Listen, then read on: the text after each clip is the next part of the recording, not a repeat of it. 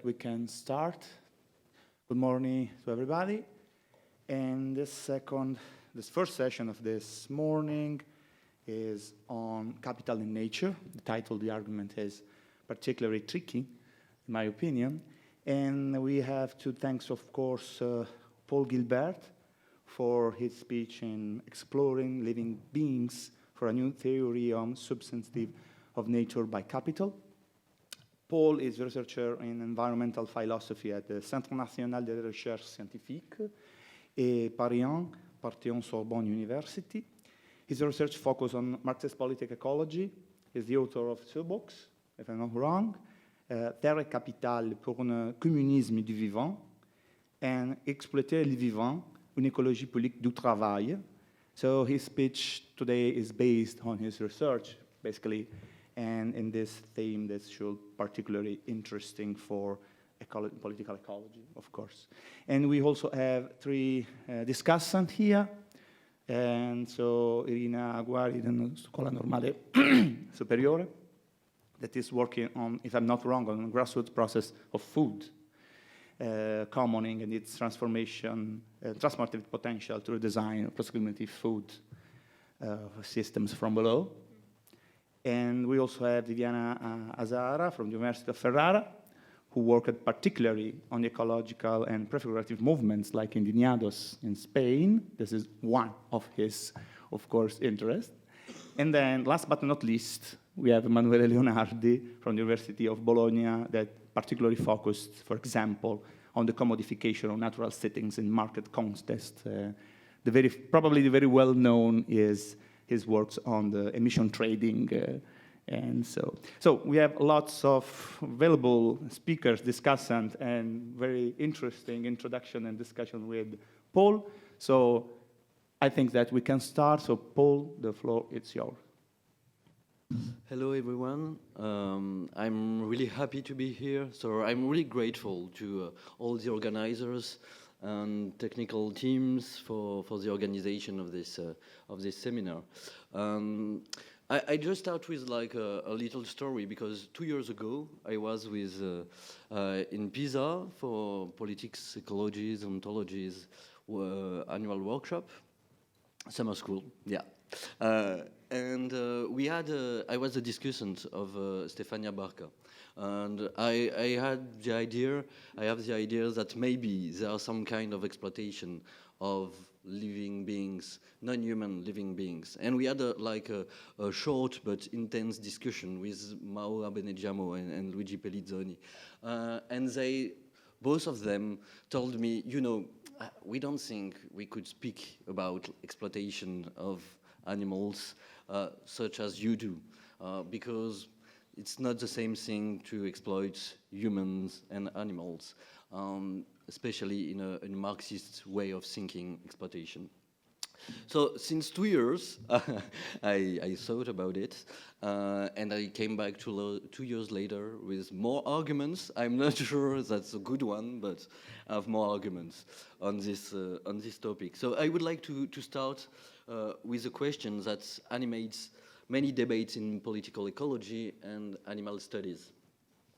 It concerns the place of the animals and living beings in general in the economy. So the issue is to understand the capitalist's ability to increase the productivity of nature. And that's a really important thing in general when we think about the capitalism and relation to nature. We think about it in terms of destruction, domination, appropriation, and so on. What interesting me here is the capacity of capitalism to exploit nature. So it means to put nature to work. And this expression, putting nature to work, the work of nature, was first used by Jason Moore, I think, in 2015 in Capitalism in the Web of Life. And it was after that used by Alisa Battistoni, and now it's like a really important way of thinking in political ecology and animal studies.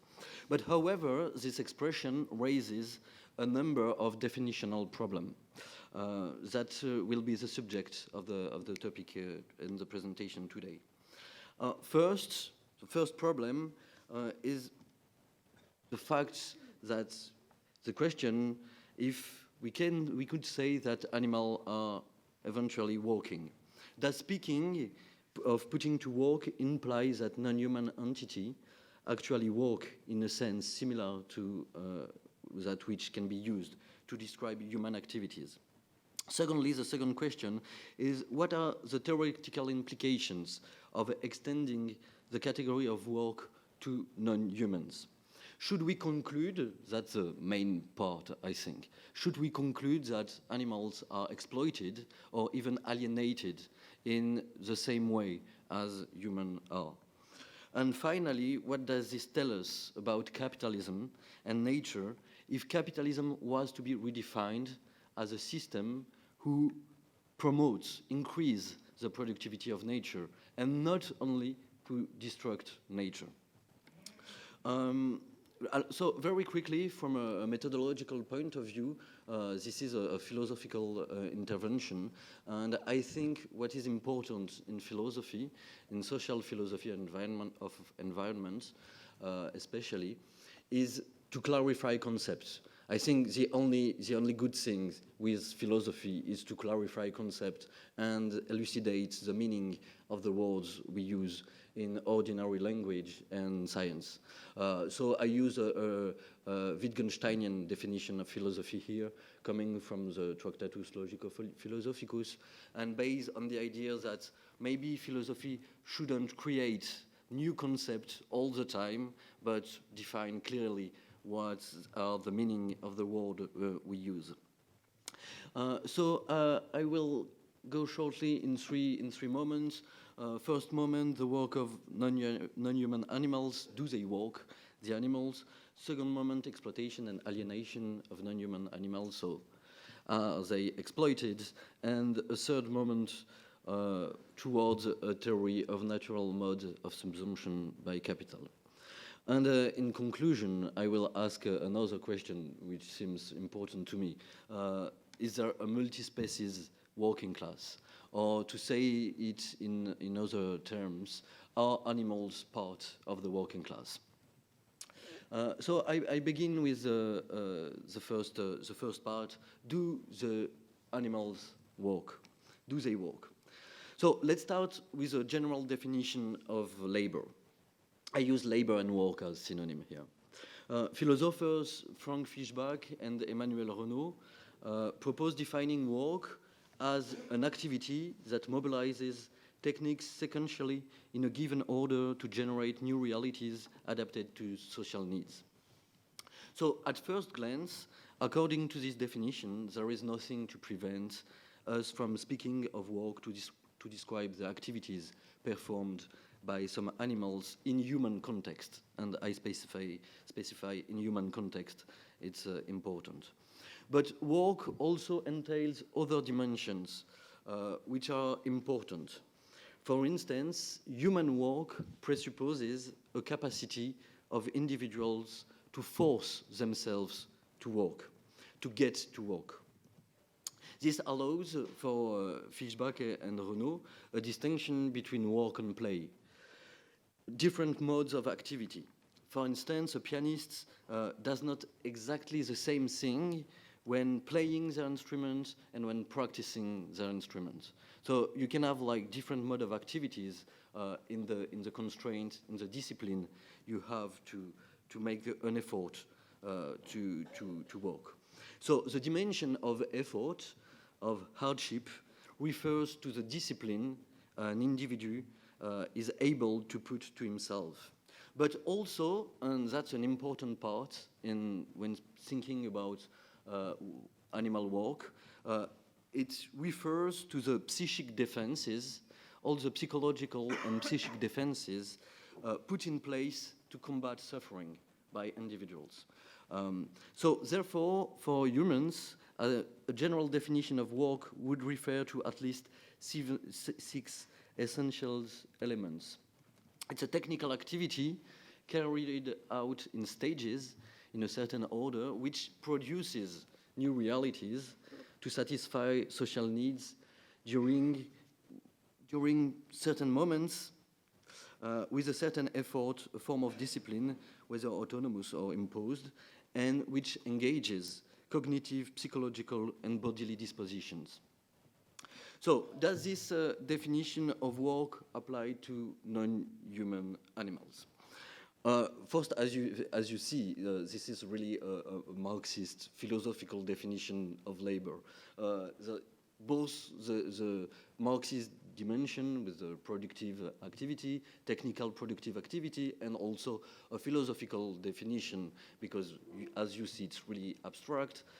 It don't speak about employees, salary, social division of labor, etc. It's a general definition of labor. So it is also evident that some animals work in contact with humans with this definition of labor. The most obvious example would be guide dogs, herding dogs, or police dogs. So I won't speak about police dogs because I just speak about like friendship and comrade animals today. So the enemy in the capital struggles, interspecies enemies in capital struggles, I won't speak about them. So I won't speak about police dogs and just about guide dogs. And the guide dogs, they perform a technical activity that involves the sequencing of certain steps in a predetermined order to satisfy social needs through a certain discipline. So, for example, a guide dog knows that its work begins when it is harnessed, and stops when the harness is removed. Mobility training requires the development of physical and intellectual skills that require a strong ability to concentrate on its task. To signal danger, guide dogs stop and lie down. They use a bodily position as a signal of danger to their human partner. So, in fact, it is therefore a technique that can be performed in successive stages when it is necessary to descend from a sidewalk onto the road, to bypass an obstacle, and then to go back up onto the sidewalk.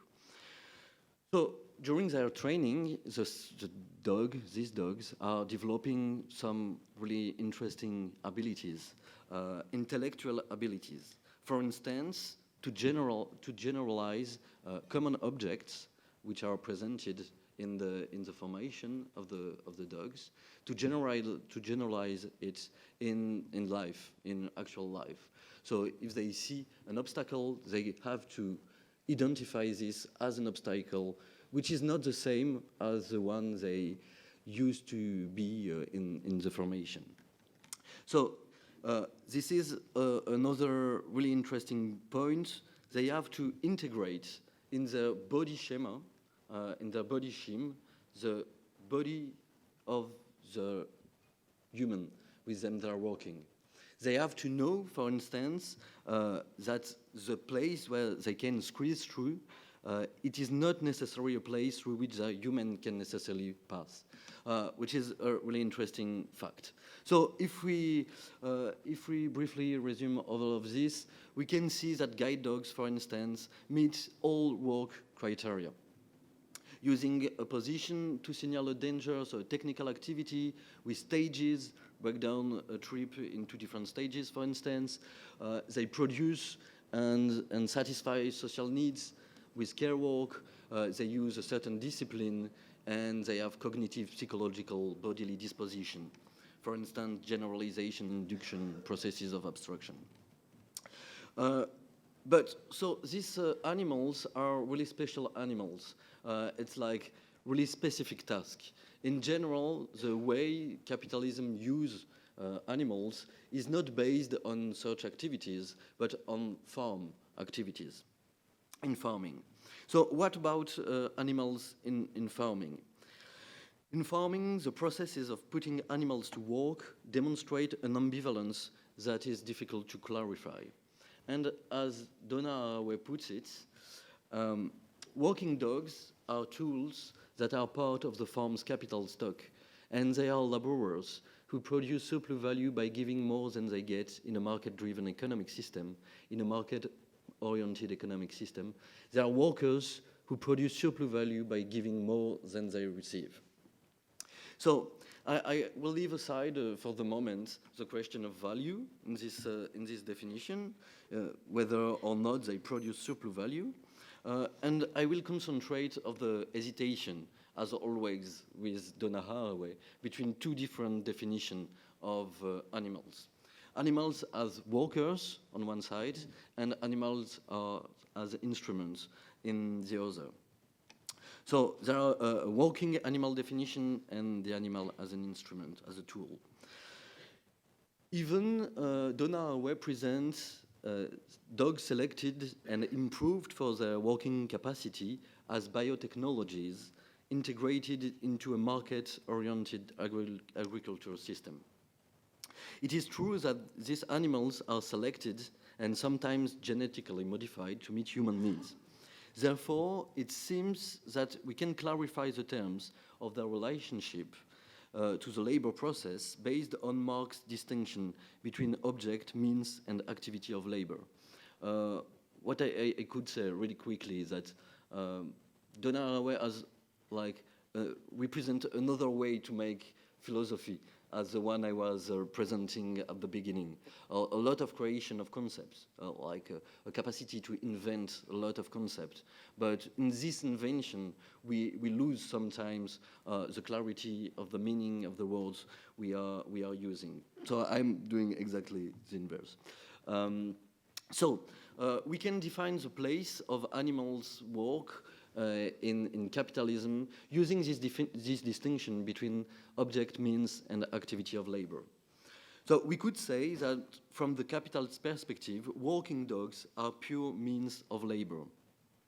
Since their labor power is not exchanged through a wage, they belong to the category of instruments, such as machinery, for example. However, they do perform a number of specific tasks through the expense of vital energy, with their own intentionality, as I already shown with the guide dogs. This is why they can be defined as workers for their human collaborators. But in the case of animals selected through biotechnologies, they are also the object of previous human labor. They have been produced through genetic selection or modifications. Therefore, they constitute, that's the definition I think really important, they constitute a labor power taken within a biopolitical process of reproducing their existence. They are not biotechnologies, as Donna Haraway puts it, because they are living beings. So they can't be reduced to technologies. They are autonomous organisms with their own intentionality. However, they become object of prior human labor, and due to their own agency, non-human labor power reduced to the instruments by capital. So this distinction between objects, means, and activity is useful as it allows distinguishing distinct moments in the capitalist production cycle of life. However, it becomes more and more complex when we address the issue of animals in industrial farming. I was there in a general definition of the animal work in farming, but not in industrial farming. And this is a specific topic. For instance, a dairy cow produces more milk than is necessary for the reproduction of its calf, which are taken away shortly after weaning. So one might be tempted to say that it possesses labor power and it's not just an object of labor. However, human labor assisted by increasingly sophisticated machines work on the cow itself to produce a surplus of milk or meat. In this regard, one could think that the cow is more like an object of labor, not a workforce, not a worker, but an object of labor. And the difficulty here arises from the fact that what is put to work is life activity itself.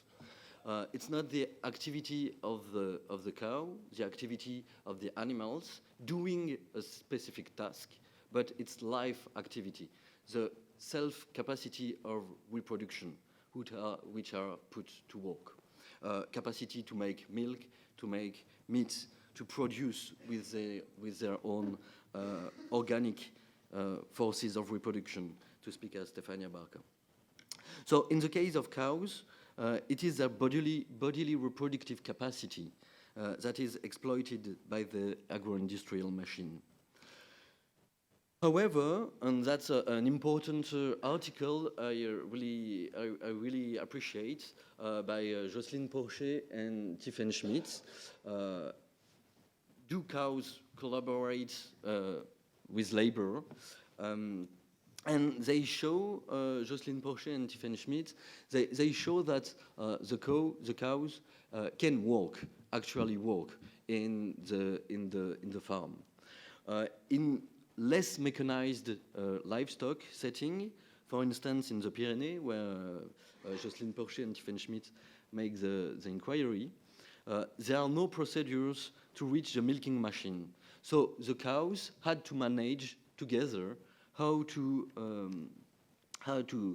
get to the machine. Porcher and Schmidt showed that this adjustment was not a matter of conditioning or hierarchy, but consisted of a set of arrangements among the cows themselves. So the cows themselves self-organize to go to the machine and to walk. How can we see that for Porcher and Schmidt? It's because sometimes the cows doesn't want to walk. They refuse to walk. They can block the machine. And when the farmer is coming back, they put the machine in work again. But they can block the machine intentionally, together. Some of them can block the machine. So there are some form of resistance, animal resistance to walk.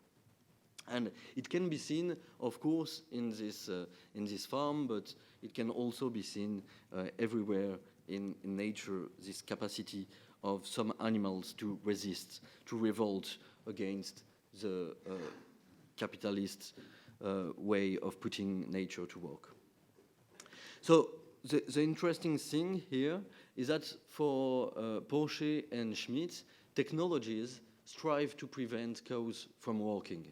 So the machine development, the technological development, aim to reduce the activity of the cows because it's induce a reduction of the resistance of the animals.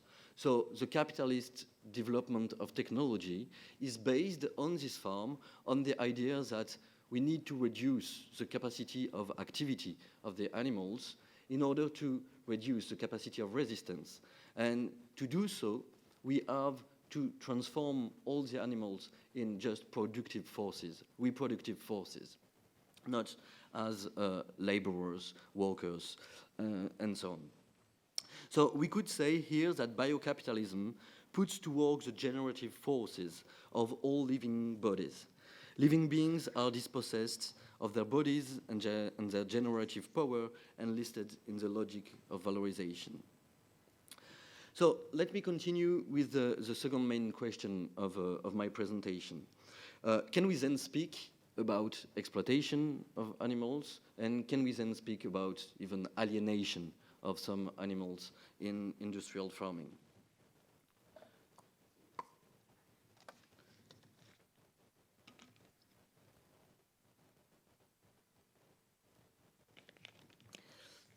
So that's my second point about the exploitation of non-human animals. We could say that putting nature to work is not something specific to capitalism. It is down since the beginning of the Neolithic era, with the capture, reproduction, and killing of livestock on the one hand, and the replication of seeds, of seedlings and germs through crossbreeding and agriculture on the other hand. So putting nature to work is not capitalist specificity. And since the Neolithic, this working nature presupposes forms of control, discipline, heteronomy that are, strictly speaking, domination of nature. And we could think here about the work of André-Georges Audricourt, from which Laura was speaking yesterday, which really studies this form of domination, control, all the regime of governmentality of the animals. There is, however, a profound ecological break with capitalism. Is the way capitalists put nature to work is completely oriented with the exploitation and the accumulation of value. This is the specific and the distinction between capitalist mode of production and the other. So by exploitation, I mean here, in a rather trivial sense, the idea that there is such thing as animal surplus labor. How can be identified this animal surplus labor? It's really simple. It can be identified by distinguishing between the value expressed in the cost of the commodities required to reproduce animal labor power and the quantity of labor expended during a working day. By purchasing animal labor power, the capitalist obtains the right to make his animal work for a longer period of time, thereby appropriating a value additional to that which he will have to pay in kind to ensure the reproduction of animal labor power. This implies that capitalist exploitation of animal labor is structurally different from the human exploitation of labor. But maybe, in a strictly economic term, not so different from slavery in modern capitalism. So, in fact, this way to put nature to work, animals to work, and produce value and surplus labor, but maybe not so surplus value, it is like a specificity of capitalism and also from slavery. So both obviously presuppose the realization of the value of labor power through its sale on the market. So the next question I want to ask is really in turn to Marxist critical animal studies. So I don't know if I have time to do that. I have 15 minutes yet? Yeah, okay. I will try. Is the question, can we go so far as to say that nature is alienated? So I just show, I think, that some animals are exploited in a different way of human, but wage labor. But so can we say that nature is also alienated? So contemporary literature in critical animal studies has attempted to apply Marx's concept of alienation to the labor of animals enlisted in capitalist production relationship. So alienated labor, we could say in Marx theory, is respond to 4 different criteria. There is a multiple dimensions of dispossession. So first criteria, according to Marx in the manuscript of 1844, the first criteria refers to the workers' dispossession concerning the products of their labor. So based on the private ownership of the means of production, wage labor don't have access to the products of labor. What does it produce for Marx? It produces a foreign and hostile world. And what is interesting, of course, in this theory of alienation, by comparison to the theory of exploitation, is that in the theory of exploitation in the capital, there is no description of experience. It's not a description of the experience. Sometimes it is, like in the chapter on the machinery, or in the chapter in the length day of work, but most of the time it's not a description of experience. And in the manuscript, in the philosophical manuscript, you have a description of alienation as the experience of exploitation for the workers.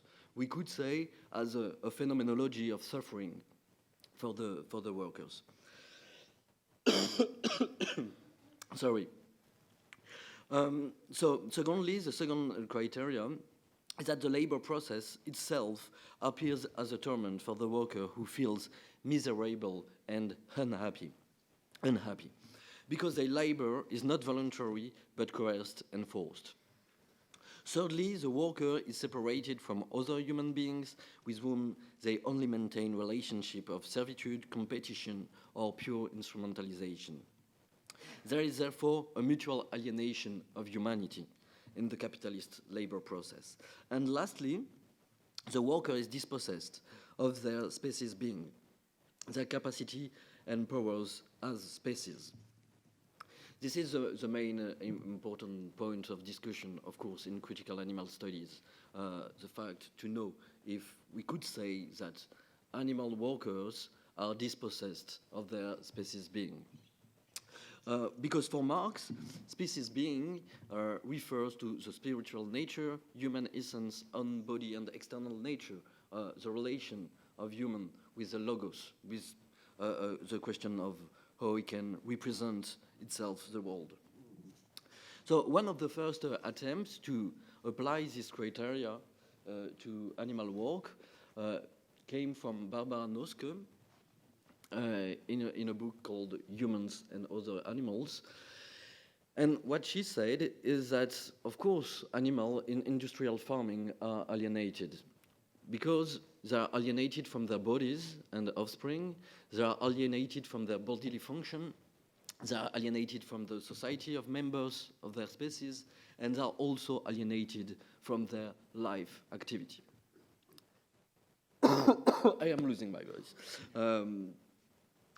So, from the perspective of the production process, the life of the cow is entirely devoted to the production of milk and calves to promote continuous lactation. Any other activity, including socialization with other members of her species, movement, foraging, copulation, is reduced to a minimum or even eliminated. However, as Omar Bashour asked in an article called Alienation and Human Animal Labor, in the theory of alienation by Marx, there is like a really anthropocentric perspective, presupposing that just humans have a species being, other animals have life activities, but not a species being. So the concept of alienation is based on the anthropological difference between human and non-human, on the human essence. So the question is, can we apply this concept of species being to all the animals, even to the animals who doesn't have such access to the logos and such a comprehension of themselves, a conscious comprehension of themselves. So here I think we could have an argument that it is not necessary to be a sophisticated interpreter to identify signs of the deprivation of autonomy for certain animals. We could say that the animal resistance in the work process show that some animals make the experience of the loss of autonomy. And that could be a sign, a symptom of the species being of the animals.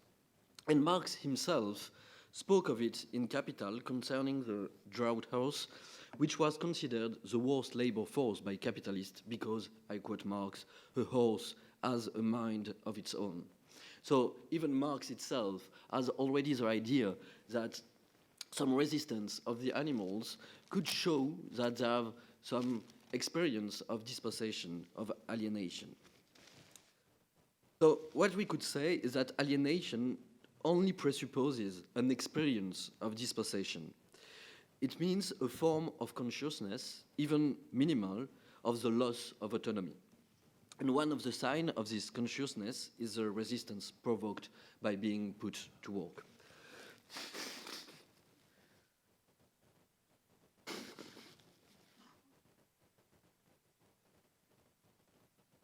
So the literature on animal revolts provides numerous examples where animals have refused to varying degrees to comply with the demands of economic rationality.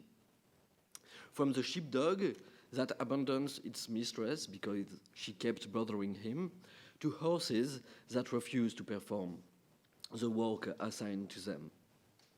So there are a lot of examples of this kind of resistance who show that animals can have experience of dispossession and of loss of autonomy. Surely not all animals. We could say that the concept of alienation, the extension of the concept of alienation, is based on this capacity to have the experience of a loss of autonomy. It is certain that some cow can have this experience, maybe some dogs can have this experience, but maybe not all the living beings, certainly not the mushrooms or virus or so on. I just, I take time, I always take time for a quote of the German ideology. In fact, it's not, again, something really strange for Marx and Engels themselves. In the German ideology, they wrote, the essence of the freshwater fish is the water of the river. But this ceases to be the essence of the fish and is no longer a suitable medium for its existence as soon as the river is made to serve industry, as soon as it is polluted by dyes and other waste products and navigated by steamboats, when its water is diverted into canals and this fish is deprived of its medium of existence by simple drainage. So in this passage, of course, Marx ridiculizes materialists like Ludwig Feuerbach, but one could, on the contrary, see the foundation of a non-anthropocentric theory of capitalist domination of nature. If the essence of a fish can be defined by its environment, so by all the relation he has with other living beings, and its specific difference from other animals, it can certainly be dispossessed of the conditions of its own life as a species. So this, in fact, is a common experience of both human and non-human beings in capitalism, being deprived of the condition of their subsistence as individuals, species, and communities. So I think the difference should not be between human and non-human, but between living beings who has a capacity of experience of dispossession and loss of autonomy and other living beings, in order to make a new theory of alienation of animal work. So this brings me to my third point and final. The question here is, what do we learn about capitalism if we define it through its ecological history of nature relation? What can we learn about capitalism if we just not define it with its relation to labor, but also with human labor, but also with his relation to nature in general? I think it was like really the main point of the world ecology of Jason Moore, to ask this question. Not only a reflection on the effect of capitalism on nature, but also a reflection of the effect of the ecological history of capitalism on the definition of capitalism itself.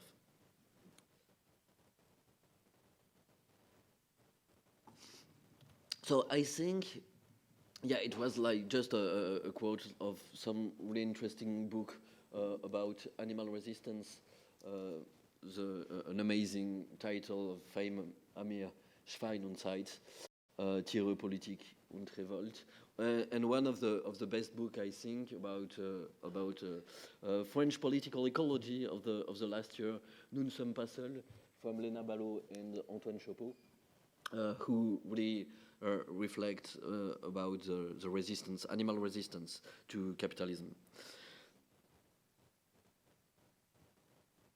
Okay, so I think with this definition of animal work, we can rethink the relation of capitalism to nature with different categories.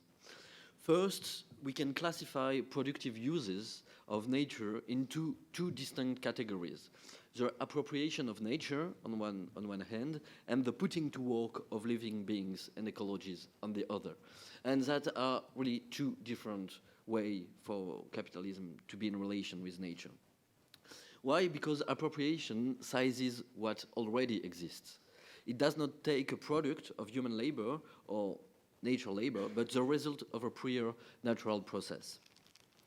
So the forces appropriated are found at the moment when beliefs, sciences, or techniques constitute certain natural forces as appropriable entities.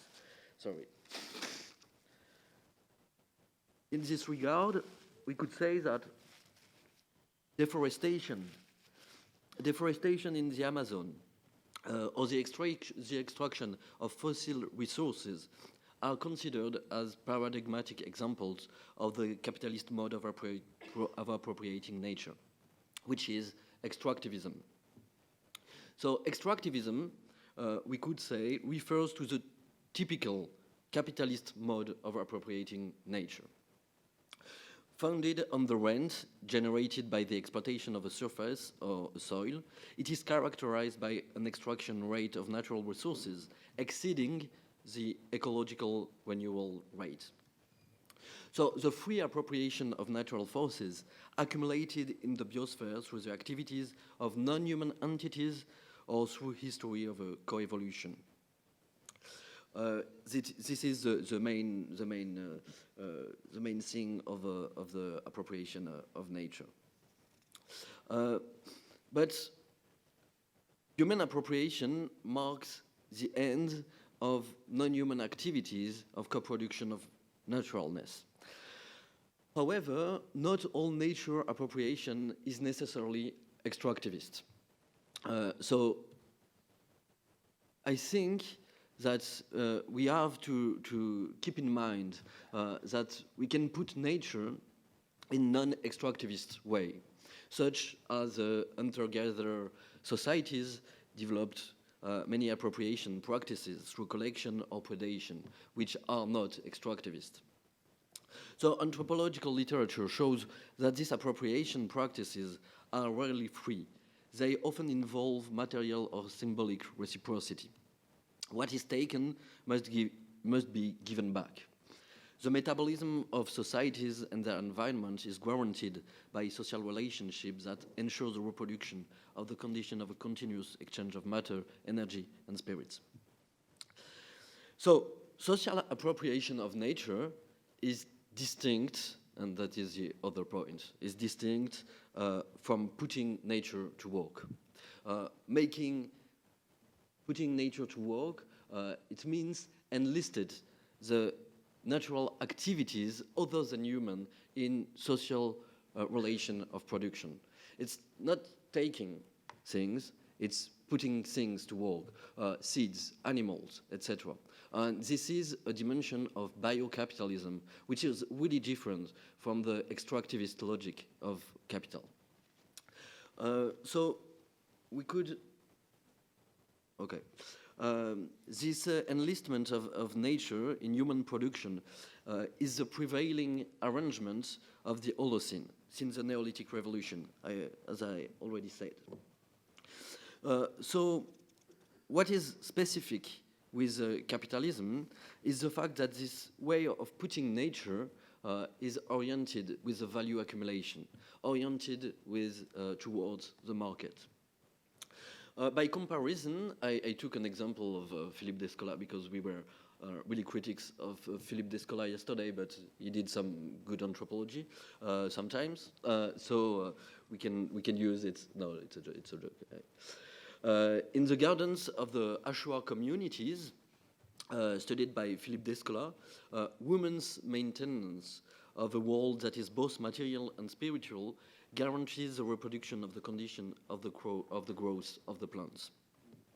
So these plants and their spirits are thus put to work in the garden of the Ashura, enlisted in the service of human interest, inserted into social relationship that they contribute to shaping at the same time.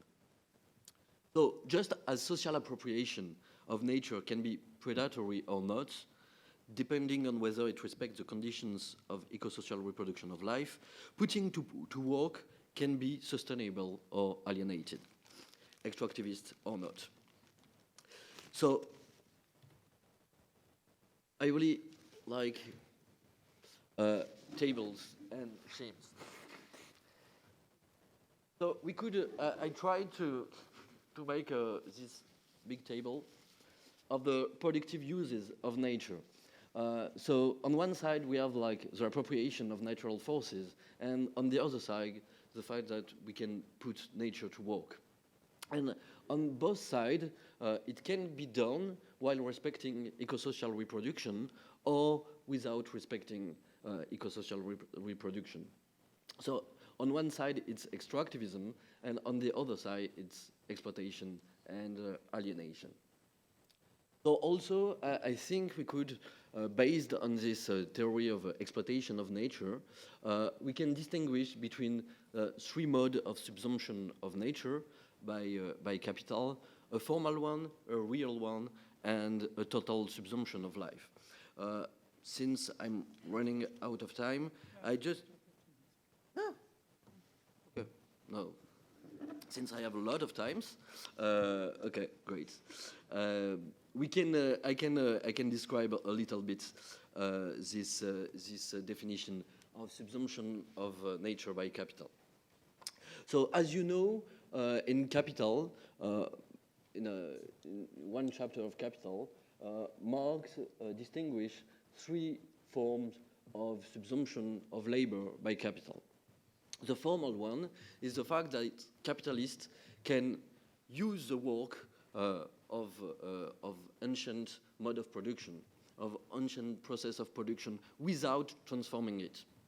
It's a putting out system in the cotton industry in the 19th century England. So it doesn't change, capital doesn't change the process of production. It's formal subsumption. The hybrid subsumption, I won't speak about it right now. It's about colonial sphere. And the real subsumption of labor by capital for Marx is the fact that the capital reorganize the way to produce, the process of labor itself. So for instance, reorganizing the division of labor, putting many workers together in a factory, this is real subsumption of labor by capital. And this is for Marx the specific way to think about the transformation of labor by capitalism, the specific mode of exploitation of labor in the 19th century.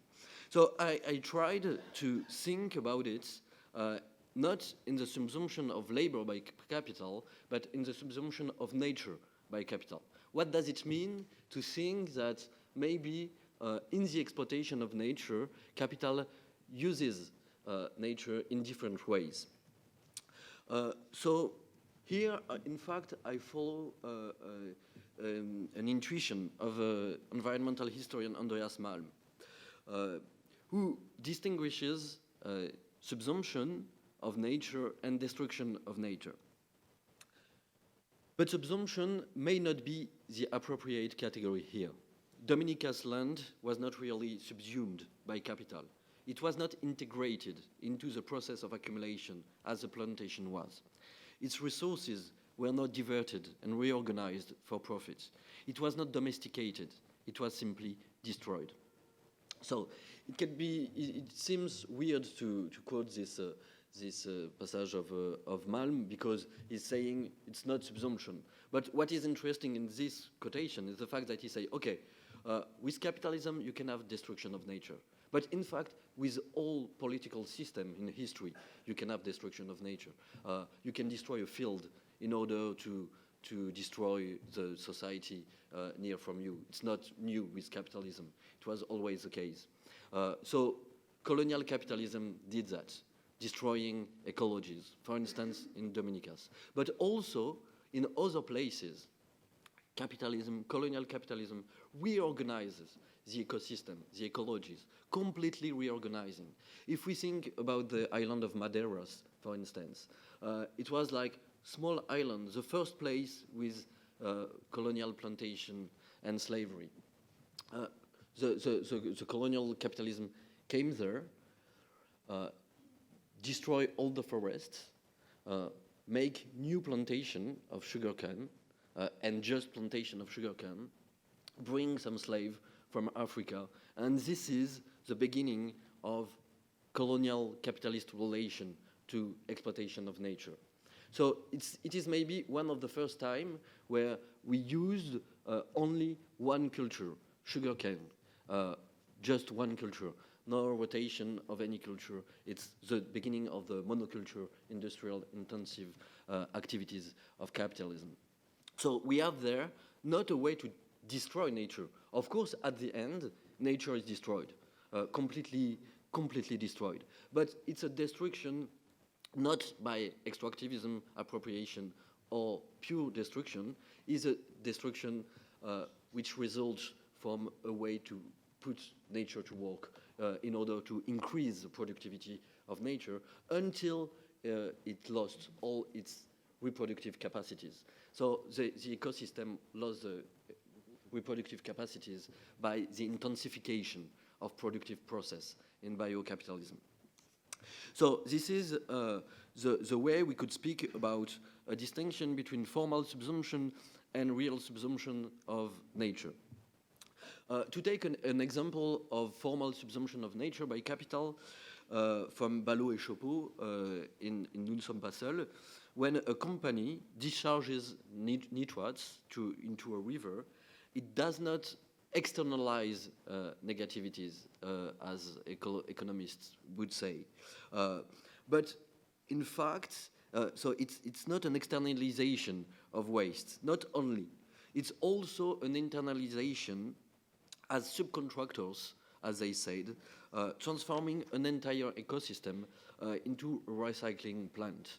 The capitalists wait for the ecosystem to have the ability and the capacity to recycle all the wastes, and then the society to pay the cost. But so it's an integration of the ecosystem capacity into the production, the capitalist production process.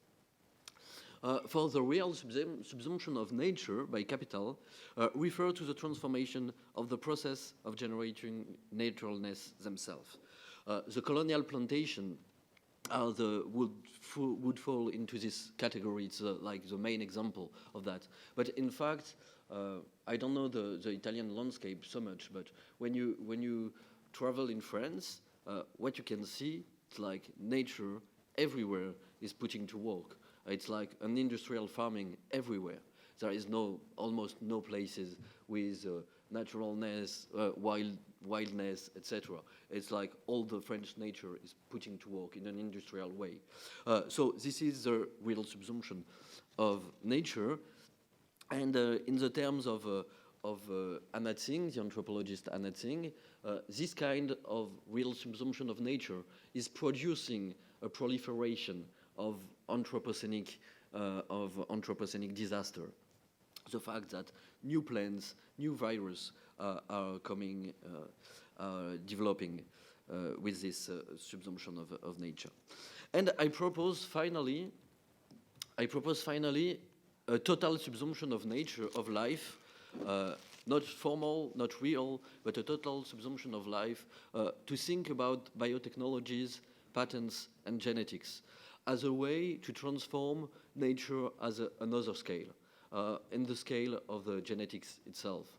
For instance, when you put a patent like Monsanto on some seeds, because you just transform the genetical schema, you are introducing in the structure of life itself the property relation, with patents, with genetic modification, and so on. So I think this is a new, really new way of capitalism, a new moment of the capitalism, of the bio-capital, to transform nature, to put nature to work in a complete new way.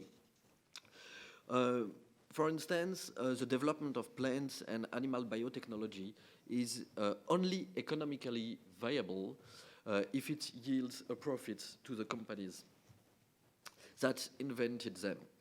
So it is largely because there are intellectual property rights that you can transform genetically nature. So there is a profound link in a total subsumption of life between patents, property rights, and biotechnologies.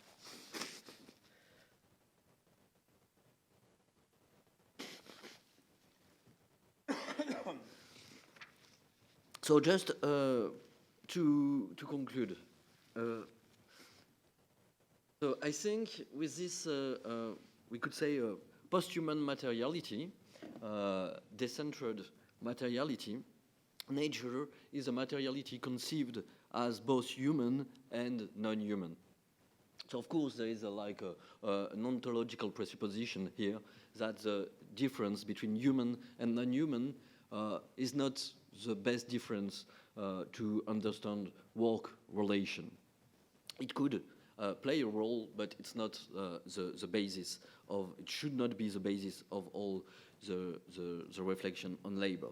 So to conclude, are animals part of the working class?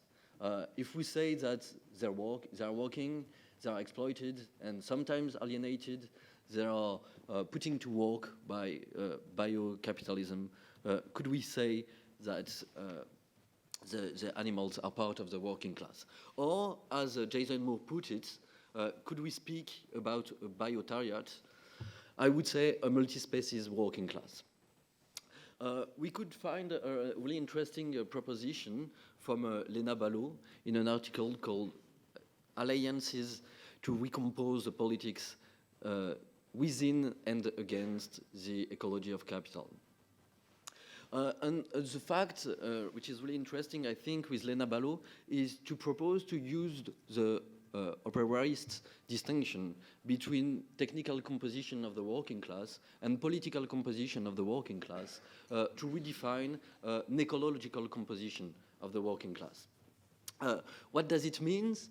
It means that, of course, we have like many ways in which human and non-humans are exploited in some places, workplaces. For instance, in a farm. In a farm, you could find like a farmer who can be a capitalist, even completely dependent on the market, and cows alienated and exploited, and also illegal workers, which is the case in France, for instance, where a lot of industrial farm are using the work of illegal workers. So you have here a technical composition of the working class, which seems to have some experience together in the same working place. But the political composition of the working class, of course, is based on the fact that we could not speak with them, so organize with them, so wait for them to organize in party or in revolutionary organization and so on. So Lena Ballo proposes to forge the concept of alliances, to think about human and non-human relation in the working class. I think maybe alliances is not the good concept, especially because we don't share this logos faculty, the capacity to speak with them, to organize with them. But I think maybe we could use the Deleuzian concept of assemblage to say that you have in the working class different position. Of course, human position in the working class is the specificity to lead and to organize the class struggle, the resistance. But organizing the resistance based also on the resistance that animals, living beings, can develop in the place where they are exploited and dominated. Thank you.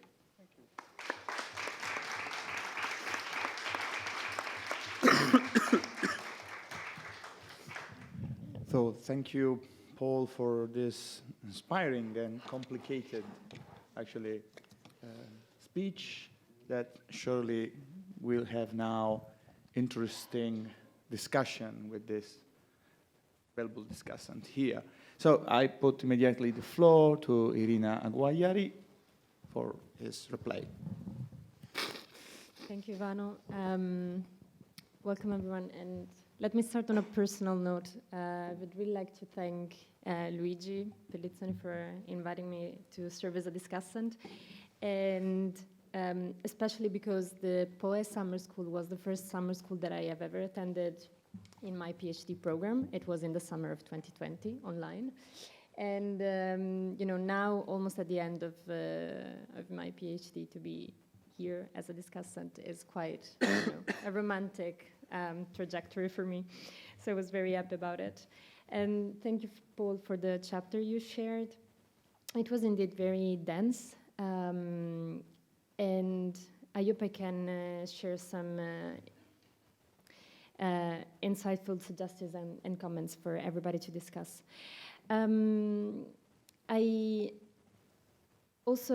I think it's a very good occasion to discuss something that was not mentioned yesterday and that I wanted to confront with a comment, but then I thought this morning was a good occasion to do that.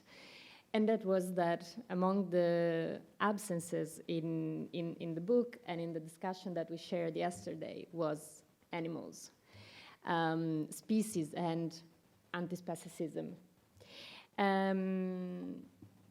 So starting from that, weirdly, I think I share some of your conclusions, but there are points along the way where I cannot find that same agreement. And I take your invite in discussing definitions and concept first by starting not from work, but from animals.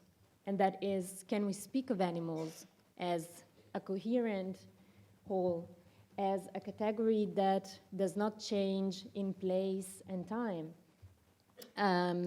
especially when we discuss animals in capitalism.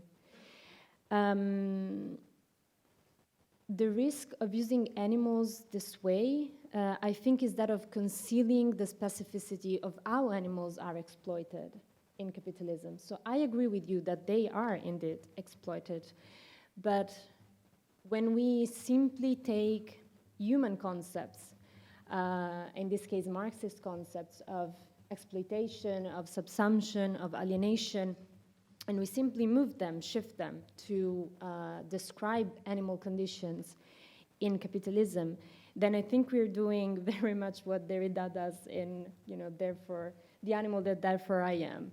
So basically moving our mental and human conception on animals and assuming that they do not have, again, a specificity, a particularity as animals.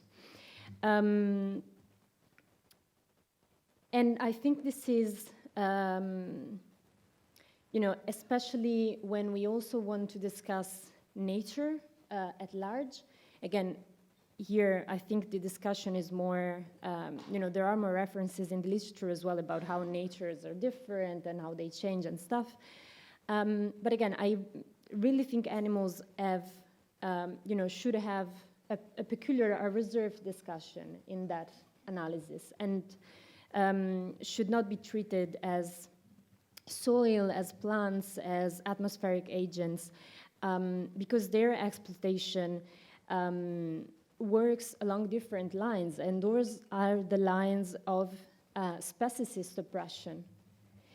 So, for example, what I think, though, is that to analyze their exploitation in capitalism, also in Marxist terms, should not happen through human concepts, but can help, develop both. So while we study animals and we uncover and discuss what are the peculiar ways they are exploited, we can also better understand how oppressions work in human exploitation.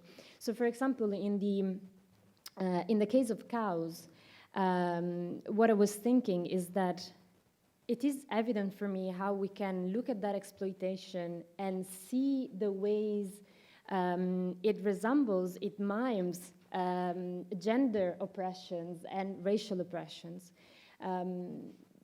Because capitalism basically reproduces those kind of hierarchies and ways of exploitation on animals. So cows are not only forced to produce more milk than they would naturally do, but they are basically raped to do that. And that often happens at the hands of men, racialized men. And on the other side, bulls which are separated from cows are violently killed.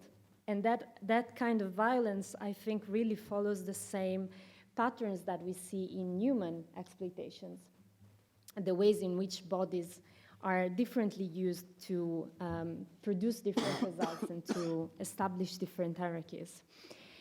And I think this is especially important when we discuss these exploitations within the capital. And just by chance, last Tuesday, we discussed this book, Animal Capital by Nicole Shukin, with the third mission of the Scuola Normale.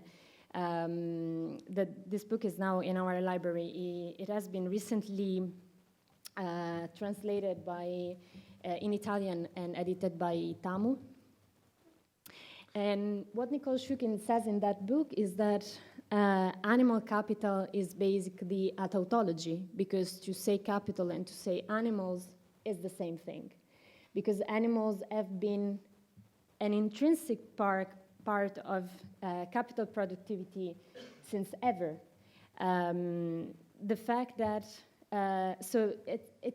she pushes that theory of exploitation, of subsumption, of alienation even further to say that they are basically the same thing.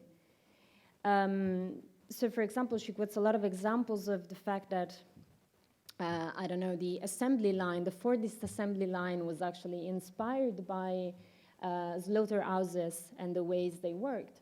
Or the fact that the old film industry and photography developed thanks to the use of animal materials, and that the very technique that made film sensible to light depended on the kind of plants that cow ate before being killed and used in that process, so that the intricacies are so deep and so rooted and grounded in capital history that the exploitation of animals, it's not something that we can really separate empirically from capitalist development.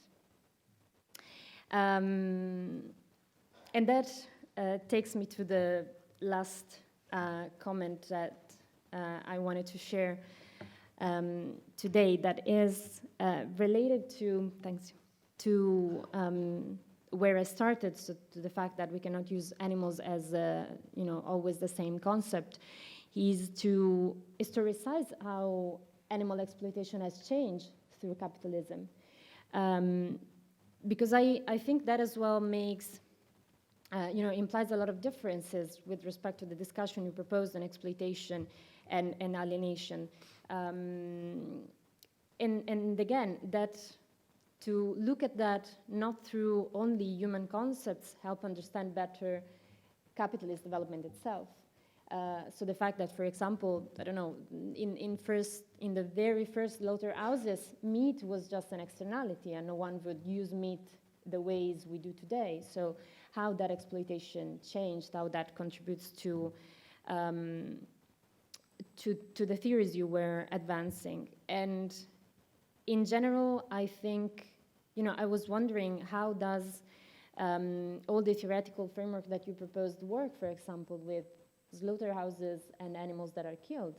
Because, one thing is that we talk about police dogs or guide dogs. One thing is that still, if we talk about cows, but what about pigs or, beef?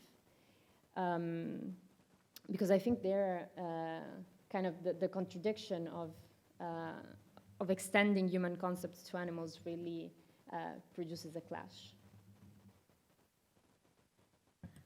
Thank you. So now is the turn for the comment by Viviana. So please.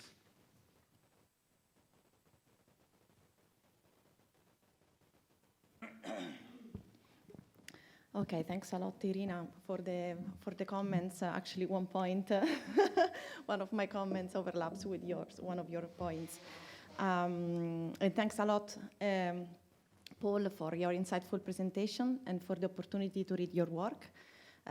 which I found helpful. I find it help us to critically reflect on some emerging trends in political ecology. There is the role of work exploitation for the ecological crisis, and whether and how such a work includes that of non-human beings.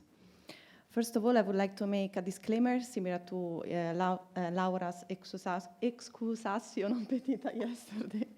I have not been working up to now on work and labor so far, although with some colleagues we have just started a project on just transition in the factory. So this is a good opportunity to start engaging with this literature.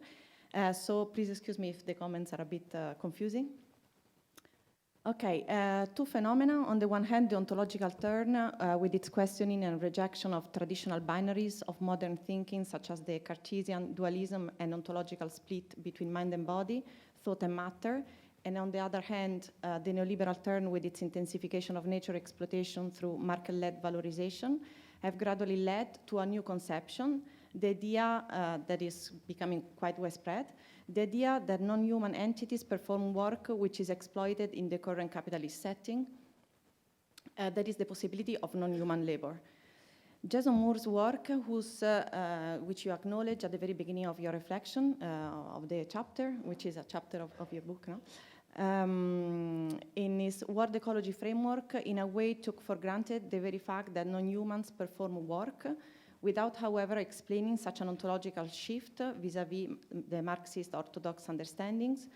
Moore partly built his framework on the insights coming from ecofeminist literature, for example, Maria Mies, Van Planvoud, Ariel Salé. That social reproduction is work, that capitalism devalues some work in order for other work to be valued, and that social reproduction encompasses both care work and natural processes. However, even in the relatively recent and more developed conception of meta-industrial labor by Ariel Salé, this labor does not encompass the work of nature and of non-human beings, but only of workers, nominally outside of capitalism, such as peasants, gatherers, or parents, whose labor catalyzes so-called metabolic transformation. That is, it creates metabolic values, that is, it enhances and supports ecological integrity and the social metabolism. Indeed, for Salé, metabolic value is created spontaneously by ecosystems, although ecosystems are not performing work or labor, while meta-industrial labor does perform labor. Building on feminist insights, Moore understands value as a way of organizing nature through a law of cheapening that both economically cheapens and devalues in an ethico-political sense some work, that of women, nature, and colonies, in order for other work to be valued in the expanded reproduction process, all in the service of surplus value production. Moore equals this appropriation, that is, all those extra economic processes that secure unpaid work, the four chips of labor power, food, energy, and raw materials, outside of the commodity system into the circuits of capital. Work is all life activity that works within capitalistic value relations, and it includes both unpaid work and energy, including ecosystem functions, and human and extra-human nature, and formal human labor. Appropriation for Moore is hence akin to a meaning of primitive accumulation, to my understanding, as an ontological condition for capitalism, and it encompasses also the cultural hegemonies and scientific technical repertoires that allow for unpaid work and energy to be mobilized. And this is a citation from Moore. That is geopower. The labor theory of value is hence expanded, and value is created not only through exploitation of labor in the expanded reproduction of surplus value, that is abstract social labor, but needs to be necessarily sustained by the broader appropriation of the four chips through the use of the techniques of geopower. I found some problems in Moore's conception of abstract social nature, which involves lumping together very different things, the four chips, which include labor power, raw material, food, and energy, which are united only by their being appropriated and non-commodified or outside the formal capitalist circuits in the fields of offices and factories, that is, not in the expanded reproduction. Your conception goes a step forward in the conceptualization because not only your framework attempts to explain what in Moore is only given for granted, that is the ontological step of considering the functions performed by non-living beings as labor, which is exploited and valorized by capitalism, but also because you distinguish between appropriation of natural forces and exploitation of labor, including that of non-human living beings. Furthermore, Moore considers non-human work in a strictly biophysical sense, and more specifically as overlapping or even conflated with energy, with the risk of reducing biological and ecosystem functions to energy, while not accounting for what differentiates living beings from non-living things, such as raw materials, that is, life. As Luigi Pellizzoni explained in his chapter on post-work and ecology in the Handbook of Critical Environmental Politics, there is, and I'm citing now, there is a close connection between the emergence of the thermodynamic notion of energy in the 19th century and the development of industry and the associated notion of labor as an abstract, measurable entity. Work ending up described as the application of energy, and simultaneously energy as the capacity of a physical system to do work. But I wonder, and I close the citation, but I wonder, is this conception of labor sound? As Luigi Pellizzoni highlighted in his chapter, in the post-work literature, there has been a lack of consideration for the way work is related to meaningfulness of life, to the idea of worthiness of work, the modern sense-making of life as productive life, which remains unchallenged, and the relationship with the biophysical realm this presupposes. One way he solves this theoretical gap is by leaning towards the conception of non-human work. He writes, another citation, it looks as though the blurring of labor power and energy of human and non-human work began at the dawn of industrialization has left the factory to encompass the whole reality. The idea of a world entirely commodified, made equivalent, hence fungible, that is disposable, and put to work turns from dreamy or nightmarish fantasy to accurate description. I close the citation. And how do you say, quote, end it.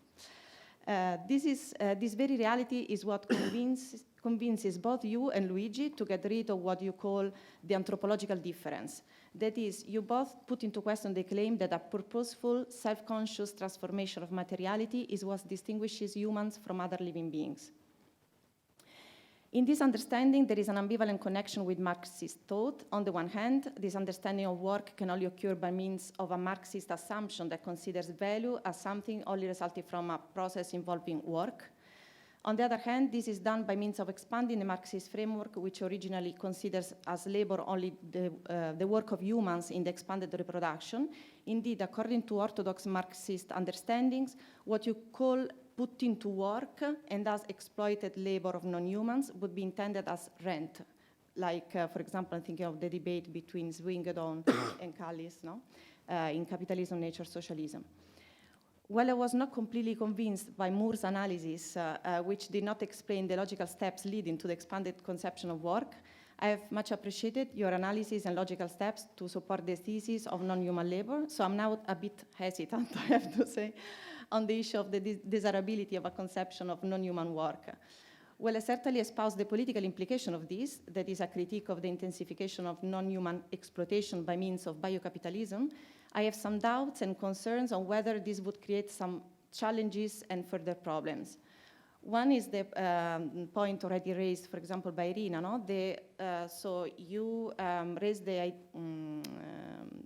possibility, well, the idea of getting rid of anthropological difference.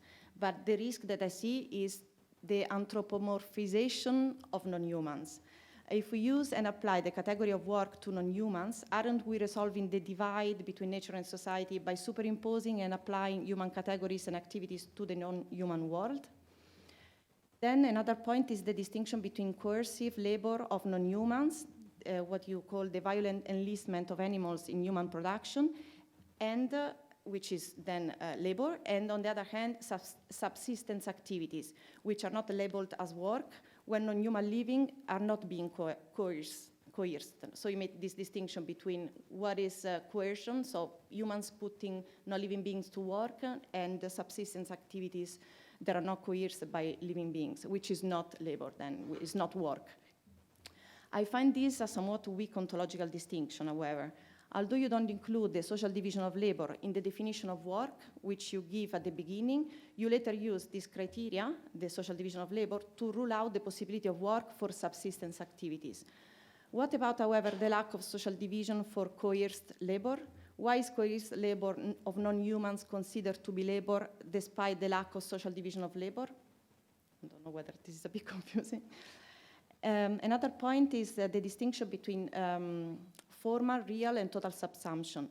The distinction between formal and real subsumption of nature has already been applied, but you also conceive a third category, not total subsumption of life, that includes things that normally are included within the real subsumption of nature.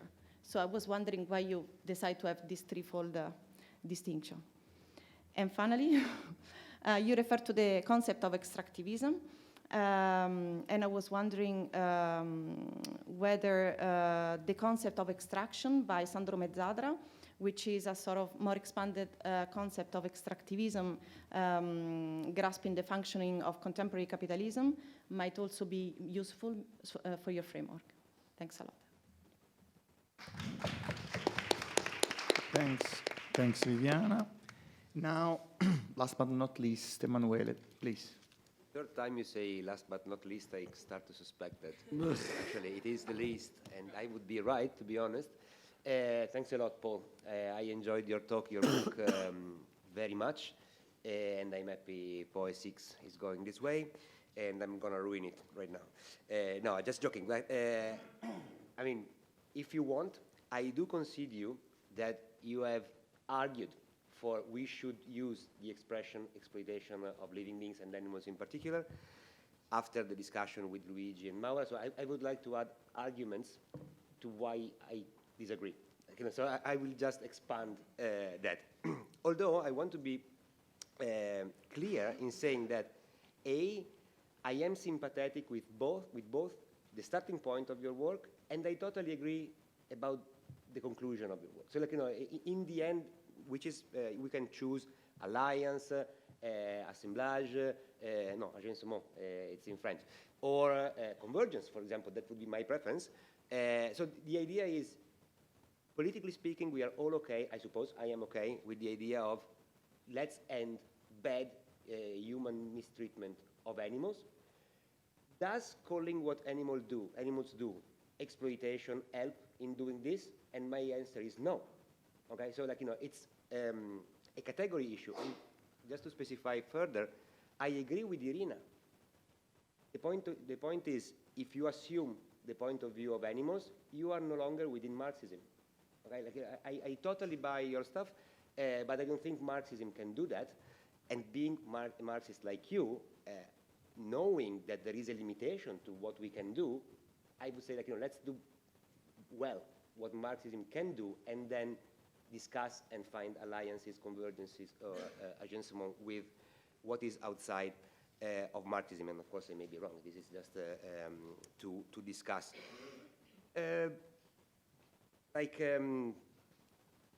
I suppose in the end, I mean, what I want to, in Marxism, we have two problems, basically. Like, we want to describe capitalism properly under the assumption that this proper description is helpful in overthrow it, okay? So you always have a tension between the descriptive function of concepts, of categories, and the political use you can take out of it, which is a very specific problem, like other approaches don't have. And it seems to me that in the end, even in your presentation, like, when you said, well, animals exploitation is very similar to slavery, and I agree, it definitely is. But if it is compared to slavery, it is not exploitation. On Facebook with our friend Gennaro Vallone, we were discussing the book by Amulie Boutin, from a few years ago, and the title is From Slavery to Wage Labor, a very long book full of interesting insights, but in the end, the political point was, we are wrong in assuming such a sharp distinction between slavery and wage labor from a historical perspective, and I would concede the point, but from a logical perspective, if you erase the difference from wage labor and slave labor, you cannot build a Marxist analysis of the capitalist system. And I just want to explain that this is not a terminological problem. Like, the reason why you do that is that in the wage form and in the wage relation, there is an element of freedom, which is formal. Like, you are formally free to avoid going on the labor market, like, because you are free to start if you don't do that. But that formal freedom is also the condition for bargaining, at first at the individual level, and then, hopefully, at the collective level. So like the point in discussing ecological syndicalism comes from there. And I don't think that animals or nature at large can actually bargain in the way the wage form requires. And just to specify a little bit, when we talk about the sphere of reproduction being violently posed as separated and subaltern with regard to the sphere of production, when we are talking about slave labor and domestic work, we are still conceptually, like, in theory, talking about some subjects who could receive a wage. There's no way you can just say to an animal, I will pay you, I will feed you more, or I will pay you more, and you work more. Like, there is a natural limit to the, like, capability of bearing and stuff like that.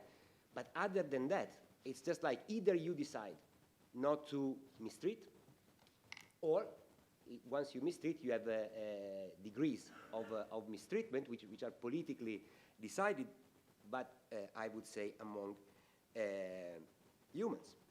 And I mean, resistance, I concede that, okay? But resistance is not bargaining. It's, I would say, at the very least. And question then would be, why have you used to frame your argument in this chapter? Fischbach and Renault's definition of work, which you claim is philosophical and Marxist, I would concede philosophical. Marxist, I don't know, like, if you don't separate between work and labor, which in my opinion is a very Marxist point, it's difficult to understand the theory of work-labor in Marx. Because, I mean, work is a logical category, which in Marx, like, and we can discuss again, I'm ready to concede that we can look at the same problem in better ways from a different perspective than Marxism. This is no problem to me. But if we stay within Marxism, the definition of work is the metabolic exchange between man and nature, in Marxist word. Let's call it humanity and nature. So either we claim that this distinction, which you said, it's not the best way to look at the thing, and I agree with you, but is it legitimate to maintain that? And to me, it is. Then by definition, animals don't work because they are not humans. So, and again, relevant the point, because I've read Shukin and I have appreciated the book. But if you say animal capital is a tautology, then my question is there any social formation, any mode of production known after domestication which is not tautological? Is feudalism not animal? Is ancient mode of production not animal? I mean, after domestication, everything is animal by your definition, which is true. And then my question is, analytically useful? How? Politically useful, especially. Because, I mean, the book by Shukin is full of incredibly insightful remarks, especially at the historical level, and one of those Irina discussed. But then when I go to assemblies or to my union meeting, this truth I have with me gives me what? Which kind of leverage? Do I get my position advanced, or it's just like, well, you are not doing your job properly because you are just a worker and you want your salary, so let's move on. So if the point is to foster convergence, I don't see why we need that. And I'd say, oh, no, and the last thing, you will enjoy this. I was happy to see a discussion of the unpublished chapter 6 in Italian is Il libro sesto inedito by Marx. But again, the notion of subsumption in that chapter is really based on the notion of wage. So if we are, and so you have formal, which means like, all the ways in which we can work needs to be reduced to the wage form. Okay? Okay, that's very violent, but like, you have that. Once the wage form is the norm, then you have a proper capitalist system, and that is real subsumption. So since I agree with you that we need to conceptualize the contemporary conjuncture, which sees nature and animals as well, internalized within capitalist circuits, my question is, what prevents us to think exploitation beyond wage labor? And so think about this internalization with a concept which is not subsumption, because subsumption is linked. So you can have formal subsumption and real one, and we know they are not historically separated categories, so like, there is fine. And then when you have a new form at a certain point, which in my opinion is with neoliberalism, of primitive accumulation, you raise new problems. So you have formal subsumption and real subsumption. Now, they don't relate that much to nature, but we have the problem of conceptualizing how nature is placed within capitalist circuit. So let's experiment with some other concepts, okay? Because I do think that the problem you raise is super legitimate. And the first, like, for example, Sandro Mezzadra and Brett Nilsson try to do that through the notion of extraction, but if you look at the genealogical origin of that concept, is the attempt made by Antonio Negri in Fabbrica del Soggetto in 1981, when he starts to talk about the real subsumption, not of labor under capital, but of society under capital, okay? And basically what Sandro and Brett points out is, well, I mean, that's not subsumption. If it's society and not labor, then talk about something else. And they propose extraction. I am ambivalent about that, but it doesn't matter. Like, the point is, I do think we need new concept politically also.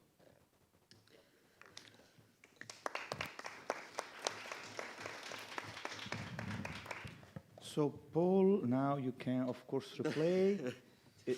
We have time to do that. This discussion pose very relevant ontological, if I can say, question to your work. So please, you can replay.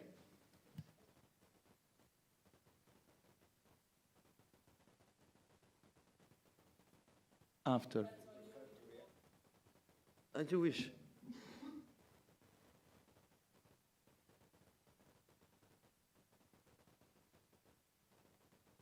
So.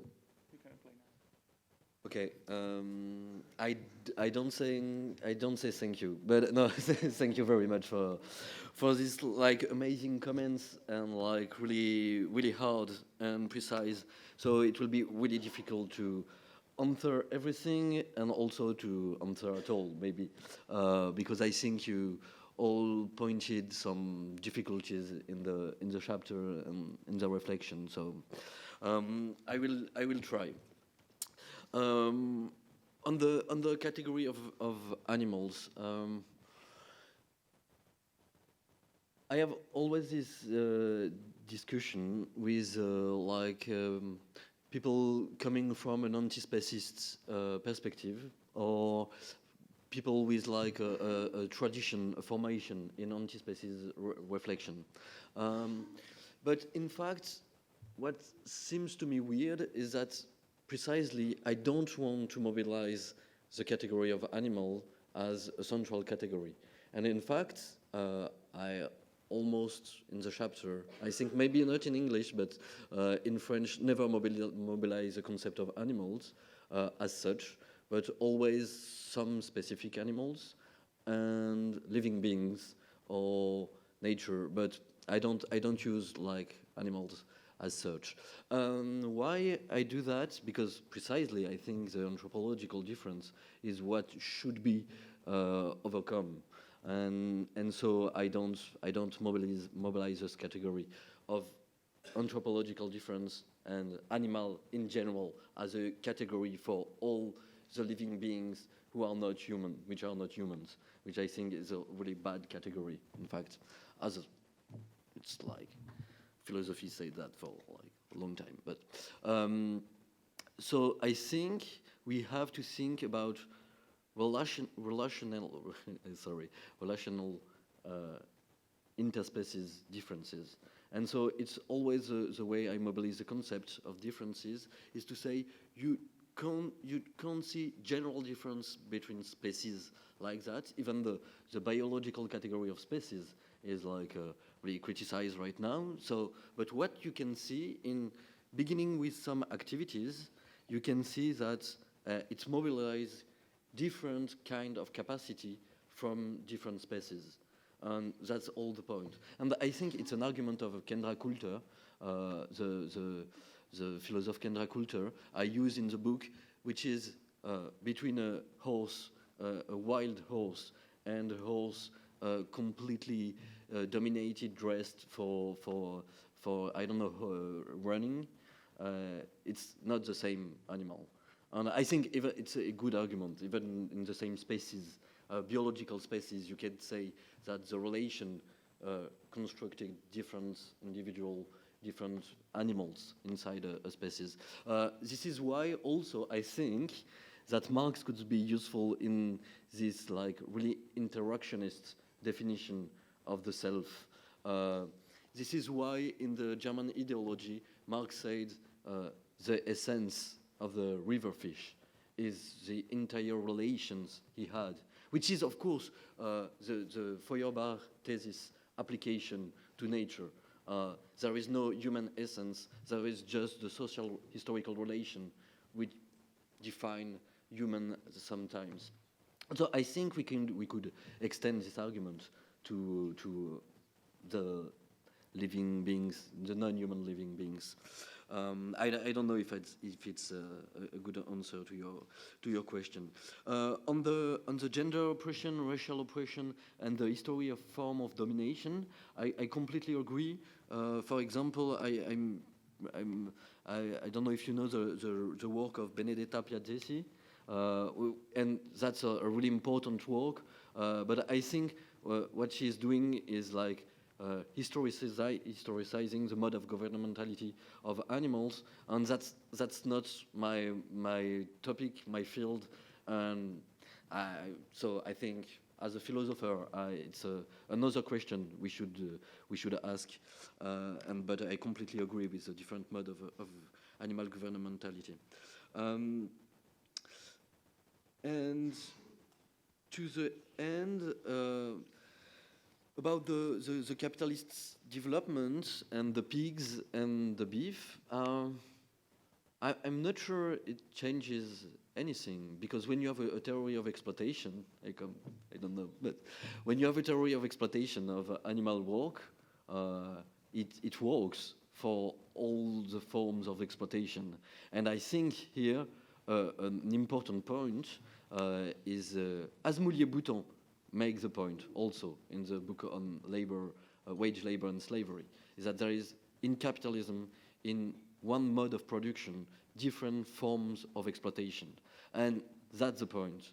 So yes, slavery is exploitation, but it's non-capital specific wage capitalist exploitation, but it's a form of exploitation. And in the history of capitalism, you have many forms of exploitation with a complex history, and if we don't say that, how can you understand the fact that there are like more value on one side, and also all the experience of the workers, slave workers, women workers in subsistence activity, and you have to I think to pluralize the concept of exploitation and to think about it like there are various forms of exploitation in social rapport or production, social relation of production. And it's also the point of Jairus Banerjee, for instance, in Theoria's history. And I completely agree with that,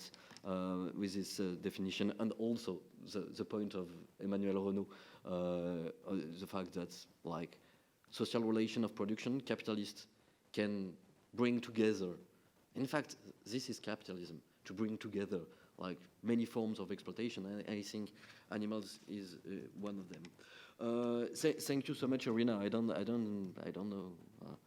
I think I can't answer all your questions because it's not question, but also different methodology, and also political issue at stake. So,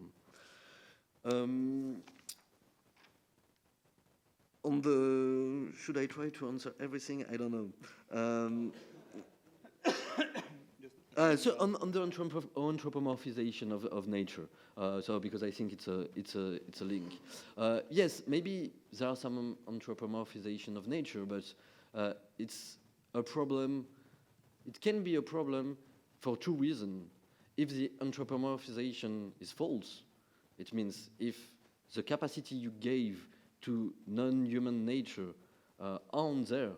But if this capacity of intentionality, of working with vital capacity, of reproductive forces are in the animals, it's not a problem to anthropomorphize.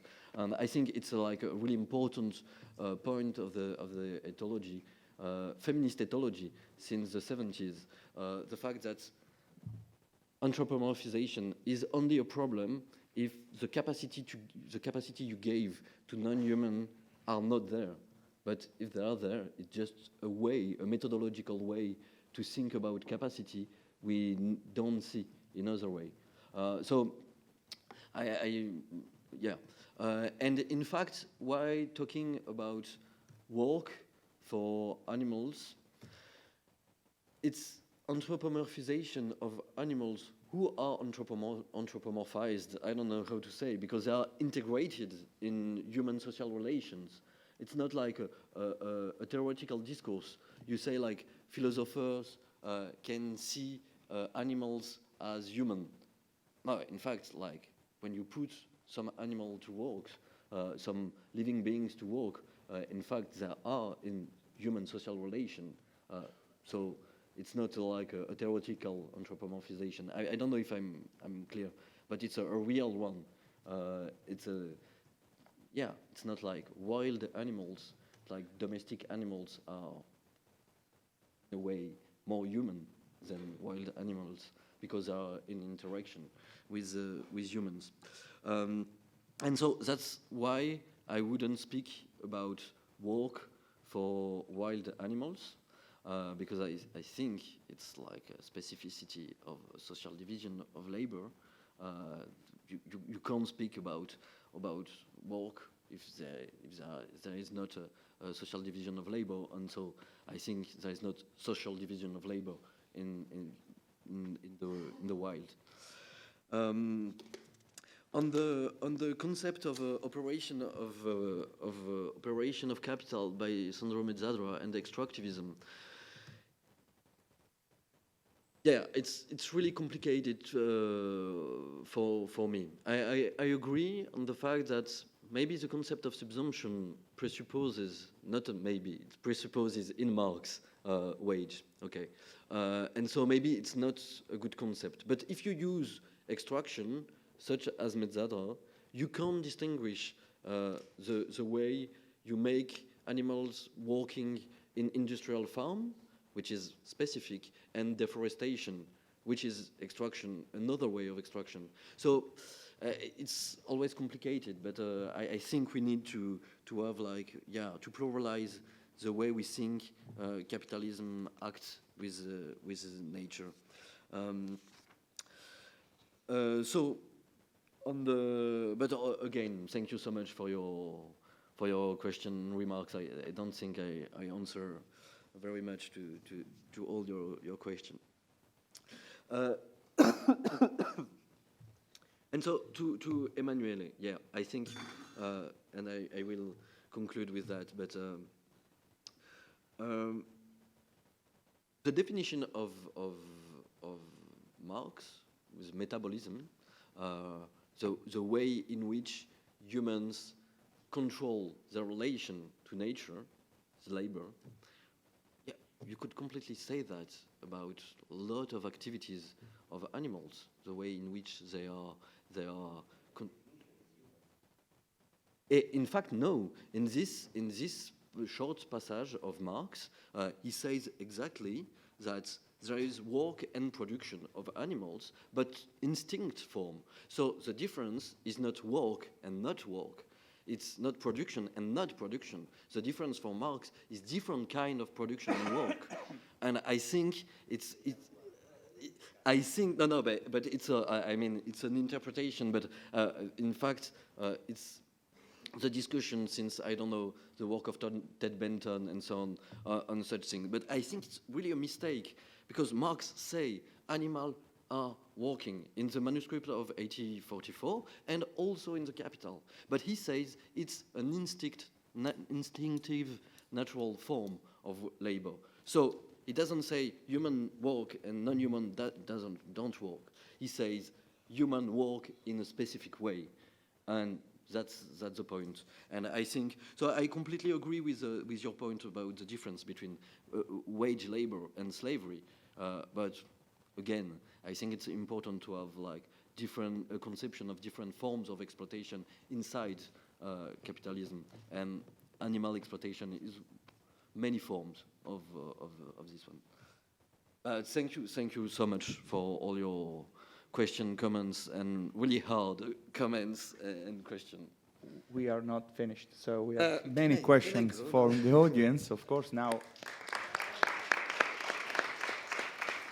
So we have 1, 2, 3, 4 questions from the audience and some questions in Teams. You can read here. Let's see how many. What is the sorry? Okay, just 2. So after the comment, the question from the audience, we will see what in Teams happened. If someone from Teams want to pose question, can hands the hand. And so, Maura, and then Luigi, then you, and then please. Okay.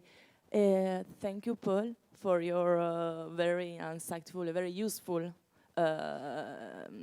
presentation, and also I will read the paper because I haven't yet had the occasion. And also thank to the discussant, because most of the question or the point that I would have raised, they already did. So I just try to, I just want to make a comment, just asking you, because I agree somehow with the remarks that Lele made, especially the importance of wage labor. For me, the accent maybe could also be put on the idea of free and non-free labor. And so I'm wondering, as you said that your work is to clarify concept, I'm wondering on 3 concepts, let's say. The first one is what do you think about the distinction that, for example, Nancy Fraser made to solve, let's say, the problem you pose? So they say, okay, free labor is exploited, non-free labor, which is women, reproduction, slavery, and so on, is sort of expropriated. So there is a difference between exploitation and expropriation. And I think, maybe, I don't know, that this distinction could also politically work, because, as Lele said, exploitation is connected with free labor, wage labor, bargaining power. Exploitation needs a different form of demanding to be knowledge, reconnaissance. I don't know what to say. And I think this is interesting if we want to, for example, enlarge the right of animals in capitalist relationship, because animals now are considered, I'm not an expert of laws and rights and so on, but I think they are more similar to object. So the possession is kind of a rent, no? The value relationship is more that of rent, and you are taxed on the number of animals, and you have also, you did the same with your field or your houses and so on. You are obliged to have some care based on their attributes, which in case of animals are also the sensibility they have. But I think that if you think about expropriation and the objectification, maybe there is an issue about how you can empower.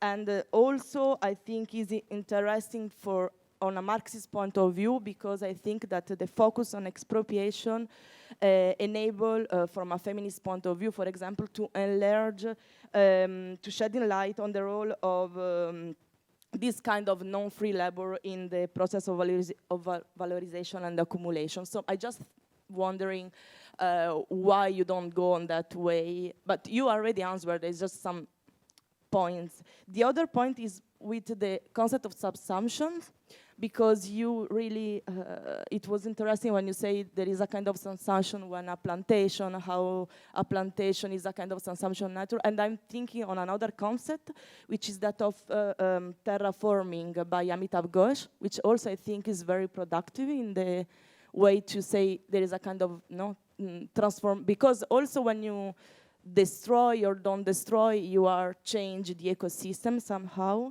And finally, I'm sorry, I really found interesting and I'm really fan of your work, is just try to put some other concept aside to see what, because another thing is when you say alliances, maybe I don't agree. I think assemblage are more, and again, I was thinking about the concept by Don Haraway about companion species.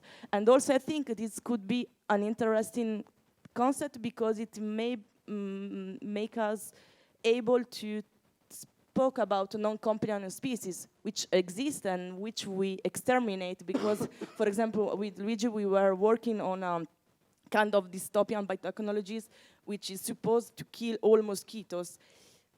It's hard to disagree with the fact that we need to combat mosquitoes. They are not companion species. They could be, but it depends on how we change our social metabolism. So I think that this idea of making non-companion species companions also, and finally the real question, and sorry I'm too long, I'm interested in the final you say that something which is really true, biotechnologies change are deepening the modification of life, they are changing the scale of the problem. And since you mentioned the Jason Moore, I'm asking, are these interiorization, or I don't know how to call it, of nature also changing capitalism somehow? So is biocapitalism something that we can address with Marxist industrial capitalist categories? Somehow I would like to answer yes, because I think that in Marx there are a lot of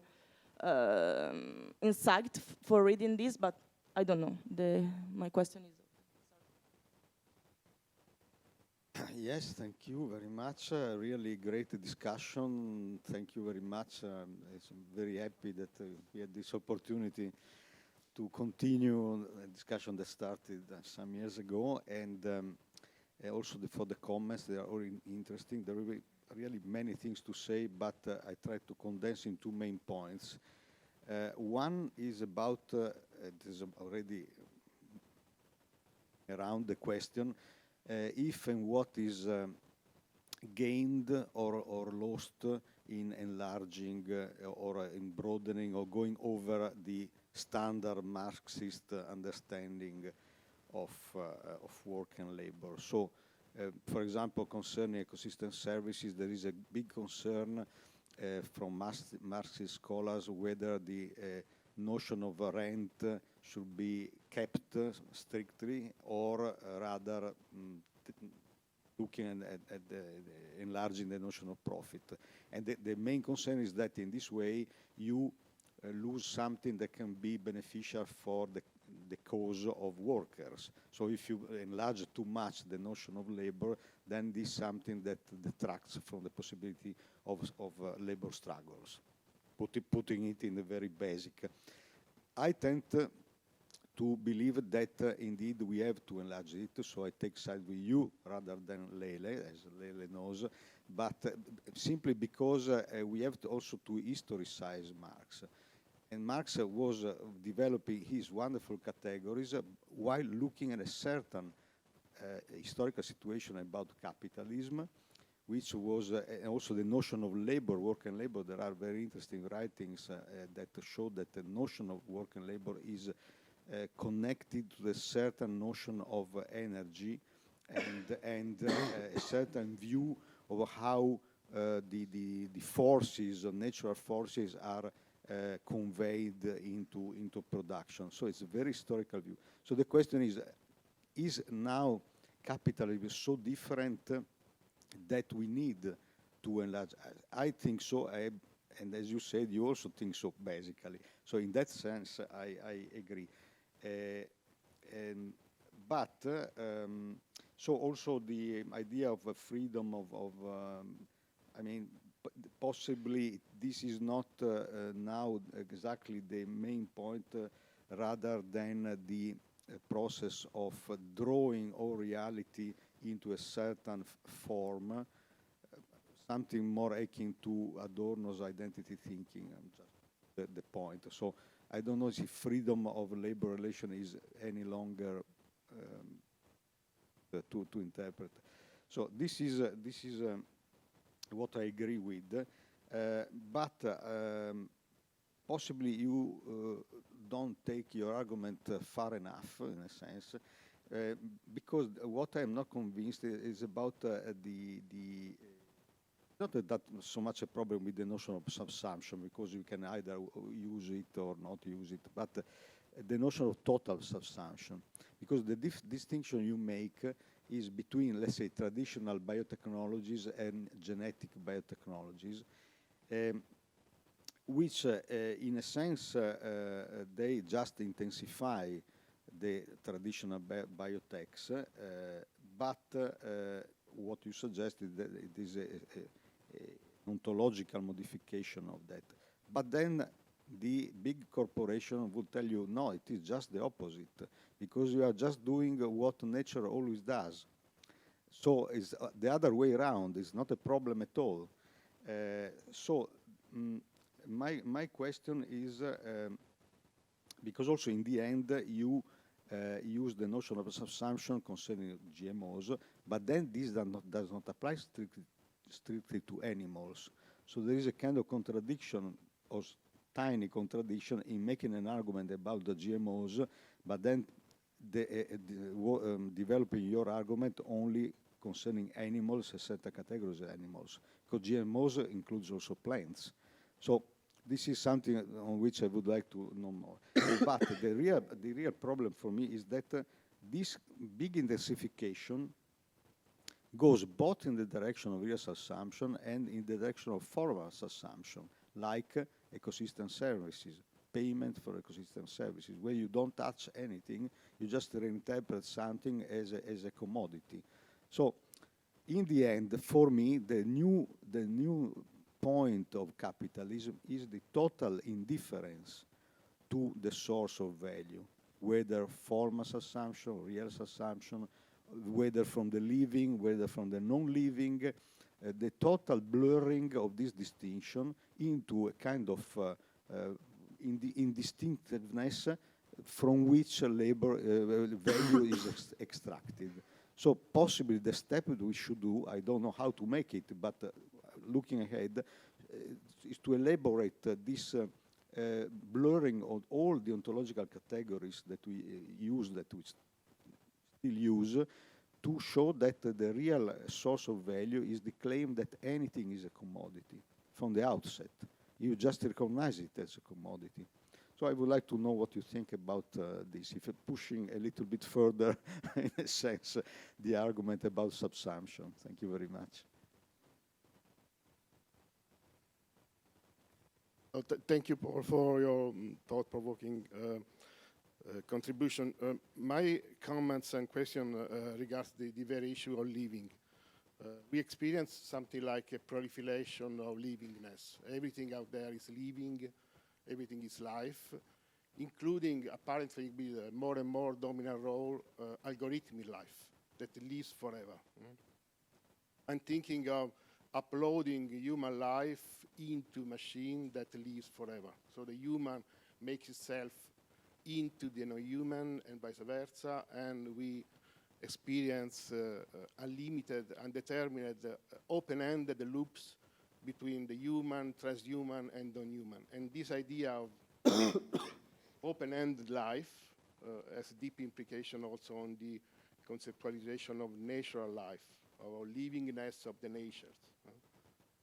all this renews questioning on the uncomfortable issue of mortality and finitude, exploitation of living beings as mortal beings. And in my opinion, this does not take the shape of a mere refusal of mortality, but of something like ontological stretching of both livingness and mortalness.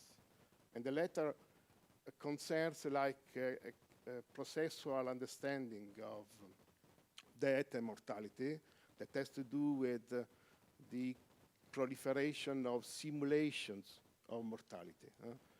Natural landscapes are filled with this process of simulating death, finitude, finiteness, ending.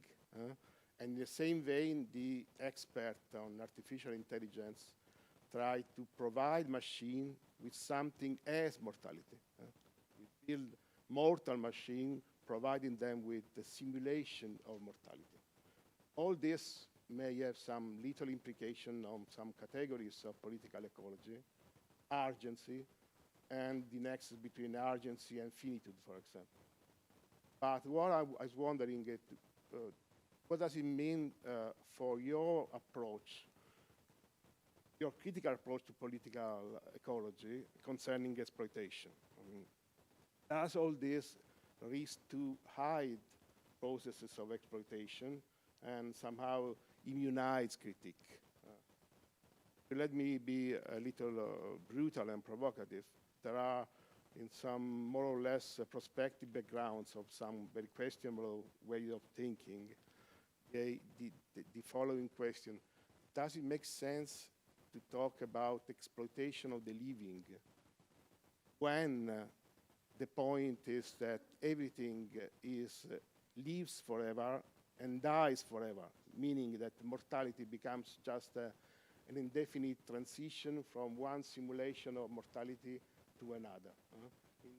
Against this scenario, what does it mean, exploitation of the living?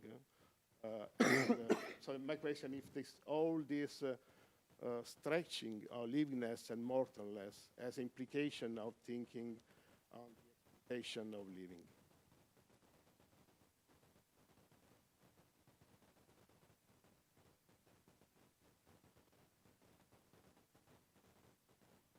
Oh, thank you very much, Paul. It's been a very thought-provocative, evidently, presentation. So, first of all, just a clarification, because this is probably my own limit in understanding what you said, but I just wanted to understand the passage, because I wasn't sure. So you started from an analysis of specific forms of animal activities that you defined as labor, or forms of existence that you defined as labor. But then you said that, so after having said that, yes, okay, so non-human animals work, can work, we can understand them as working beings. Then you said, okay, on the basis of this reasoning, I can put forth my own specific understanding of capital-nature relations in general. And so I wasn't really clear about this passage, and probably there's something that I didn't understand, so I just want a clarification about this. The second point I wanted to make is again around the theme of work. I'm not yet sure what I do think about animals, whether we can understand them as working or not working. But something that I was trying to reason about is whether using the category of value instead of work might help us to better understand the ways in which non-human lives are subsumed, or anyway that enter circuits of capital and accumulation. And of course also rethinking value in that sense, because of course we can't use Marx's categories of value in order to understand this, of course. And in this I recall Luigi's plea for the historicizing of Marx as well. And maybe related to this, and to what Luigi was saying, the concept of total subsumption. I mean, it's quite interesting and thought-provocative. So I'm working on the theme of cultured myth in this moment, and I think it's very interesting because it's really, you know, the creation of something that you don't really know whether it is something that is living or not living, but out of a living being.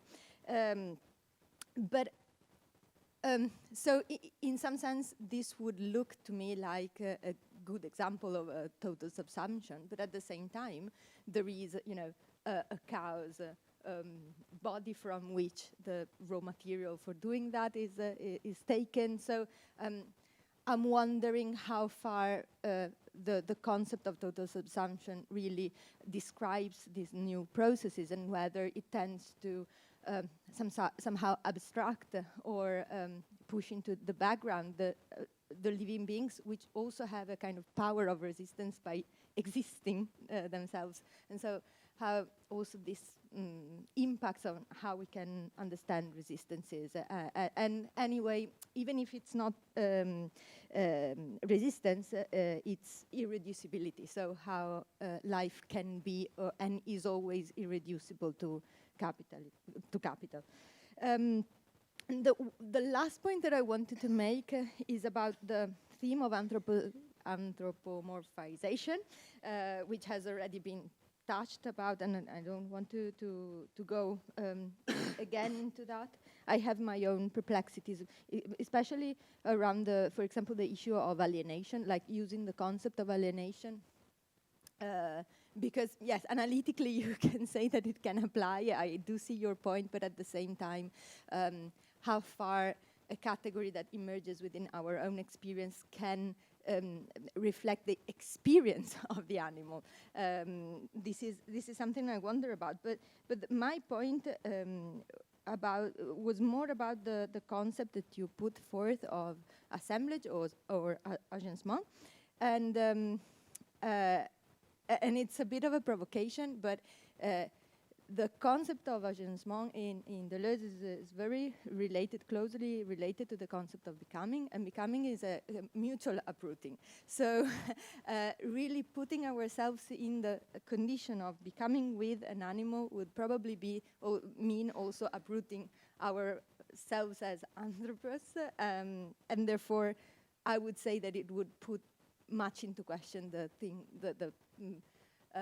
the process of anthropomorphizing non-human animals. Okay, I think that Paul can replay for these 4 intense questions. Then we have a second round for other 4 questions, another 2 questions in teams. And so, Paul, please, can you replay now these 4? Yeah. Then, thank you. So thank you so much for all the questions and comments. But it's really useful. I think it's really useful to have a lot of comments and critical comments to go forward. So could you invite me again in like 2 or 3 years? Maybe about exploitation and expropriation. Yes, maybe I should think about it. It could be useful. As I told to Lele, I think we could have a concept of exploitation with differences. So it's a political and theoretical choice. Should we use one concept of exploitation with many definitions of it, with many experiences of it? Slavery, subsistence work, wage labor, etc. Or should we have many concepts? Expropriation, exploitation, slavery, etc., etc. I don't know. I need to think about it. But expropriation seems really interesting. Yeah. On terraforming, yes, I am pretty much a big fan of sci-fi, so it's a good it could be a good choice. But maybe there is in this concept some of the myth of the modernity, the capacity to transform completely. So maybe it can be difficult to use a concept we want. Yes, we have all the power on nature. So, yeah, it's always difficult to use a concept which is critical, but also have a lot of implication. Again, I will think about it. And companion species, yeah, I completely agree with that.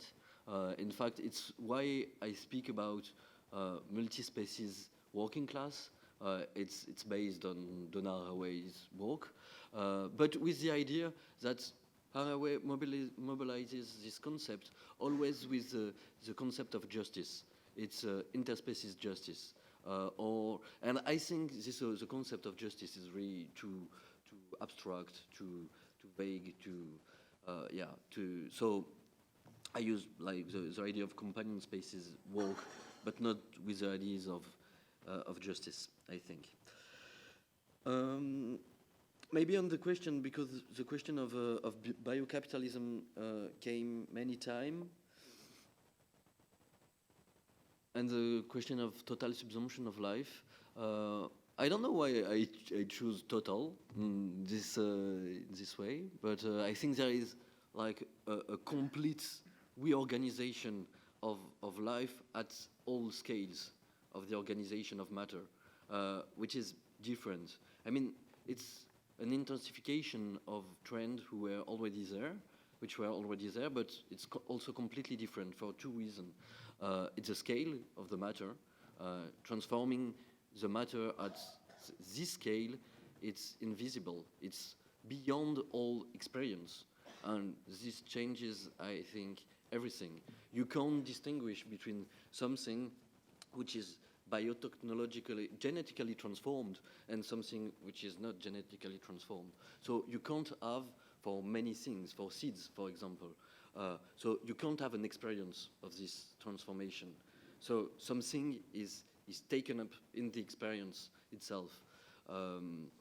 And the other two differences between biotechnologies and the old transformation of nature by capital is the appropriation of the general intellect of science by the biotechnologies. I mean, you need like amount of capital, huge amount of capital, and in fact, there are like 4 big companies in the world who can afford it. So it's like a huge recomposition, in fact, of capitalism itself.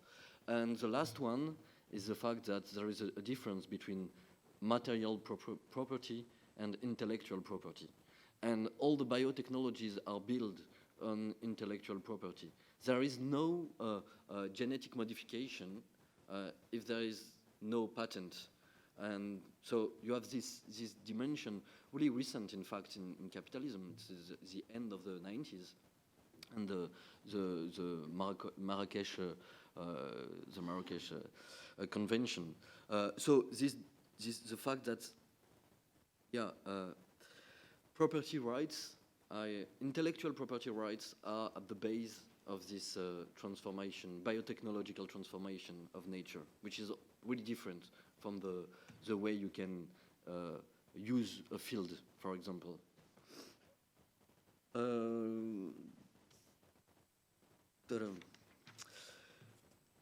On machine life and life and death, I think I may be too tired to have like a reflection of finitude. So I just want to quote like sci-fi again. In the Cycle of Robots from Asimov, there is a moment where a machine was built, a huge machine, and we don't know why it begins to function. And the human asking the machine, but what is going on? And the machine is saying, I just want to die. I don't want to be a machine anymore. I just want to die, but I don't know how to do it. So it's not an answer at all, just an evocation of Asimov. And on the last question,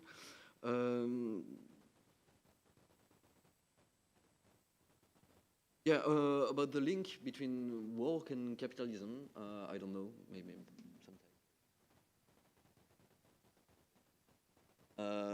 No, it's like just, I think what I meant is that when you need to think that there is like animal labor or animal work if you want to after think about capitalism in his relation, in a new way, the capitalism interact with nature.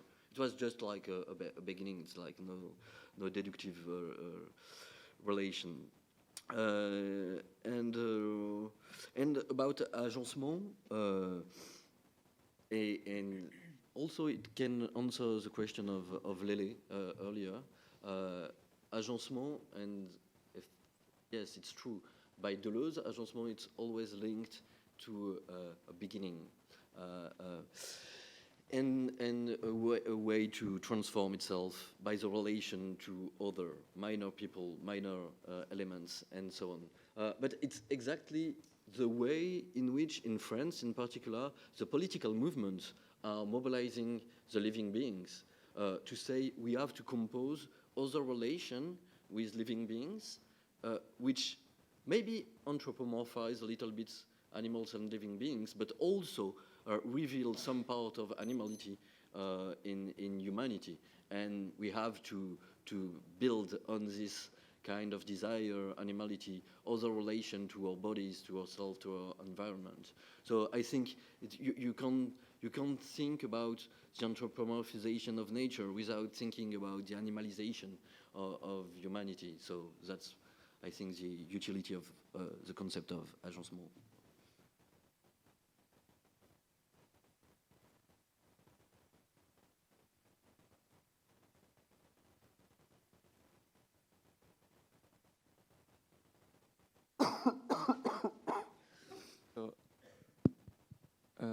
Thanks, Paul, and thanks to the discussants, because the discussion was very interesting. Many questions were anticipated.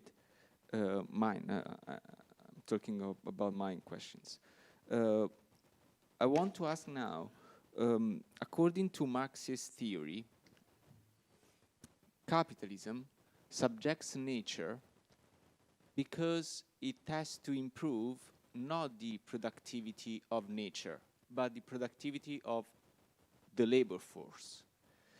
So the subjection of nature is an instrument to fight the class struggle against labor, firstly. And Marx says this because the exploitation of nature works to reduce the salaries because the value of the salaries decrease, increasing the productivity of labor through the subjection of nature.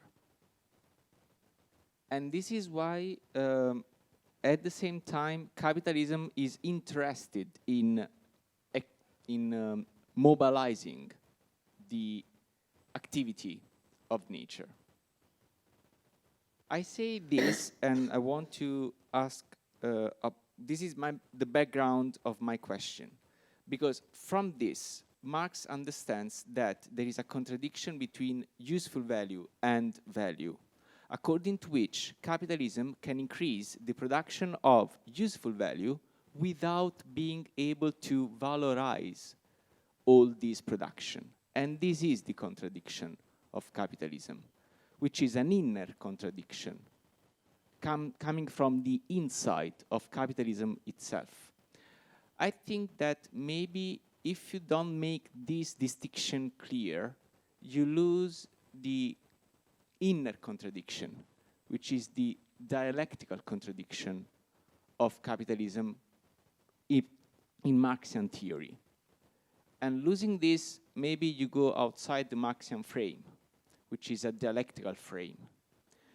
Of course, this is not a question of, I don't know, Marx is true, now is false. No.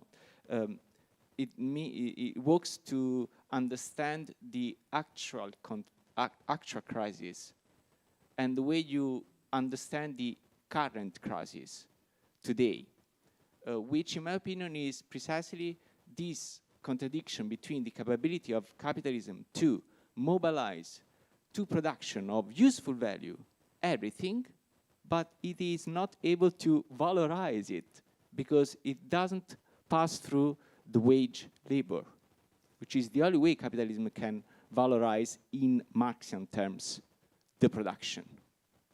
And this is the way you can also, according to Marx, think from the inside of capitalism a new production, emerging from it, within it, and not outside it. So this comes to my second question. You have talked about the exploitation of animals. You didn't talk about the exploitation of humans as animal, because human is the first animal which has to be exploited. And here I'm thinking about the critical theory coming from the Frankfurt School, which makes this point very clear. Human is a unity of dual things, nature and human. This is the matter, this is the issue which human has with its own self. It is a dual unity, and so you cannot ever overcome that unity you had produced in history. While I think that all these, also these ontological turn toward the identity, as also Luigi wrote in his last book, does not mean emancipation from itself. Actually, I think that it doesn't recognize the dualism and the current different forms of dualisms, which is the interest of Marx, determining the current dualism, which can't be overcome as such. Finally, thanks to this dualism and the distinction between the different historical forms of dualisms inside the unity, some criticists, like the Frankfurt criticists, try to another path, not the analysis of the production, but the aesthetics, which is another way to understand the dualism in a new way, not an exploitative one.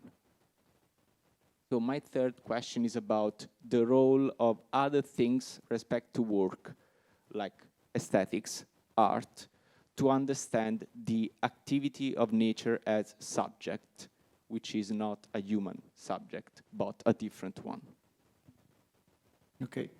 There, for the next question, please try to be shorter, just because we don't have time for everyone have the chance to pose questions. Sorry. I try my best.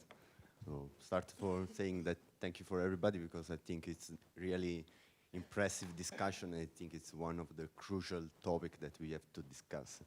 My first question is, why didn't you look to natural science for discussing this topic? Because I think it was one of the main concern of philosophy, and also Moore did the same, referring to Capra's work, and also Marx was so concerned about the development of natural science. And I think about work, physics in particular, now have a really lot of insightful for explaining the role of labor in the development of system dynamic. In physical terms, in fact, works is just a demonstration of energy. And if we take this definition in social terms, we can say that we are already in a full employment society, because just living is a demonstration of working. And so I think that it's crucial, the recognition of the work in physical terms is also made by Marx when he said that the use value is made by the natural resource and also the human labor. But I think it's really important for understanding the reproduction scheme of not only Marx, but also the ecosystem, the dynamic. I think that the main problem of this discourse and there is some critics on this, is to attach them the prices and so on. Because for the example that you bring us today, it's quite similar, it's so close to the discourse of ecosystem services and payment for ecosystem services, because it refers to the economics like just the mechanism of exchange, no? And also for the parallelism that was made before from slaver and wage.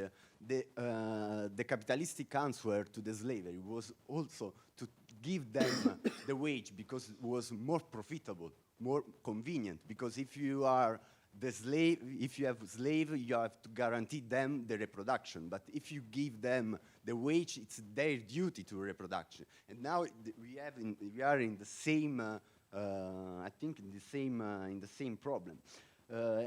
I think that also the ecologism can bring us some insightful, because for the example that you bring us, the dog, the bees, we are more concerned to the direct effect that these animals do in our social system. But ecology teaches us that the reproduction scheme is more complex, and the complex animals are in the highest position, but it's the final consumer of the photosynthesis, for example. So it's the final consumer of mode of production that begins really early.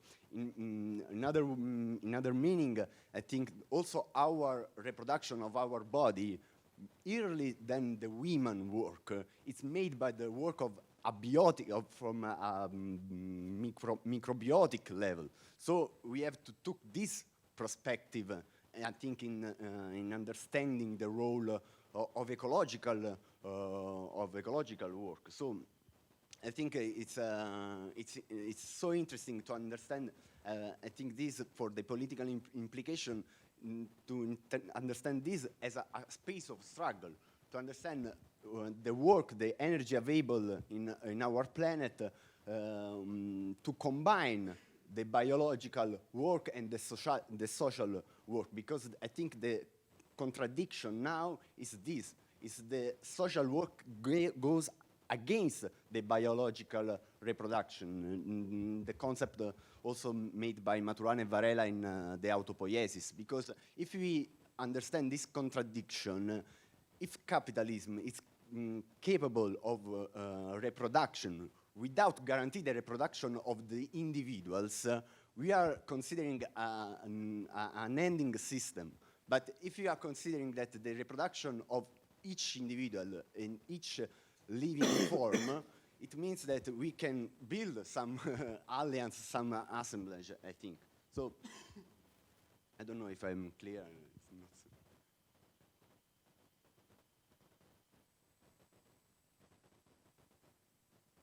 Then Salvo, I suppose.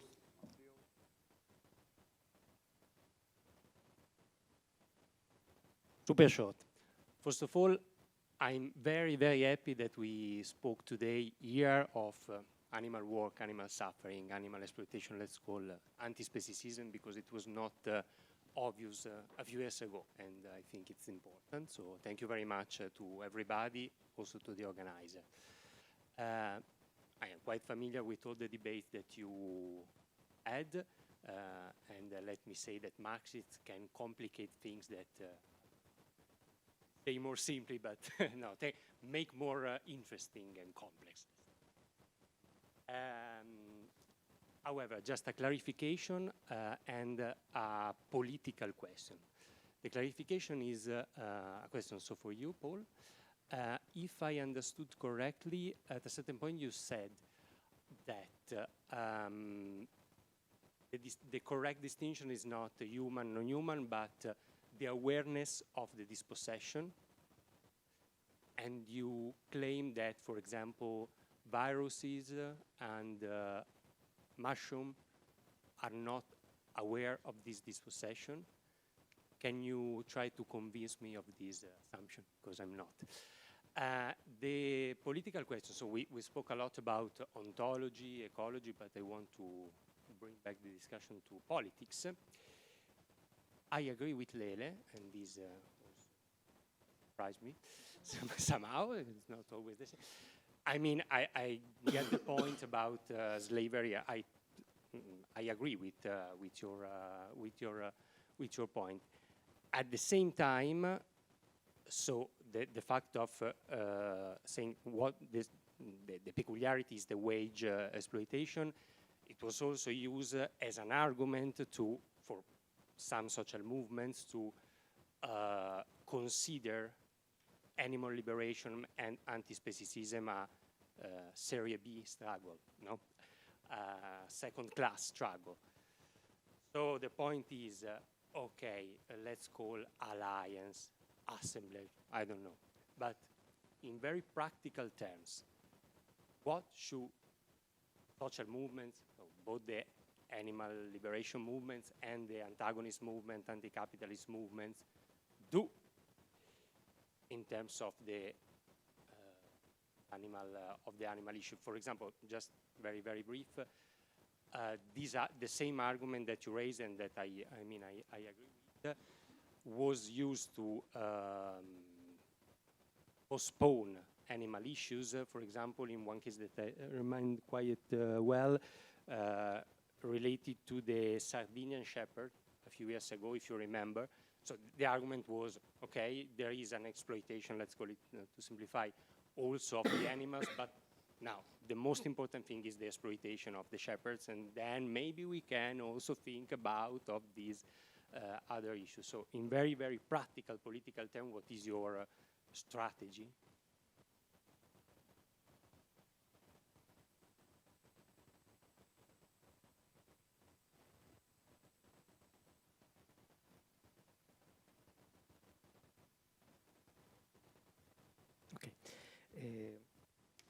For your presentation and also for this debate. Only really few questions and really, really fast. First, because I have so much question, I think more related to the understanding of your theoretical framework, not on your affirmation. The first is that I think that your definition of capitalism is more the Metzader and Nilsson one than the Marx one.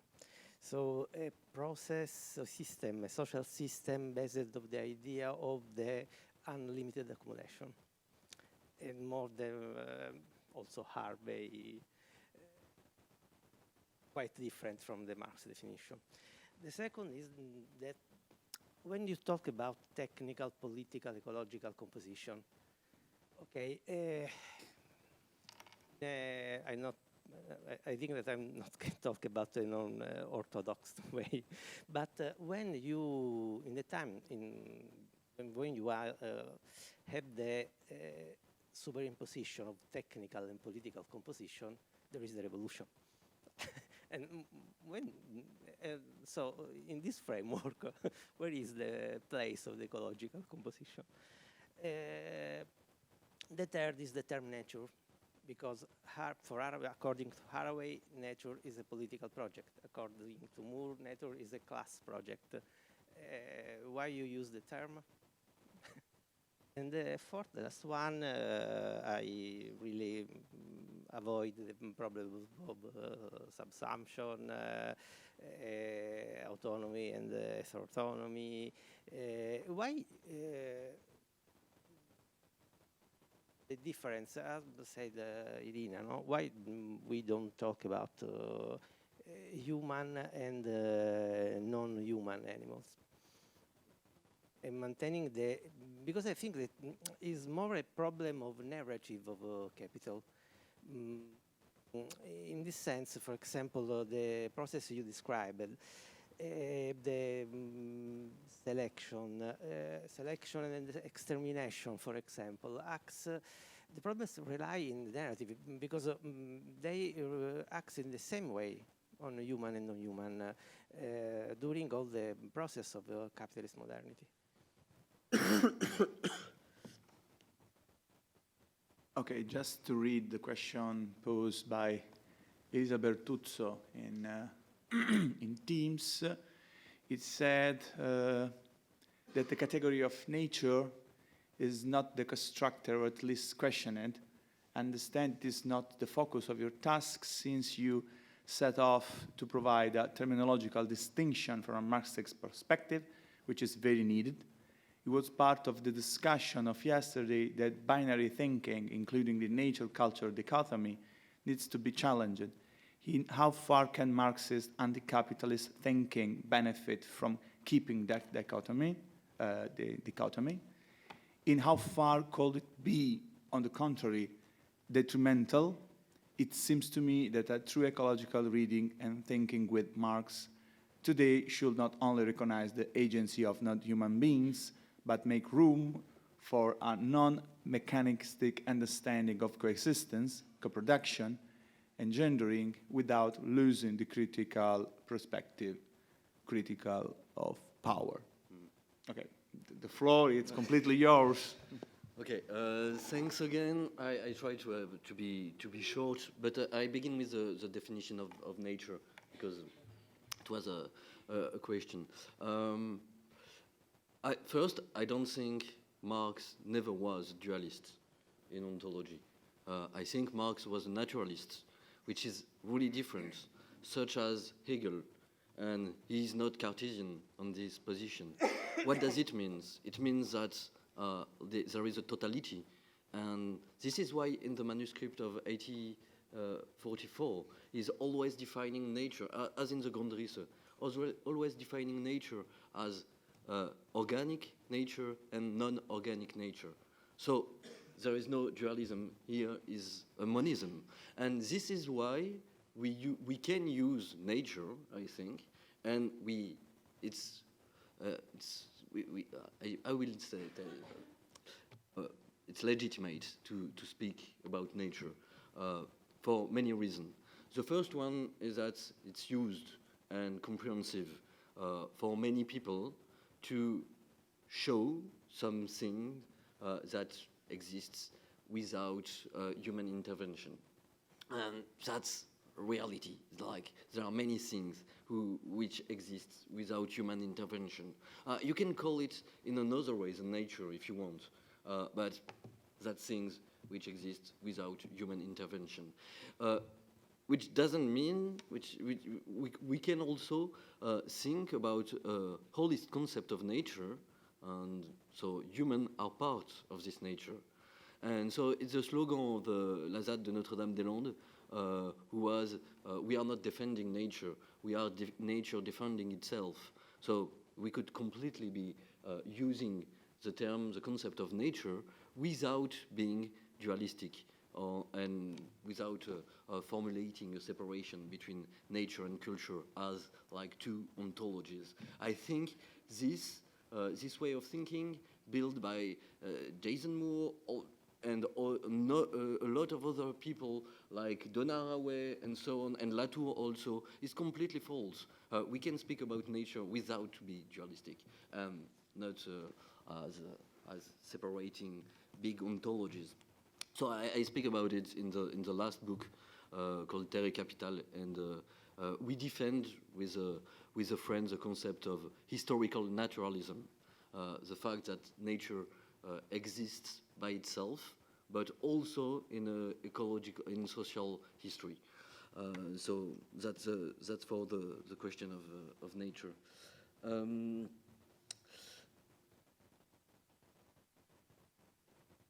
Lot of questions. I try to.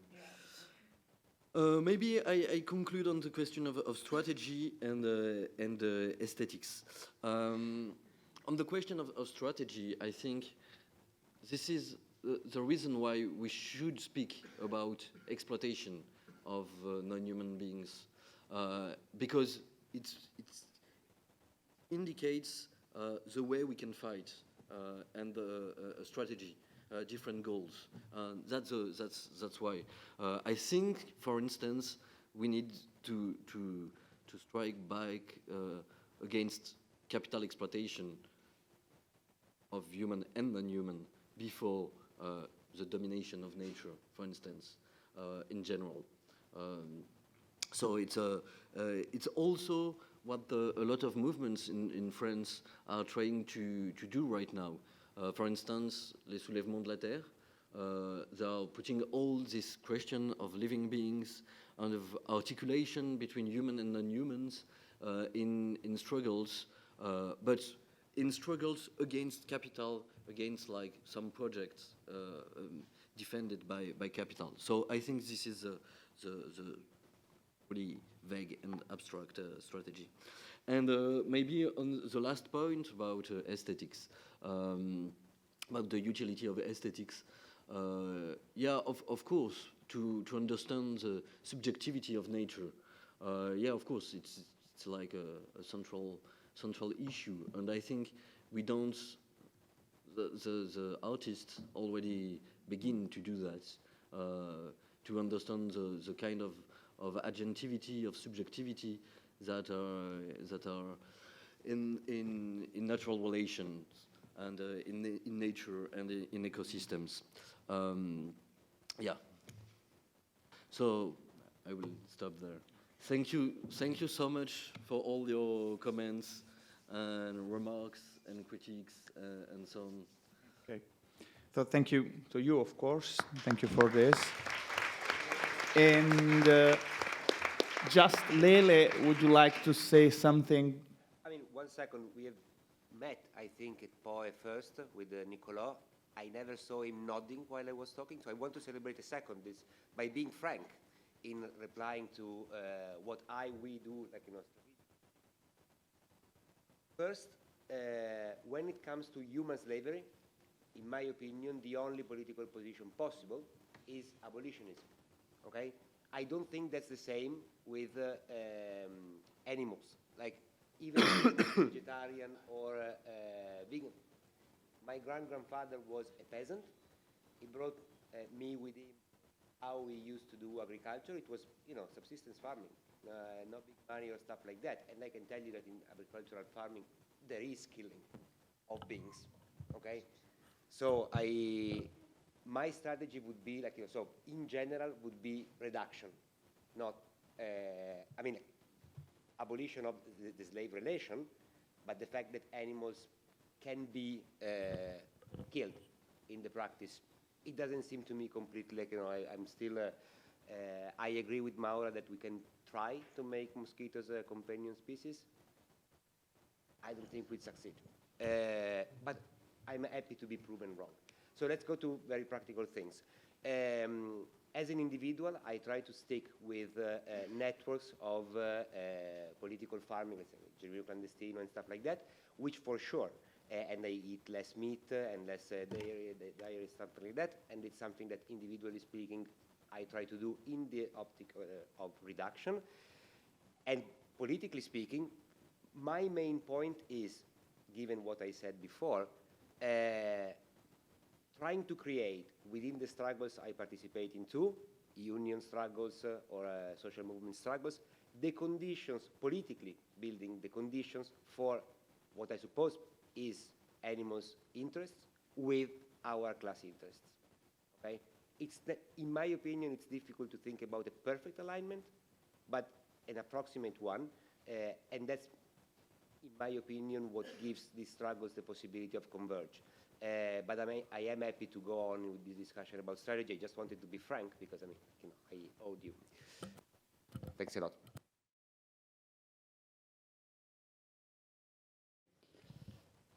Here we are.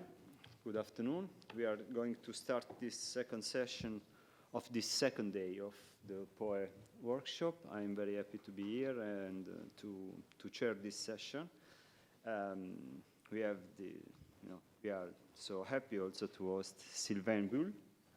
My French is not bad, it's inexistent, so all the accent will be wrong, but I hope it's not. Yeah, and Sylvaine is a professor of sociology at the University of Paris and a researcher at okay.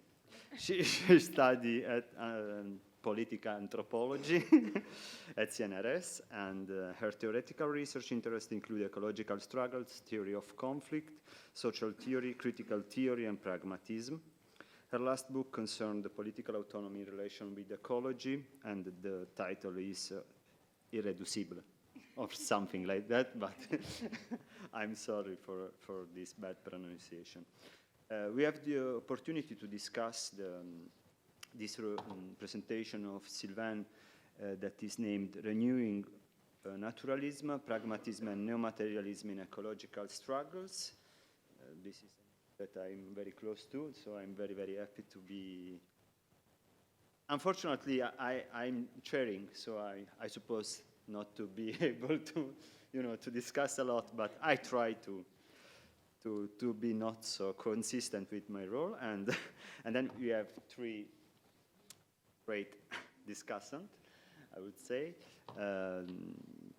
Alice Dal Gobbo from the University of Trento. She studies, she's part of the POE network, and so she's within this field of study about politics and the body, and actually in the last period she's going in depth about food consumption, but also in this case from this very political ecology perspective. Then we have Giuseppe Cugnaga, right, from this same institution.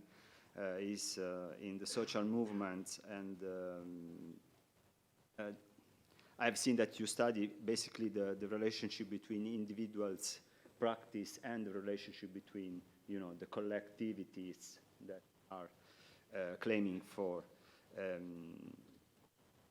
and then with social movement at the end. And finally, Lorenzo Zamponi, again from the same institution.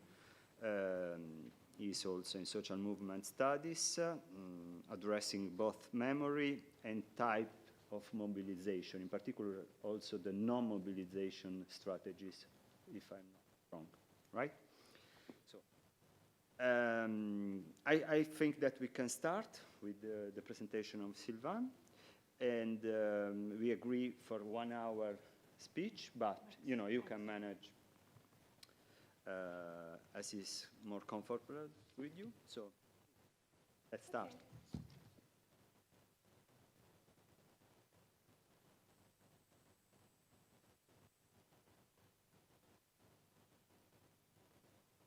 Okay. Also, wow. Okay. Thanks for everybody. Thanks for Luigi, Laura, and so on to having invited us, because it's a wonderful conference and opportunity to have this talk. And I tell you, I will not talk 3 hours as Paul this morning. I'm not able to.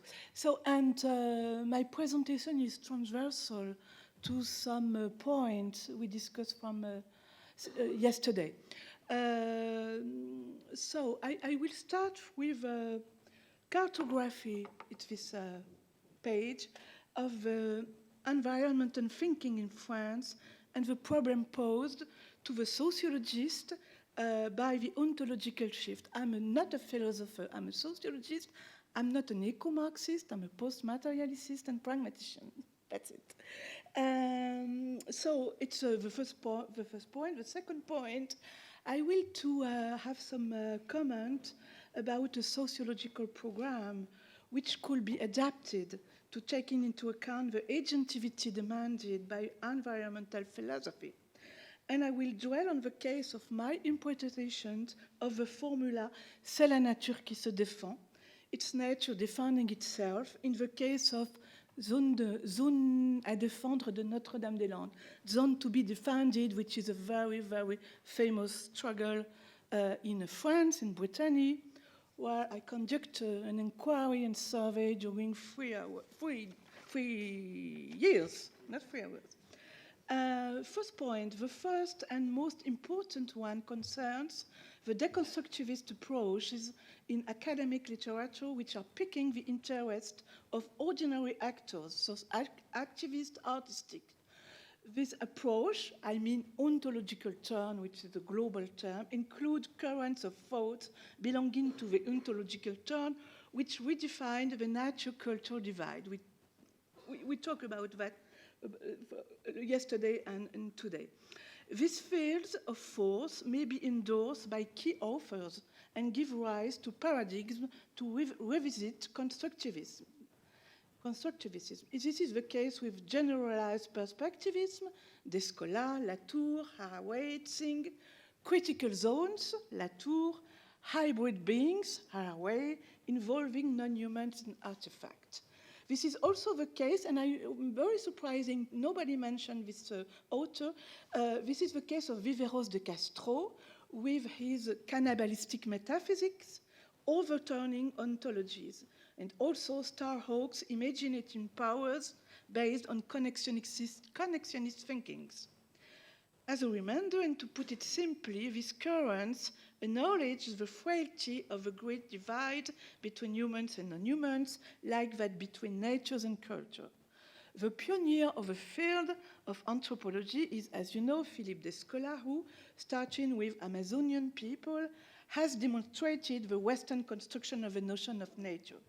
In Par-delà la nature, he developed a typology based on 4 ontologies: naturalism, animism, totemicism, analogicism.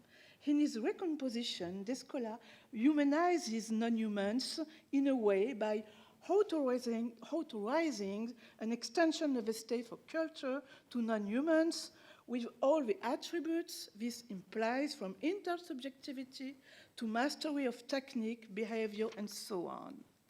In contrast to multiculturalism, as in the West, this is also the multinaturalism. It's the thesis of Viveros de Castro. For him, in Western culture, the form of the other is the thing, and in the non-Western culture, the form of the other is the person, and it's a very important point. Complementing Descola's work, Bruno Latour has introduced another form of critique of the opposition between the social and nature, especially in various works such as Enquête sur les modes d'existence and Nous n'avons jamais été modernes, the famous previous works of Latour. Latour argues that in political anthropology, like in sociology, the social could pass for the politic, whereas the others, that is to say nature, is external to power, to public discourse, to institutions, to humanities, to politics. Latour's sociology of a network actor and his symmetrical anthropology is supposed to solve this problem. Latour demonstrates, following Descola, that non-Western cultures have ignored the distinction between the social order and the natural order. Latour, attentive to science studies and pragmatism, also criticizes the distinction between human and non-human, a distinction based on that between subject and object, which it challenges. According to Latour, objects and subjects can never associate, but human and non-human can, and it's really a problem. He thus comes up with the notion of actant, to define an entity empowered to act in a given situation. He didn't choose the term actor, because he found it's too anthropomorphic. These stances, Latour, Descola, Viveros de Castro, but we could also mention Haraway, have one thing in common. They all advocate new alliances with non-humans. It's a question of recognizing the blurring of boundaries between the natural and the social, the blurring carried out by actors of all kinds, from non-human parliaments to artifacts or objects. There is, of course, a perception and vision that the anthropological foundations of conditions of existence have moved.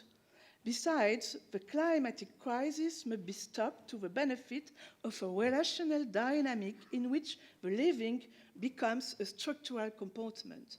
This concerned a number of movements in France, especially les soulèvements de la terre, you see in this picture, the parliaments of the rivers, the parliaments of animals. We have a lot of parliaments of animals and rivers in France, a lot. And the word is given to the bocage for the wooded countrysides and animals who are spontaneously credited with an interiority similar to that of humans. Plants and animals are recognized as having political qualities and values of the resistance. In this context, humans are attributed neither specificity and nor superiority. In conclusion, the studies as consequences not only for the production of knowledge, but also for ecological practices which claim to be part of this variant, yet supplementing them with other features such as raciality and intersectionality. The challenge is to continue building politically power collectives, but not turning a blind eye to non-human powers. This is the case for several collectives, Soulèvement de la Terre, Extinction Rebellion, XR, and so on. Soulèvement de la Terre is one of the most powerful movements fighting extractionism and capitalist exploitation. They also make it possible to recruit actants in art, graphism design, literacy, moving directors, and so on, and valorize new forms of sociability, brought about by plants, waterways, artifacts, and non-humans. They make ecology inseparable from its cognitive environment. As sociologists, some important questions arise. First, and I think it is very, very, very important, it's a crucial point, who is the we, le nous, the we of non-humans? And what is the place of humans in these alliances where the non-human is central? Second point, how are social relationships taken into account? Perhaps this implies erasing the relationship between society and ecology. This relationship, as you know, has been maintained by Marxism, social critique, and political ecology for the purpose of prompting collective action and socialization and making visible the responsibility of humans. To sum up, the success of the ontological turn, in my view, reflects a transformation that affects the representation on what a society is. And I feel that's a crucial point of all this new epistemology. What is the representation of a society now at the age of a crisis? In our time of crisis, normative principles such as solidarity and legitimacy of social institutions are now being challenging by representation that can be found concrete practices such as commitment to care, shamanism, direct ecologies, and so on. But are they actually politics?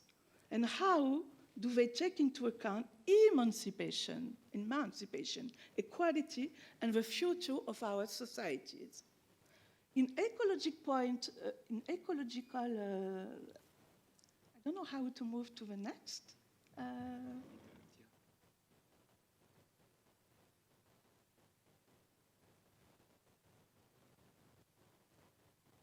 Okay, yes, thank you.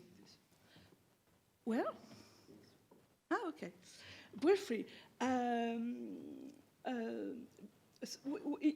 ecological philosophy, we have another pole. It's the neo-Marxist pole, where we find such a prominent author as Andreas Malm. I don't know if it's known in Italy, in French it's very famous. As you know, it's a geographer and the thinker of disarmament. In his view, eliminating the opposition between nature and culture appears to be a form of depoliticizing, given that the dominant, capitalist, mercantile class is responsible for global warming. According to Malm, therefore, the enemy is not a vision of the world, I mean the nature, society, dualism, movement modern, but an adverse policy. The enemy is not the actant, it's the capitalism. This ties in with the notion of capitalocene, or the notion of eco-Marxism developed by Paul Guillibert and his communism of living, which integrates all relations of domination in their diversity while articulating them around the capitalist exploitation of labor in all its forms.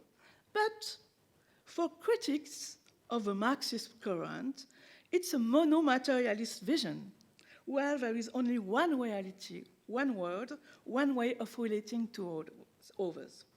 To sum up, we can see that word, and I think it's very important, that word and the political and conceptual use of language change their meaning depending on whether we are dealing with a Marxist society or with a living society.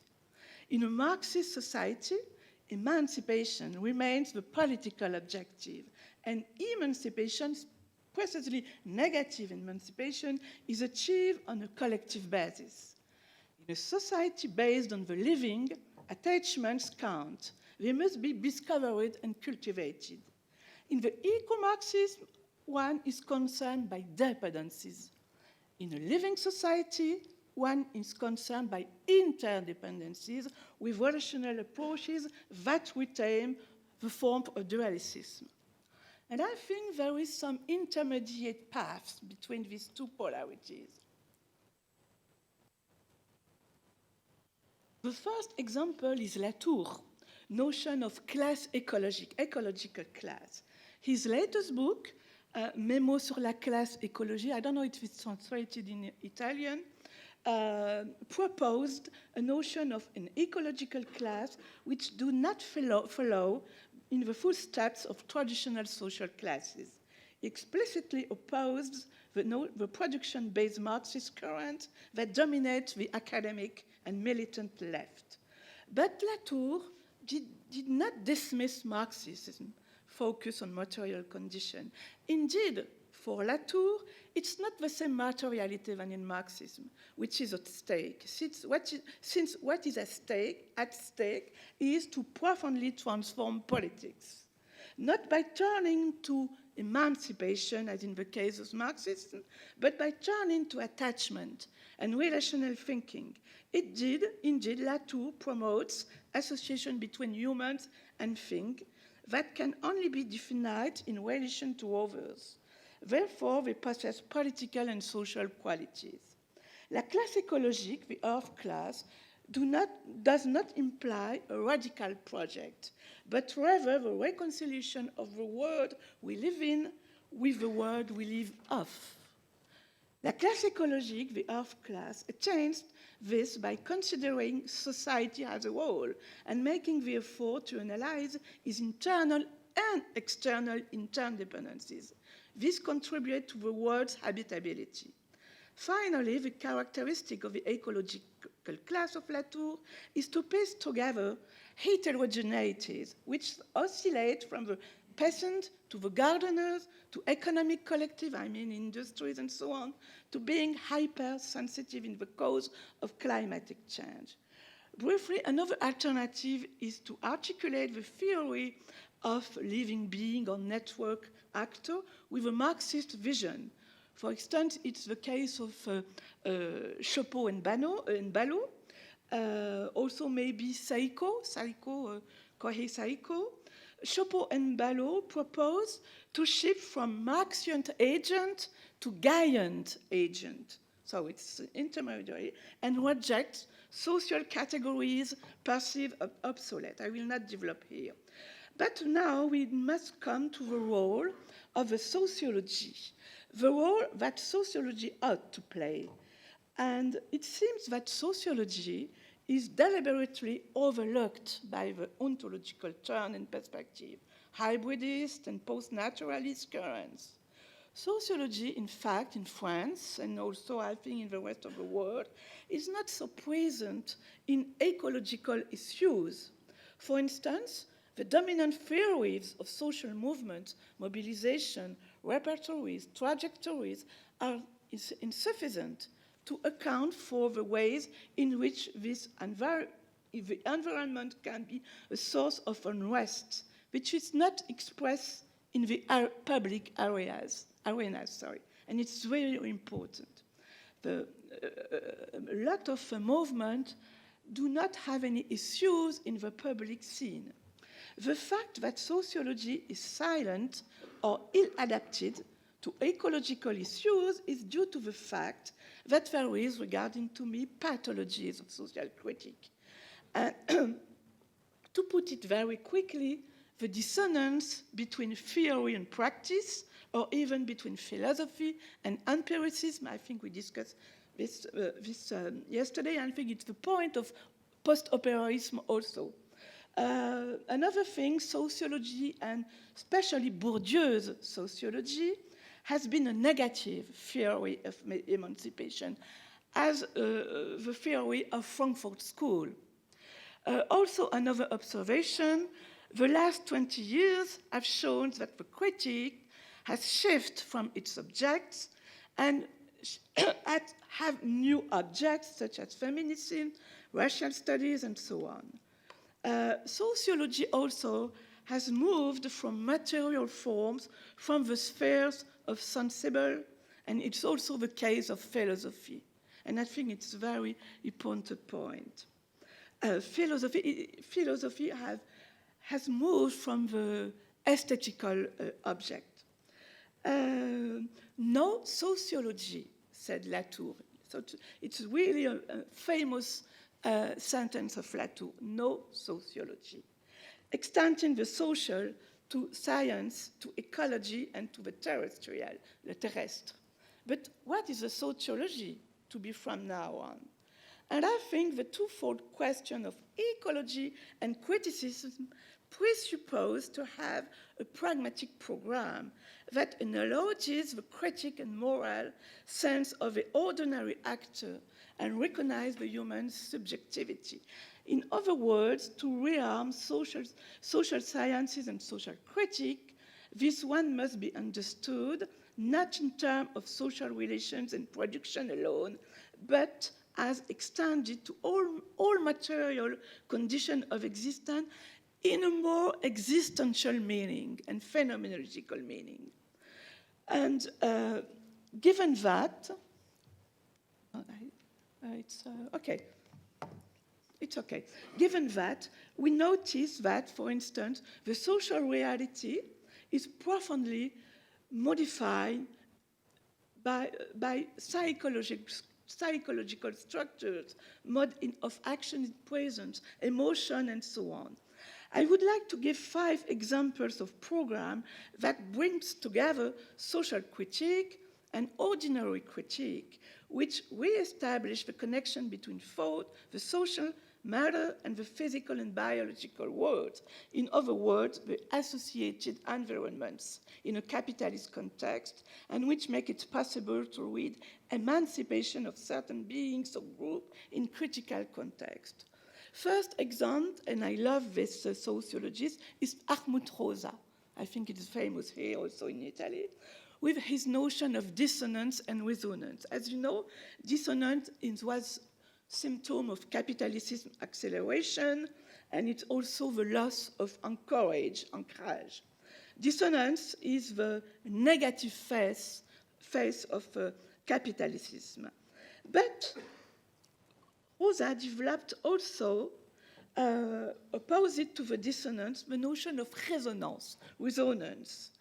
Resonance is meaning that people rediscover the meaning of their existence through spheres of resonance that give importance to the relationship with living things, or to reconnective with familiar, spiritual, intimate, or natural worlds.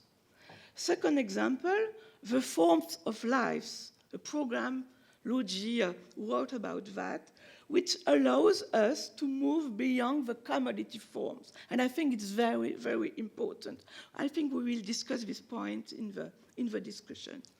Third, the Latour's ecological class, even if it's incomplete, but it has the advantage of taking into account the reproduction of material conditions favorable to humans, the condition of habitability. Fourth, the eco-materialism and an enlarged materialism. Reference could be provided by David Schlossberg, Karen Barad, Jen Bennett also. In this case, values are not longer seen as a sphere added to material facts from the outside. On the contrary, they are increasingly understood as immanent to the relationships and orientation shared by beings in movement with practices dynamical. New materialism takes account of responsibility. In pragmatic terms, we will say taking account of capacities for actions. 5, the pragmatism is the possibility given to the actors to describe their assemblage. All these programs do not require, and I will really insist on this aspect, to escape from naturalism, as advocated by philosophers of the living and ontologic turn, when they exacerb non-humans and in the same time downplaying relations of production. On the contrary, we could interrogate the social from the point of view of naturalism in science, sociology, because the question is not to chip over into several ontologies as if it's enabled to contain domination. Then we need to incorporate external elements that are more or less visible in the relations of domination, unlike Latour's hybridism, which is only an arrangement between actants. To sum up this part, the notion of positive emancipation needs to be recalled. Only humans can change the institution of power and institution of work.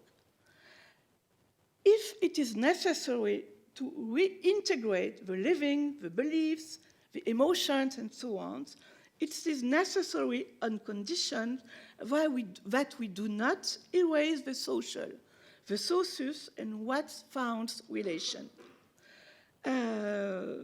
nor erase the necessary conflictuality as designed by the term praxis, which is very important. It is very important because actors, alternative, radicals, autonomous, collapsarists, survivalists, etc., express very different and highly critical relationships and viewpoints on transition, on ecology, on institution, and on the common good. That's why now I will move to the case of Notre-Dame-des-Landes. 15 minutes. As you see on these pictures, it's the case of Notre-Dame-des-Landes, which is a zone à défendre, zone to be defended in France, in Brittany. I set out to image a sociological model that could be in dialogue, but also in productive tensions with the emerging approaches of the non-human mentions above.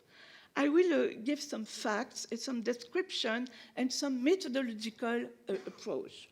The zone à défendre, the zone to be defended, la ZAD, de Notre-Dame-des-Landes, is located in the western France. It was a zone supposed to host an airport imagined by the government, the states. From 2012, the project of the airport encountered growing opposition from eco-activists, local residents, local farmers, and the zone was occupied by all these groups, including anti-authoritarian and anarchist, revolutionary collectives, and so on. With this active resistance, farms were occupied, and the land started being cultivated in 2018 after cycles of violence, cycles of police repression, as you see on the pictures, after support, mobilization, extensive media coverage, the government abandoned the airport projects. Since then, with the consent of the authorities, part of the area has remained occupied and still today a precarious example of self-organization is on the way. The fact is this one. Rari has a place produced so many stories about the role of nature in social struggle.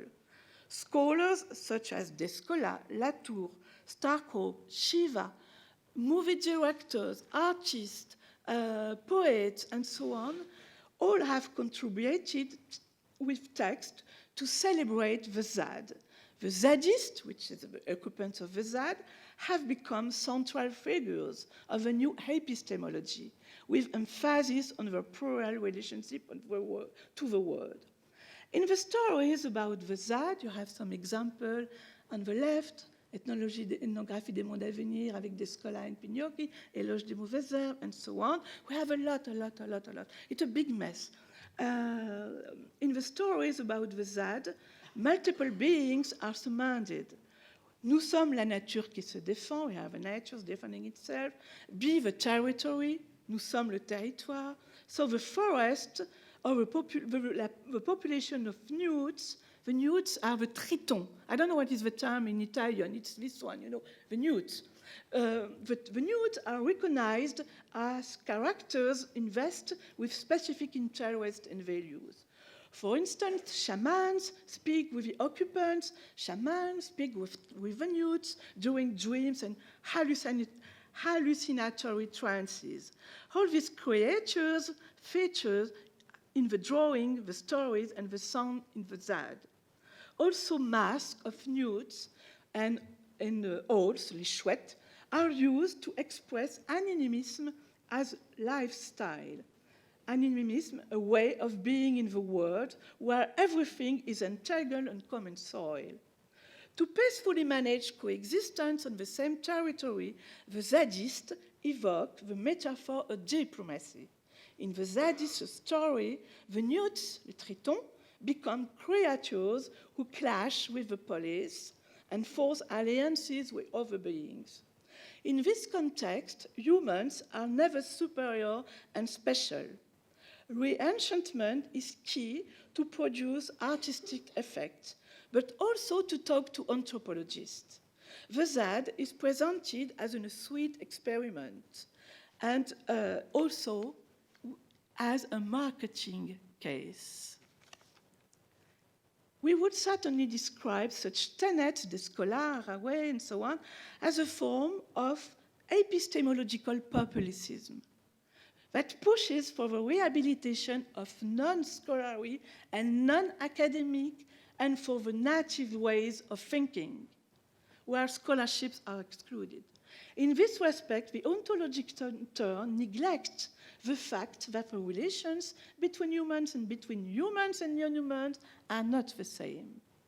At the opposite, as sociologists, sociology is attentive even more than to objectification, is attentive to the conflictualities that shapes the ZAD and the society.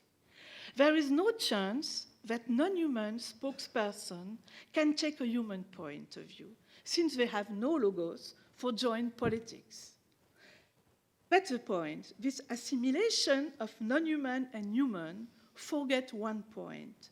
The ideology of the activist in the ZAD is grounded first by the critique of capitalism and the capitalist state, second, by the critique of the transformation from natures into commodity. It's true that the Zadists aim to be less anthropocentric than other traditional struggle, but they cannot avoid issues of governments, and their main concern is with the political autonomy and the self-institution of a society. Their ideology remains deeply political. As a project of social transformation, the ZAD is an articulated critique of a social order and institution challenging hegemony and domination with a set of grammar of autonomy and self-government. For instance, the Zadists are concerned with the inequalities produced by market capitalism and do not cease to relate themselves to elements such as the law, eviction notes, company profits, and so on. The squatters also employ various methods to counter the legal and institutional order, as commissioning the report, advocacy. If they have a lot of 100 lawyers in the ZAD, an economic consultant.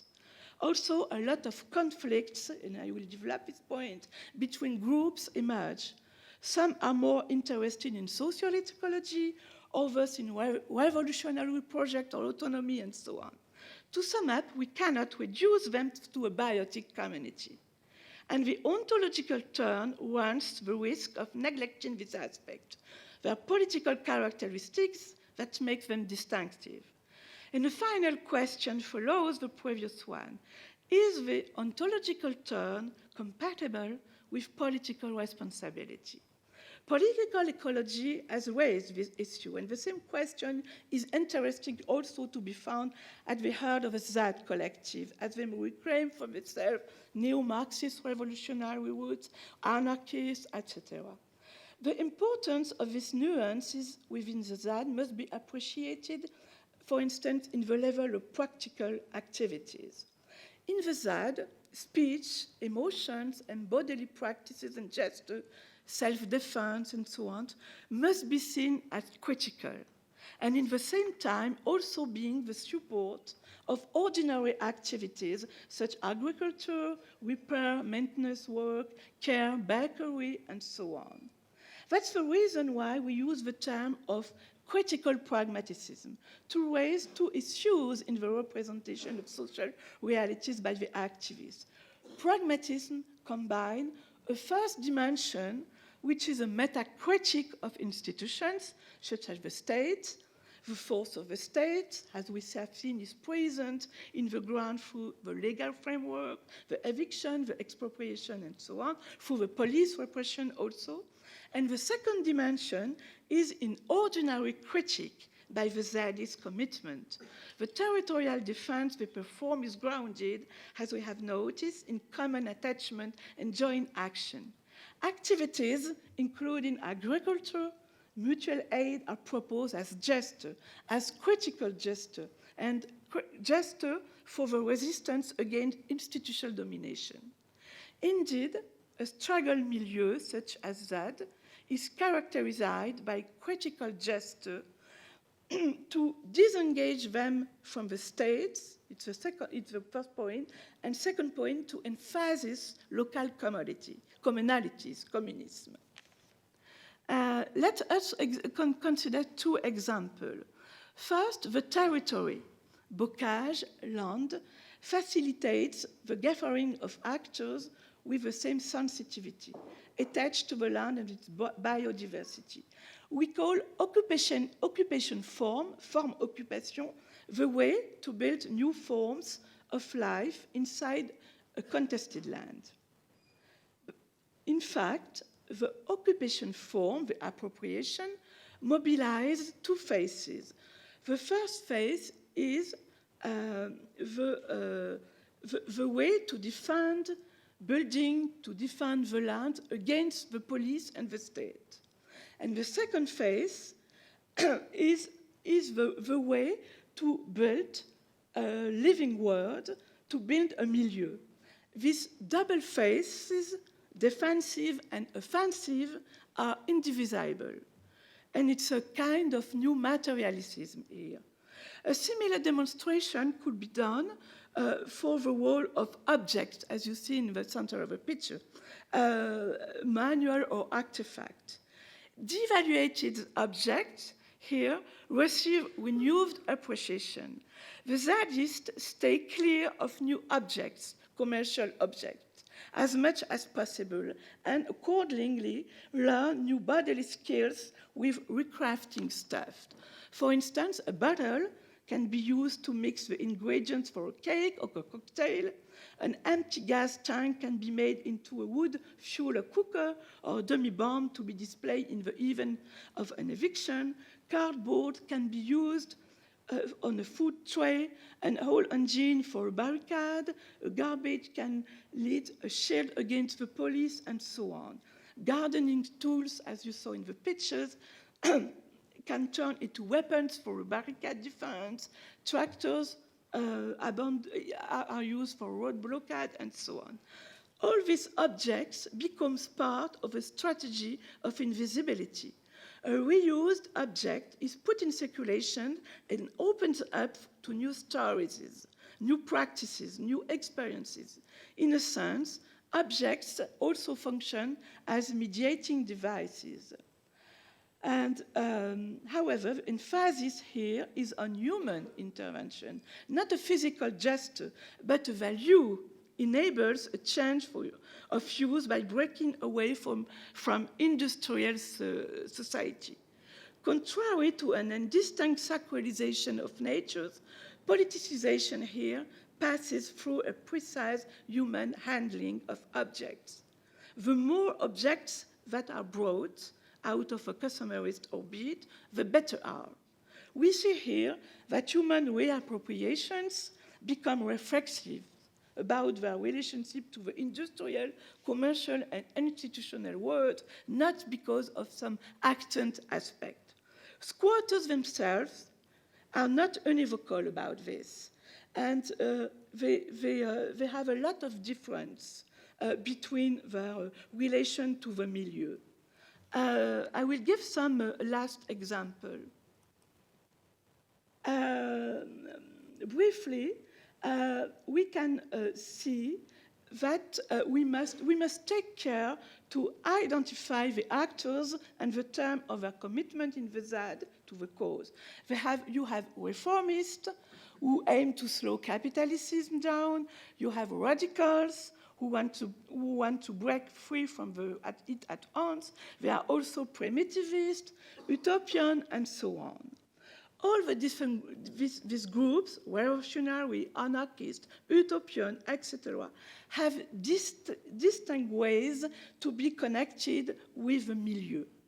Moreover, the different relationships to environment become source of internal conflict in the ZAD. Some of the occupants, the most anti-authoritarian and ecological fringe, are not productive, never farmers nor artisans, and they avoid all technical and economical mediation. That is to say, a fringe avoid taking part in collective work, meetings, productions, collective activities. Their authenticity is testified only by their own intimate experience with the vital elements of the environment.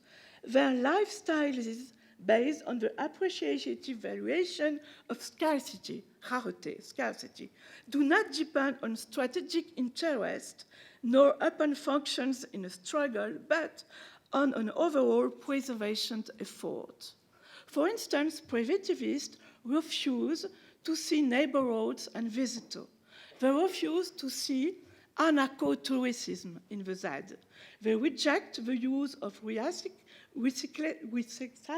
materials. They reject traditional farmers who cultivate the land with standard modern techniques, depending on industrial system.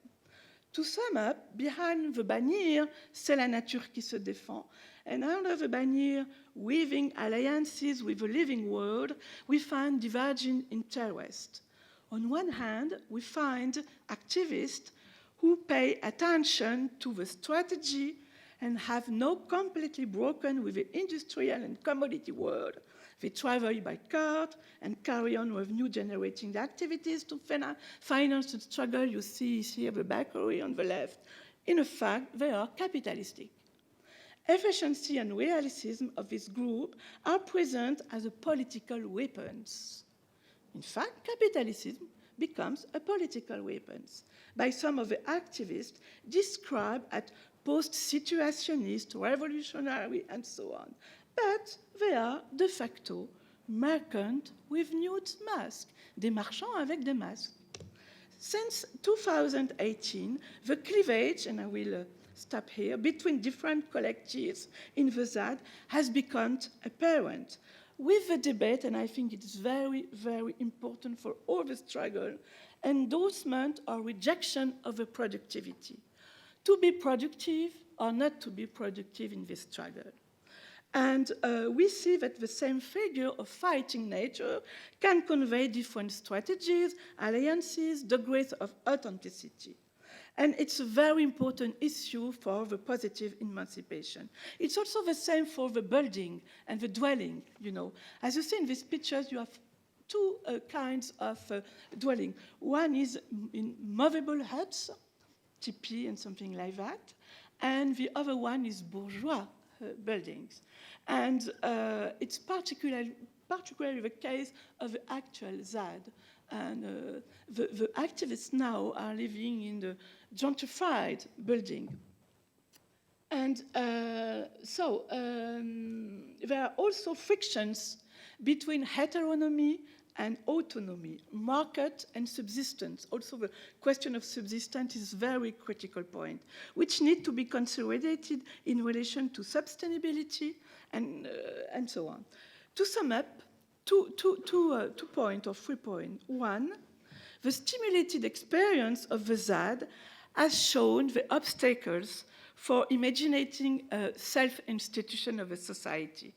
Two, and I think it's a really, really important question. I think Luigi has also come some point on this.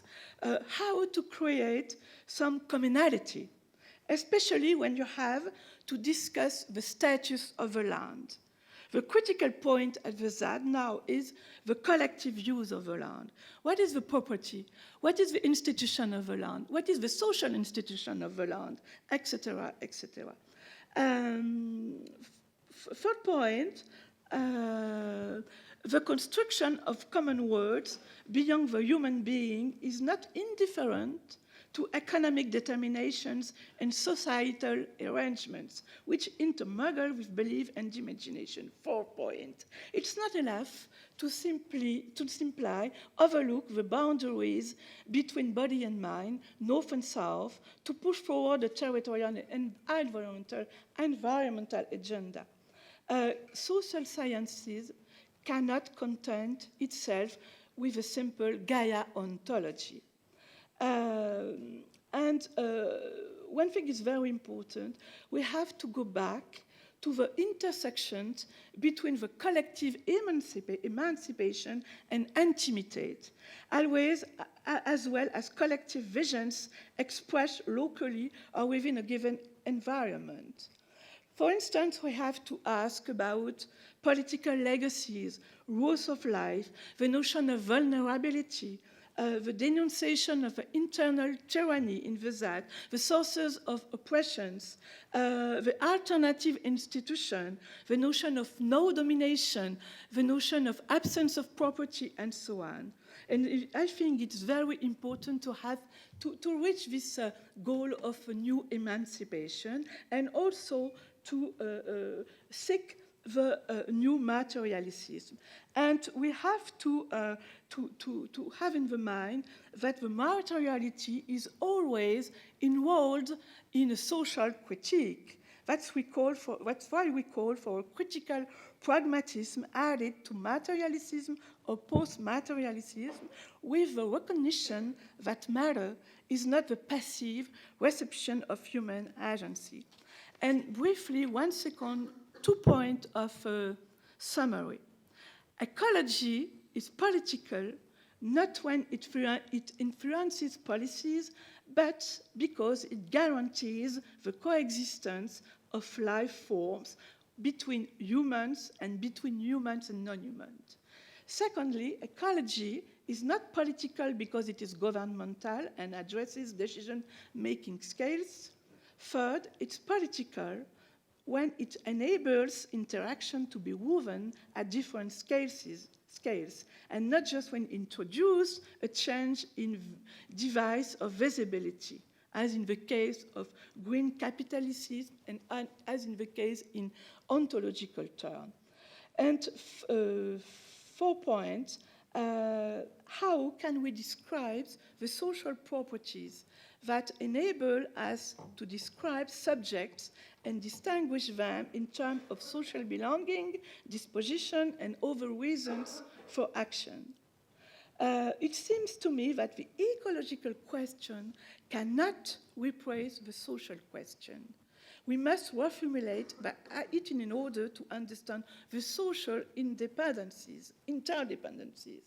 And finally, the new critical theory must recognize also the impurity of political forms, but also acknowledges that there is no arche, no origins.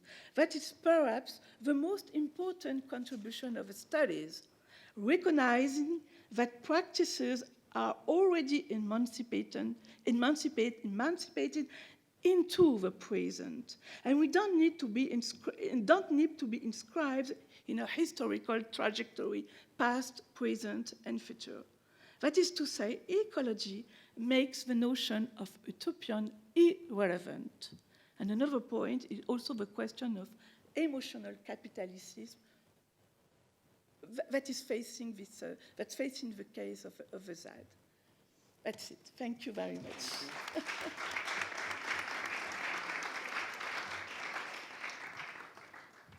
Thank you very much, Sylvaine.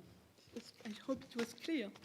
Absolutely, yes, and a lot of things to discuss. So let's start immediately with the reaction of Alice. Yeah. Can you hear me now? Yes, better.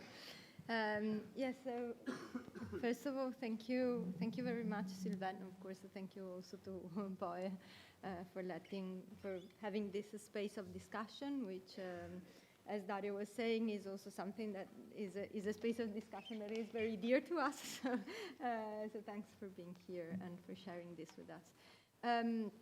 And also because I think that this presentation really touches upon the 3 points of our nexus on politics, ontologies, and ecologies. So it's very, very important to be discussed.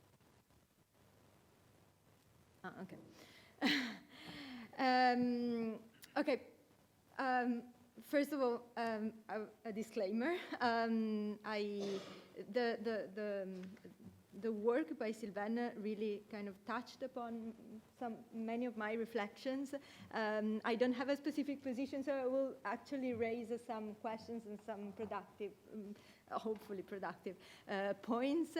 And also, of course, I will only concentrate on some, because, of course, the spheres of discussion that this presentation opens up are many.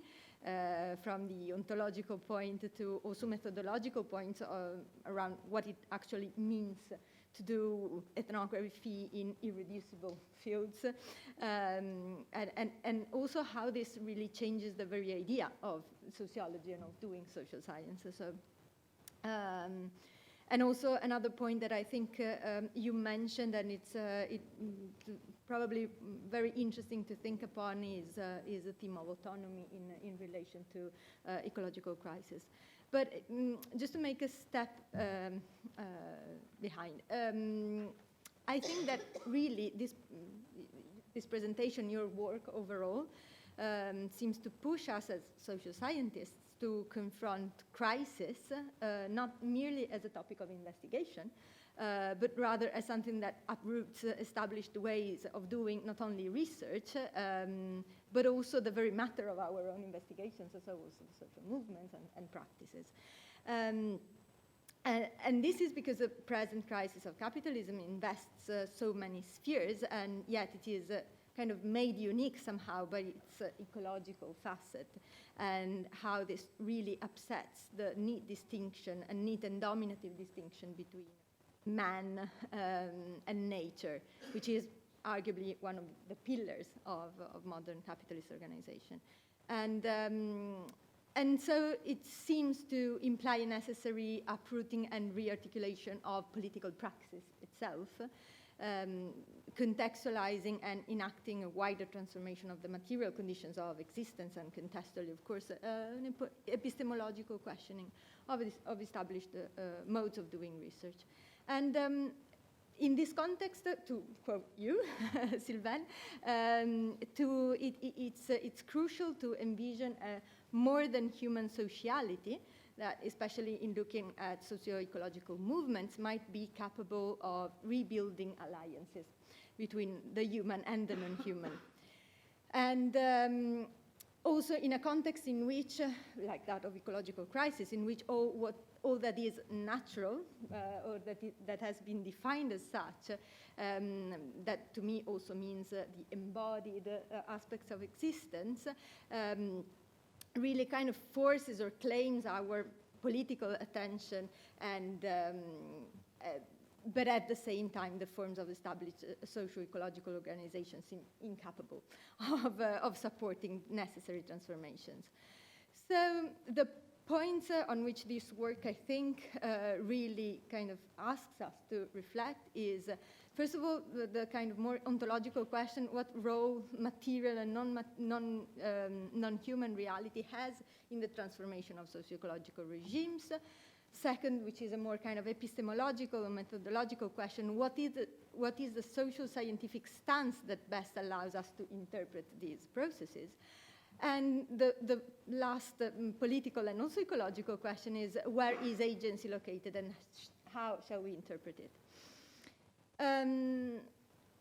In your work, you also mentioned the work that territoriology has done towards kind of bringing together in a complex way and dynamic way the history of the human histories and territories and natures also in territories without reducing them to each other.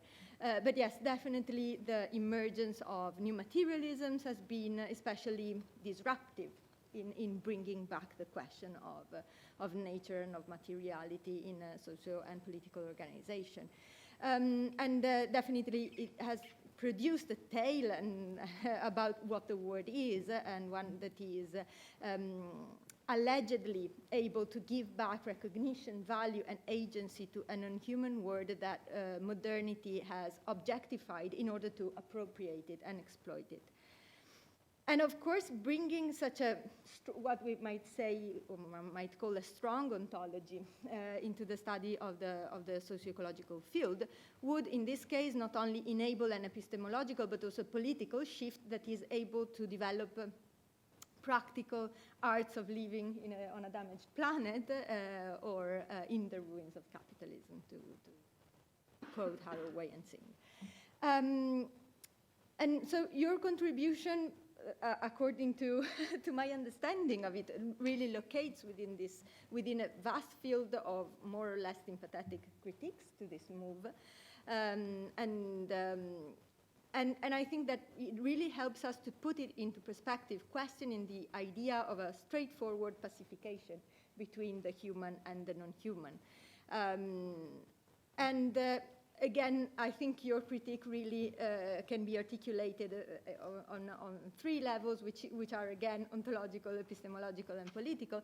And it's not only yours, but it's a vaster way of questioning new materialisms. Because, of course, ontologically, they have been criticized for actually, and this is something that also Luigi has done in time, for actually not cutting with the modern type of identity thinking that is at the heart of the modern project of the domination of the earth. Because, of course, by positing humans and non-humans, thought and matter on the same plane, this would support the idea of a kind of infinite malleability that is possible to put in place as a kind of project of domination of nature. And also, again, ontologically, the new materialisms would imply a kind of metaphysics, would bring back metaphysics to the word, as much as fluid and in becoming as it might be. And in any case, so it would reduce the word to one universalist ontology, which is also a point that Timothy Morton, for example, brings against new materialist understandings. Epistemologically, there is a risk, of course, of reducing the word to one worldview that is imposed, even colonially possibly, on it. And as you also highlight, this tends to undermine our possibility to recognize and see different ontologies and epistemologies as enacted by different actors. And finally, politically, the overall critique revolves around the incapacity of new materialisms to see and conceptualize and highlight power and conflict.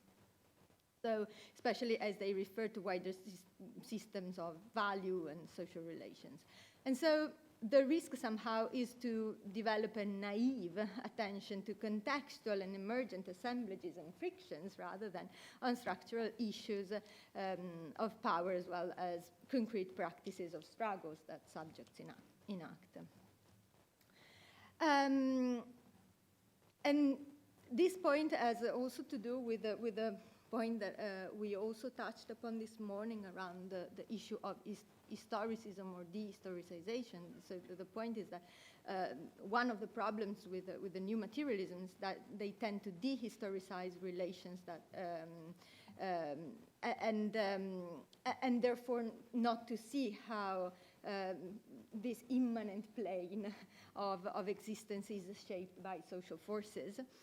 And this is a point that also ecofeminism has made, highlighting how the ontological and epistemological move of deconstructing the nature-culture dualism is indeed a common endeavor of both traditions, so both of the new materialisms and of ecofeminism, and yet there is this incapability of new materialisms to see the historical point there. And also, of course, finally, there is the issue of agency and responsibility and whether this maintaining or keeping the distinction between the human and the social on the one hand and nature on the other one might be actually emancipatory, but you have already mentioned this. So overall, I think the perspective of pragmatism might be productive in highlighting how the specifically human aspects of cognition, interpretation, judgment, and agentic struggle and tension towards transformation interact with their concrete material milieu and objects, showing how subjects put in practice processually different ontologies, and also, as Laura Centemeri shows, the regimes of framing and justification that accompany action, how they might be more or less capable of promoting relations of dwelling that profoundly, that might enable humans to profoundly inhabit a milieu as a lively territory. But here I would like to pose, just in closing, a few stimuli for discussion. So the first is, to what extent is it possible to enter any field of study without some kind of metaphysics? Or is it necessary that we just acknowledge our own, and as we are engaging in, to quote again Haraway, non-innocent conversations about it with the word? The second thing is it necessarily the case that destabilizing the human-nature dualism leads us to a dehistoricization of relations? And here I think of Jason Moore's perspective on capitalism that really builds upon new materialisms, but still kind of trying to historicize it. There are other issues there about political agency, but I won't go into this. But also, as I was saying, ecofeminist perspectives. So, for example, of embodied materialism, try to go beyond, to go beyond the dichotomy, but still historicizing it. Or again, the idea of decoloniality and the matrix of power that defines modernity and coloniality. And finally, talking about movements, I think maybe there is a need there of not throwing away the baby with the bathwater, trying also to understand how social movements that definitely have this, properly social and political sphere, can still be understood on a more kind of horizontal plane with the non-human, and trying also to understand what is the potency of the non-human in shaping common pathways of action with humans. And here probably the work on more than social movements by Andrea Gelfi and Papadopoulos brings in this direction. So anyway, thank you very much for this discussion. It's been very nice to be here.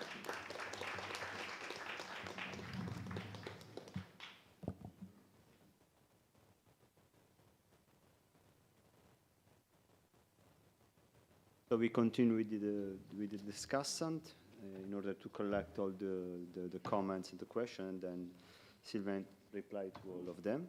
So Giuseppe, now it's your turn. First of all, thank you very much, Sylvaine, for your contribution, and thank you also to Luigi and to Poe for organizing this session. Well, my comments will be more on the chapter that was circulating, but which is more or less also reflecting on what you presented. So basically, the hypothesis that you try to show in your chapter, in your presentation, is that the theorists of the ontological turn tend to overestimate the harmony or the pacification, as I also just said, in the relations between humans and humans, and to hide the political conflict that exists in when, let's say, there are political conflictual milieus. This is, for what I understood, the hypothesis that you try to show. And I think that the chapter empirically proves very well this hypothesis. I would say that, so the result, what you show is that even in a prefigurative space that aims at reappropriating an area both for the humans and the non-humans, the political conflict, so the conflict relations between humans still exist and still plays a fundamental role. And I think so that this is a very interesting contribution. And I would say also that there are two main things that I really appreciated in the chapter. First of all, in the chapter you do not banalize the non-human, of course, but at the same time there is not a kind of sacralization of the non-human. So, for instance, in your analysis of how the objects are reappropriated and used in the ZAD for several things, also for resistance, I found this very, very interesting and very useful also as a kind of analysis. And second thing, I found it very interesting your use of pragmatic sociology. I'm not at all an expert on that. I start reading some work by Boltanski and Ivano only some months ago. But for me, for instance, on justification, the work by Boltanski and Ivano is very interesting, but it seems always so artificial when they try to put it empirically, to explain how justification emerges, for instance, in practical terms. While in your chapter, I found this, so the way in which legitimacy, justification, and so on all those tensions emerges, and in a pragmatic situation, very, very convincing, let's say. So this was another thing which was very, very useful for me. I have only some questions concerning your work. So as I said, you use this pragmatic sociological approach, which is perfectly fitting the case. However, I would like to ask you, what about, let's say, using also, I mean, what is the, I know that those two theories are not so compatible, but anyway, I would like to ask you, what is the social composition of the ZAD? This is something that does not emerge so much and how this social composition influences also the tensions and the fact that between the Western and the Eastern sectors, for instance, there were struggles and so on and so forth. You quote some of these elements in some passages. For instance, you say that as a footnote, there was marked like that the interviewee was 30 years old with a precarious job or whatever, but I would like to ask you more about how this can affect also the kind of political struggle that emerge in the ZAD, and how this possibly, I mean, and if it is compatible with the pragmatic sociological approach that you use. Secondly, concerning the use of, in the chapter you want to also to let's say, to emphasize this new sociological approach, which is the sociology of contentious milieu, as something new, as something which is, let's say, as a tool for understanding the specific milieus like the ZAD, in which even everyday practices, even domestic practice or agricultural practice or whatever, become critical and have a critical role. I would like to ask you how the sociology of the contentious milieu relates with the, I would say, sedimented and large apparatus, theoretical apparatus of social movement studies.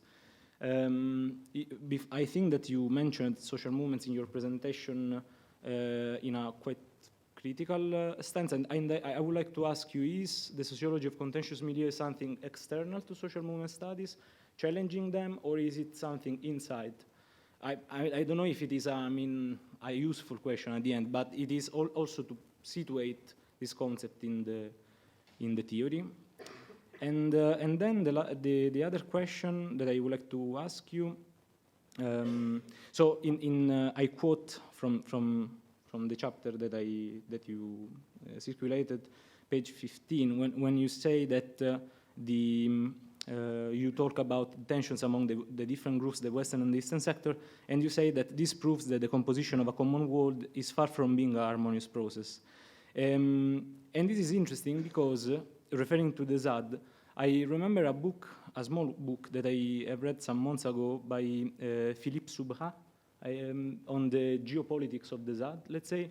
And the conclusion of this book was that, I don't remember the title of the book, by the way, but it was from 2017. And the conclusion of the book was that the ZAD represented the end of the period of concertation in French political ecology, the beginning of the violence, let's say. But in your conclusion in the chapter, there is this project of this agroecological project in the ZAD with the institutions. So, I mean, your conclusions are quite different from the ones by Subra. It is more like the end of the concertation and the beginning of violence. It is the end of violence at the beginning of concertation on the other end. So I would like to ask you, which is the place of violence still in this process? And then the last question, sorry if I take too much time, it is on a question for you, but also for all the speakers, let's say, for Paul also. I was quite surprised because when looking up on the title of the seminar, or anyway, the topic on French political ecology, I was more expecting, I was expecting more references to collapsiology. And this was quite interesting to not found them. I don't have read so many things about collapsiology, but it was just something which was interesting for me to not found this in your reference. And yes, so thank you very much anyway.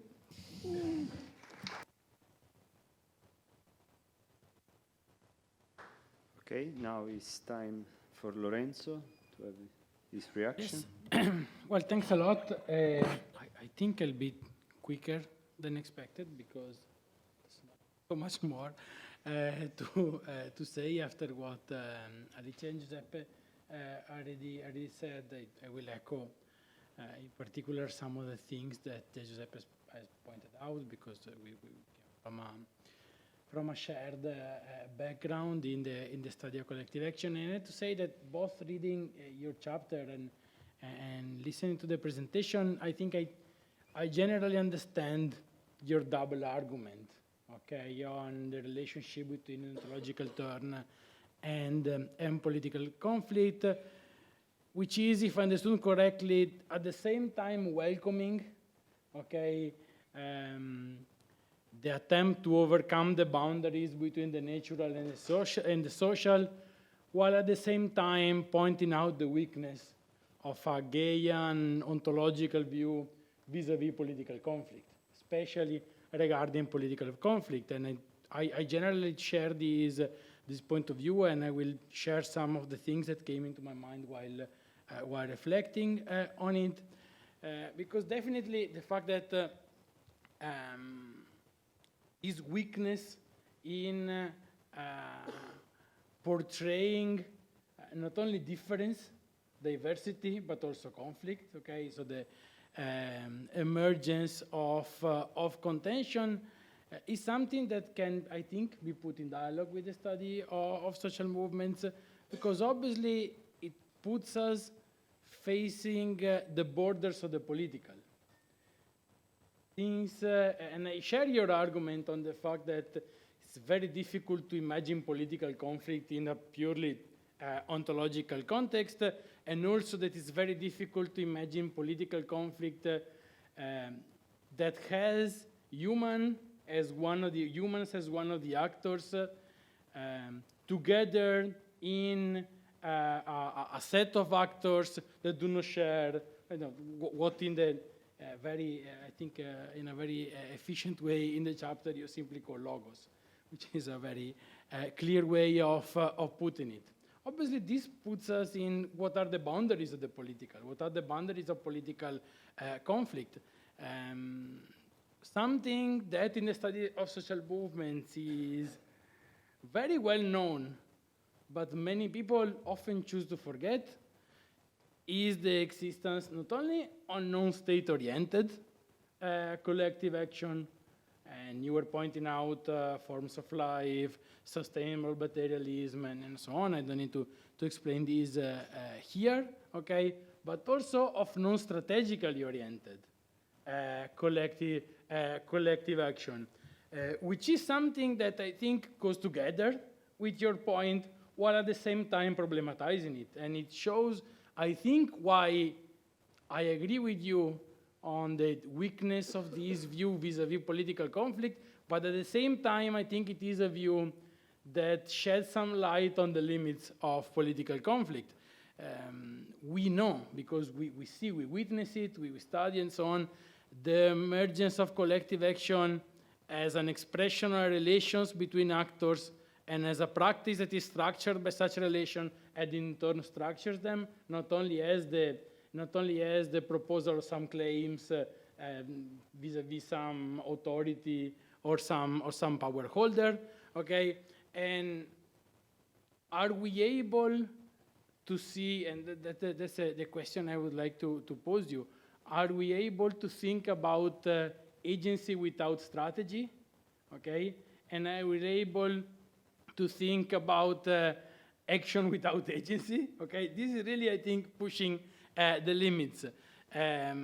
Because we know, obviously, that, this is almost a banal thing to say in a sociological context, that actors are shaped by the environment, okay, including non-human subject, but then to whom does agency belong, okay? And from my point of view, I think that criticizing the weakness of this Gaian ontological point of view in the ability of portraying political conflict doesn't mean to discard its possibility to enlighten us on the relations that shape political conflict, that are not political conflict, but that are a significant part of what makes it possible and meaningful, okay? And I'll stop here because I don't want to repeat what Alice and Giuseppe already said. So thank you very much to the three discussants.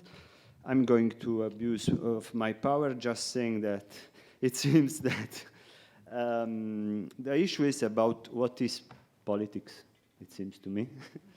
Sorry if I'm going too simple, but it seems that, and with relation with this, maybe it could be an help to just recall ontological politics from Anne-Marie Molbe that could help in order to say just another simple thing is that when we speak about post-human politics, of course it can be the ordinary politics. That means that something else is happening, and this means that if we are trying to explore this kind of new political arrangements, we can't expect that we have a party that is able to play a role in an ordinary parliament. So, maybe we have to take this in account in order, to not ask to Latour something that Latour can't address. This said, I want just to stress the relevance of this connection between, let's say, the Anglo-Saxon tradition of pragmatism and the French one. I'm also trying to connect these two sides of the story. And of course, the meta-institutional critique developed, among the others, by Boltanski could be a useful way to re-embed the critique within this kind of flat ontology, semi-neutral and vague discourse.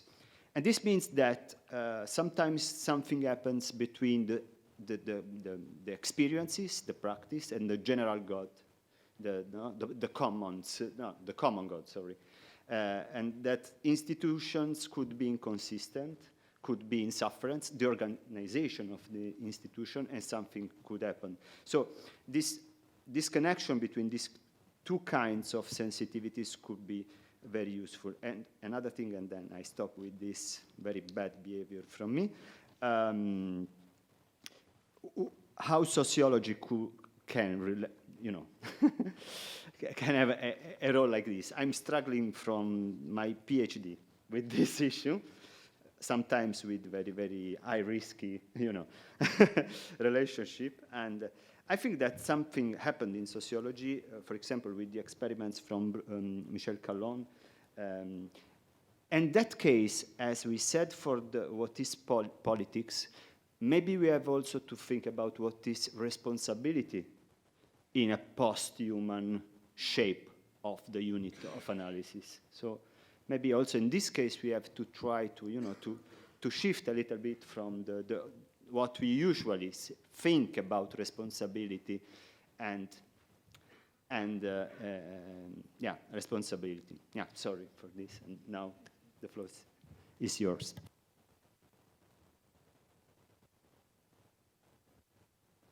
Thank you for all the comments, but I think I cannot answer to all the, because it's another seminar. No, I will say something. I think now, as sociologists, we are not in advance with the ordinary actors. We don't know anything, and we are learning from the actors. That's why we are so disoriented, in epistemology, in methodology, and so on. And personally, I try to reconcile ordinary actors and the sociologist. Sociologist is inefficient now to describe a situation, especially if you check the case of the ZAD. We never saw that before. This disorder, this anarchist struggle, which is not anarchist, which is not revolutionary, with farmers, with peasants, and so on, and who invent forms of life. We never saw that before. So what role we can play? Nothing. Nothing. We can become a Zadist. That's it. It's the first point. I think we have to learn a lot from the ordinary actors as scientists. The second point, that I think it's the most important point for the postmodernity, it's the question of the conflictualities and the political issues. And again, we do not know how to deal with that. I think the level of conflictuality is very high everywhere, and we do not have the good tools to read them, especially in the struggle and so on. But concerning all the questions, I summarize. For the humans and non-humans, even if we turn to some postmodern ontological milieu, we need to think politics. From the naturalist point of view and from the human point of view. If not, we will have what? We will have some empty entity, une cellule vide. And there is a lot of things.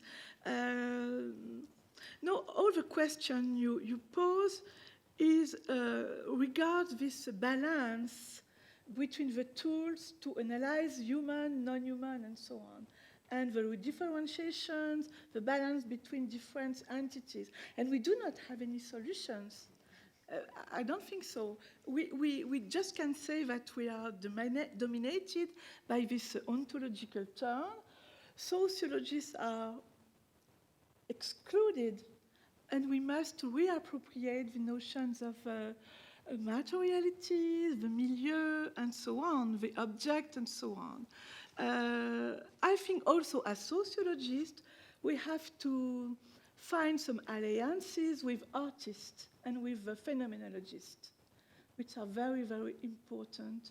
And also, that's why the ontological turn is not useful. I think also the great issues, political issues is the most important, conflictualities, but also the emotional capitalism, which is which cross, for instance, the ZAD, as I saw. C'est des marchands avec des masques. It's capitalistic with masks. How to deal with that? Because capitalism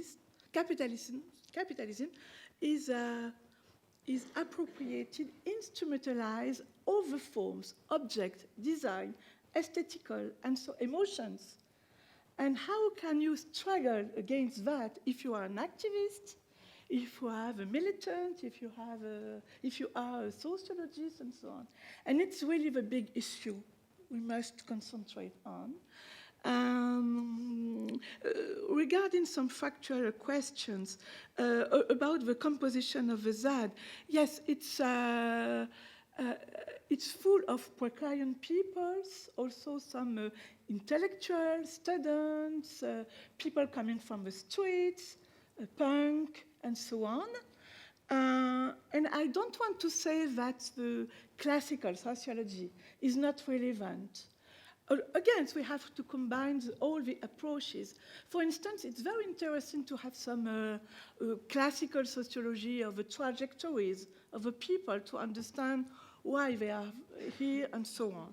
So it's again, it's a balanced vision and a balancing analysis we must have. I don't know, it's very, very difficult to, about the historical trajectories, I think it's also a crucial point. I note that all these activists are very negationist with the history. They don't want to learn with the question of historicity, the history of the social movement, and so on. And as the present is more important than the utopian trajectory and so on. Even for ecofeminism, it's very inscribed in the present, not in the question of institution and political. I think also it's a problem. The notion of ecofeminism and subsistence is deeply depoliticizing. There is no question about the social institution. There is no articulation with actors. There is no articulation with public space and so on. I think it's my opinion. And it's also a way, a meaning to dehistoricize the movement. I think maybe we can go forward. And agency with strategy. Agency, yes. Agency must contain some strategy. If not, it's an empty entity. There is no struggle without strategies. It's always a question of balance. You can take the anarchists, for instance. They are probably the most strategic, and because they have to fight against themselves. They have to fight against the reflexivity, they have to question the reflexivity, and so on. And again, the question of the political aspects are the most important. What is, again, in these struggles, it's not a question of non-human, it's a question of intentionalities of humans. Who is productive? Who is not productive? It's a central question in this kind of struggle, I think. And a newt or a camel cannot answer. It's not a question of the exploitation of animals. It's really a question of the direction, the political direction of a milieu. I don't know, the weakness of, yes, of a political, weakness of a social movement, I think. It was I don't know, because, I cannot read myself my notes. I'm tired now. Again?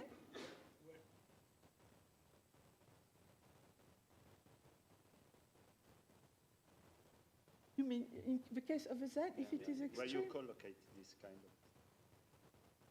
Ah, okay. We can call it political experimentations. Because it's come from nowhere. There is no origins. It's anarchist, it's autonomous, close from post-operaism, I don't know. And it's the first experience to experiment autonomy. We don't know what is autonomy, never, except that. The first that, because now, it's some classical alternative experience. But for the first time in Europe, since Proudhon and Proudhon and the anarchist movement, they try to define what is the political autonomy, because also there is a confusion between material autonomy and political autonomy. Here we have institutions. I didn't develop this point. You have schools, you have care, you have medicines, you have self-defense groups, you have a lot of things. And with a lot of reflexivity at the intersection of all the groups. And it's the definition of autonomy, the imagination, the power of imagination, how to imagine some new society. And again, I'm not sure that the non-humans can do something with that. I don't know. It's enough? Or I didn't answer. I'm sorry.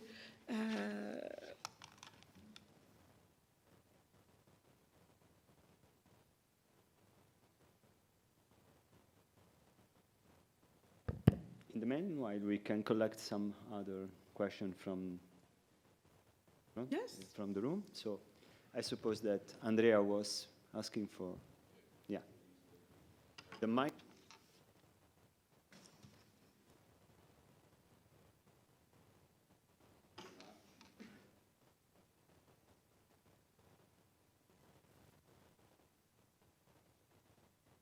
Thank you very much. It was a fantastic presentation for me. And I worked a lot in the last years with my colleague Dimitris Papadopoulos on the notion of more than social movements. And our work resonates strongly with both your empirical and theoretical understanding of new way of thinking, socio-material transformation, and how this is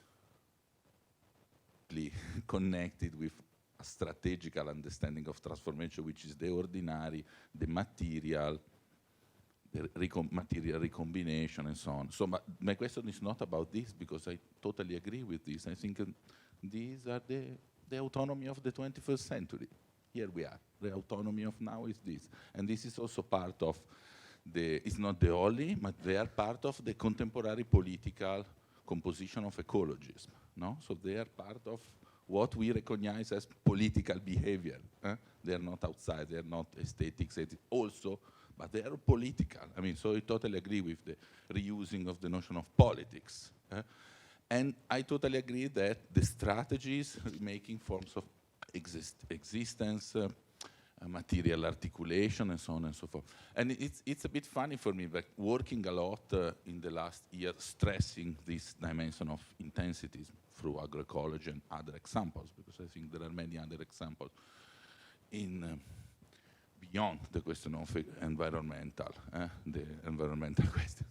Anyway, the question is that I was stressing a lot this everyday, mundane, transformative, more than human reconfiguration, and now I realized a bit that maybe these movements are not so innovative in rethinking tactics. So, you know, I feel part of them, and around me, when it comes through this strategic dimension, okay, we are there, and this is incredibly powerful for me, no? But when it comes to the theme of social power, you have a bit, okay, power everywhere, anarchies, we don't negotiate. So very old, last century idea of power relation. Because the question is how we defend the milieu. This is the question, how we defend the milieu.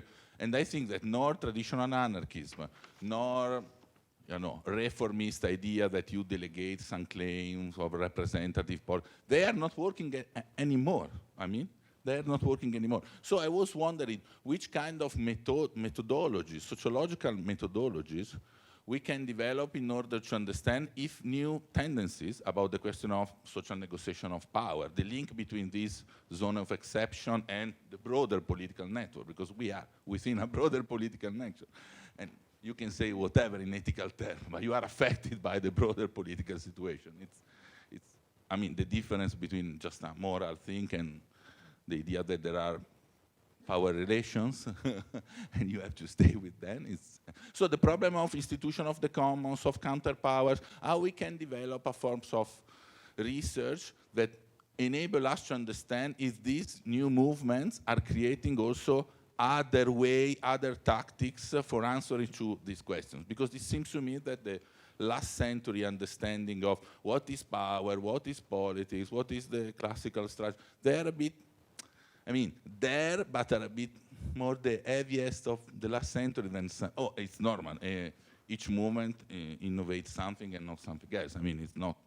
But I feel, a practical necessity that will become also maybe a research necessity, but it's a practical problem for me. How do we defend the commons?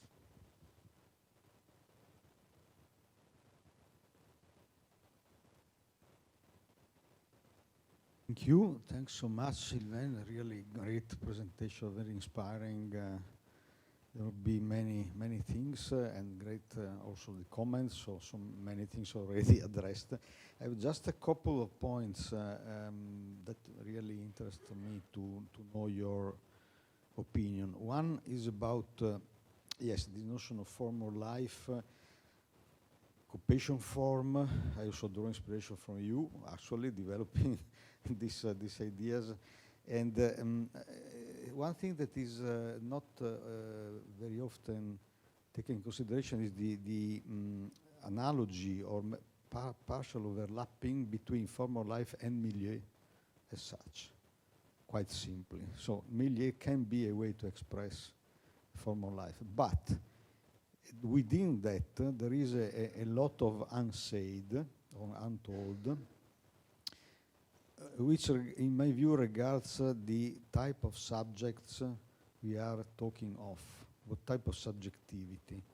Because it is true that the ontological turn as also post-structuralism has talked about the decentering of subject, and this decenter is being equated to disempowerment, so less dominant or whatever and so on. But we saw that capitalism is able to build on the centering and modifying the subjectivity in ways as we know. So possibly the question about the occupation form and new forms of life is about exiting from the modern subjectivity once and for all. So this is my first question. Do you think that this is the move to which many of these mobilization more or less explicitly point? By exiting modern subjectivity, I mean exiting the understanding of reality as something that can be drawn to the subject itself. Very old critical theory fashion understanding of subjectivity, will to power or something like this. That can be present even in the centering, in empowering ways and so on and so forth. First question. Second question, in the last part of your talk, you went quite quickly on a point that to me would be very nice to elaborate a little bit on, which is the idea that taking a pragmatic, if I understood correctly, taking a pragmatic standpoint, as these ZAD occupants do or can be looked at in this way, means that you don't need utopia. You can exit from utopia. This is very interesting because very often when we talk about the prefigurative mobilization, we think utopia in another way. Utopia as practice, as immanent, as living now, so anticipating by living it. So it's quite different to say that you don't need utopia. And this is very interesting to me also because it may rise, I find it, I have to reflect it, this is why I want to know what you mean by that, because there can be the typical risk that one can see is that this is the typical presentification of existence typical of capitalism. Capitalism is, yes, it is a lot of investment in future, finance, or whatever, but it is a fake future. It is just a repetition of itself time and again, time and again. So it's an infinitization of the present. We know no way out. So how to distinguish these two understandings of farewell to utopia, that would be very fascinating for me. Thank you very much.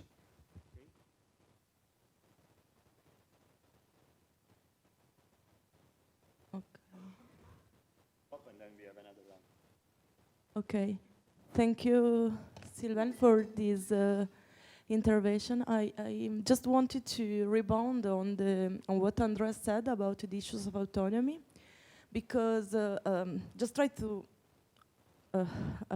understand if I understood well your point and if there are connections with some. So because for me, autonomy is not just an issue of self-reliances, it's also the idea that there are histories and that are autonomous from the history with the big H of capitalism, no? And those histories need to be, let's say, be put on the front.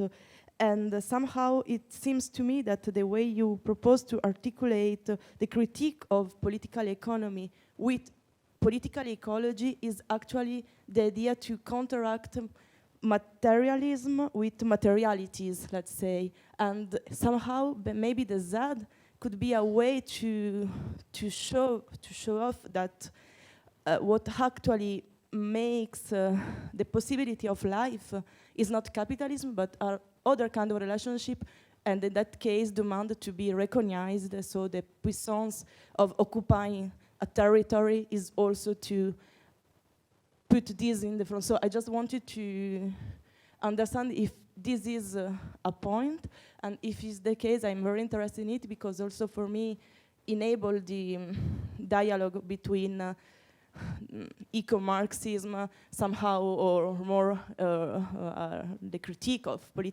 ecological critique of political economy, but also the other research that go deeply in the terrain, in the field, look and so on. So this is what.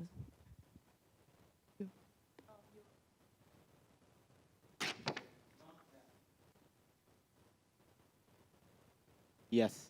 Now, I'm very anxious when speaking in public, so if I lose something along the way and my question no longer makes sense, I apologize in advance. You'll know why.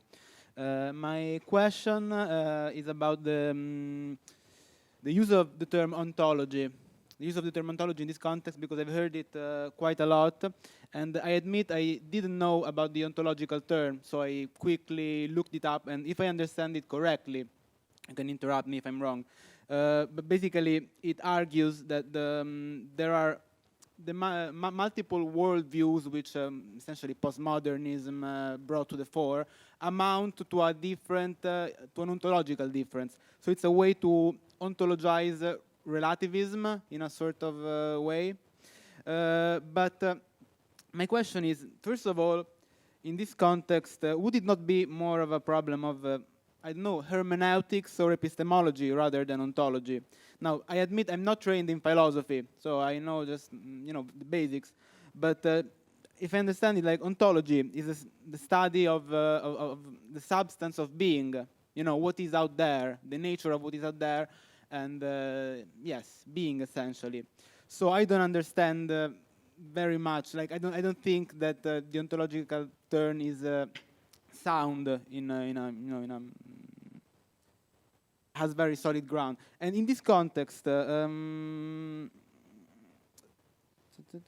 yes, with regards to the ontology of nature, the ontology of nature, I mean, should we not, as I don't think that it can be relativized in this sense. Like my question is, why speaking of ontologies, I think, I don't know, I may be wrong, but should we not, as social scientists, discuss environmental ontology, and in particular the ontology of the climate crisis, beginning from the role of natural sciences in allowing us to uncover what is out there, because incredible work has been done with regards to planetary boundaries and actually knowing there and then from there on begin discussing, you know, all the problems which scientific knowledge entails, the limits of scientific knowledge, paradigm shift, and building from this ontological, you know, starting point, which is rooted in science, then build up on that and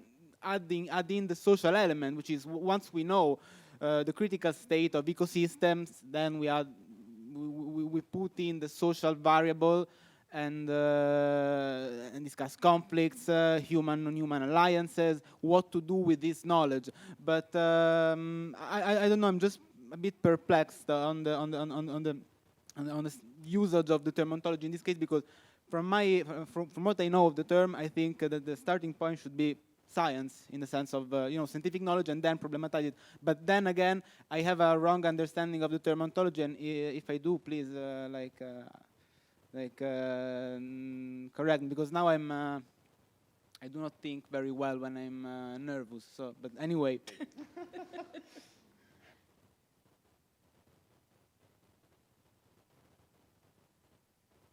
This is the last comment, then. Thank you. Well, thanks a lot. That was really excellent, and thanks to the discussants, because yeah, they were excellent too. Two questions, or rather one question, two remarks. The first one, I enjoyed very much the way you set the opposition, like, you know, the problem you posed, a vision of society, let's start from there, a Marxist one and a living one. And some of the criticisms you addressed to the Marxist views, I accept as a Marxist, and I will definitely think about that.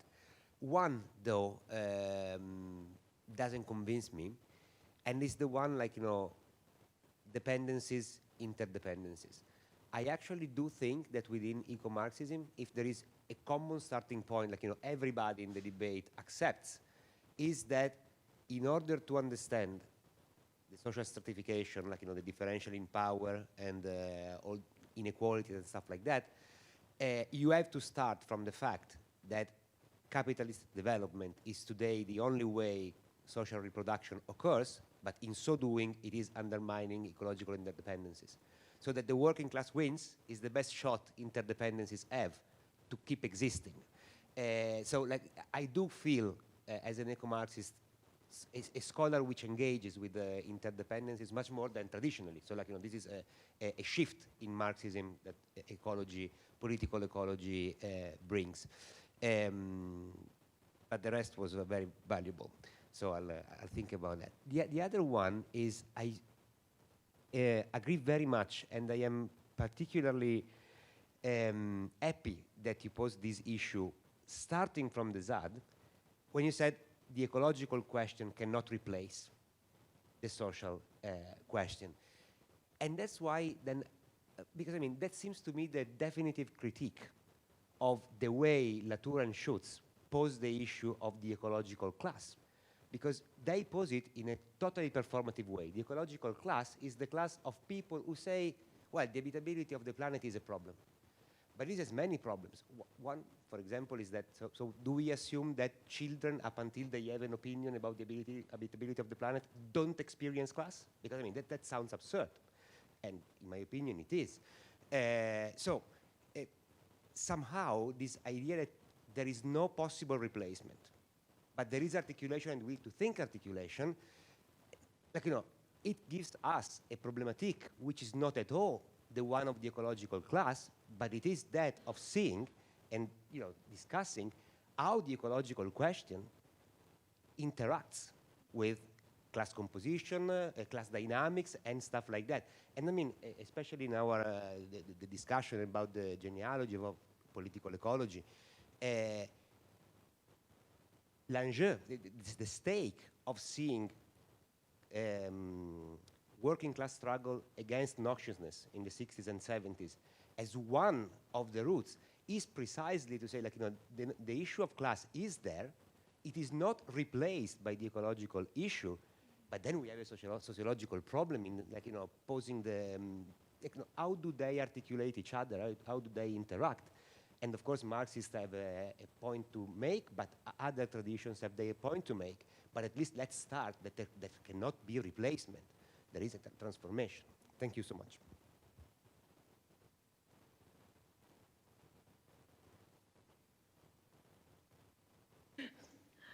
Thanks for the wonderful comment. And I think I apologize because I didn't answer correctly to you first round. But, you know, it's because I do not have any answers to your question. I will start from I think it's very important. Yes, I agree. Latour's ecological class is not complete. That's the problem. And he disappears. He passed away. So what can we do? And I think it's our jobs now as a sociologist to continue and to complete the approaches. I think Latour didn't ignore the notion of social classes, but and the Marxist approach. But and I think it's now the issues and the toast of popular ecology to re-articulate workers' class with roots, terrestrian, etc. And I think it was also the idea of Latour, but with the risk, because he was devaluating the notions of Marxism, the risk to have some terroir, rural struggles with past gardeners, hunters, peasants, industry. We don't know how to articulate that. And I think it's the job of a sociologist now to find the points of articulation. Is it the contractualities? Is it the social question? Is it the question of preservation of natures? Is it the question of the wage of agricultural salaries? Is it the question of cohabitation with non-humans? Is it the question of cohabitation with struggle and the ZAD? For Latour, it's a great ZAD, in fact. Terrestrian class, it's a big ZAD with some peaceful cohabitations who are reconciliated with their own roots. But it's not enough because there is no critical tensions. And I think in the new popular ecology, we have this tension, with raciality, intersectionality, feminism, vulnerabilities, and the way they appropriate the notions of ecology. See, for instance, I don't know, in France, for instance, there is a big debate with the pesticide, as mentioned yesterday, but also with, je sais pas comment on dit, les passoires thermiques. These poor buildings, which do not resist to the climate crisis. And now you have struggled to have new building and so on, with empowerment, with community organizing, and so on. Probably it's the most important issues at the moment, more than the terrestrian class of Latour. I don't know if I answer correctly, but I agree with you.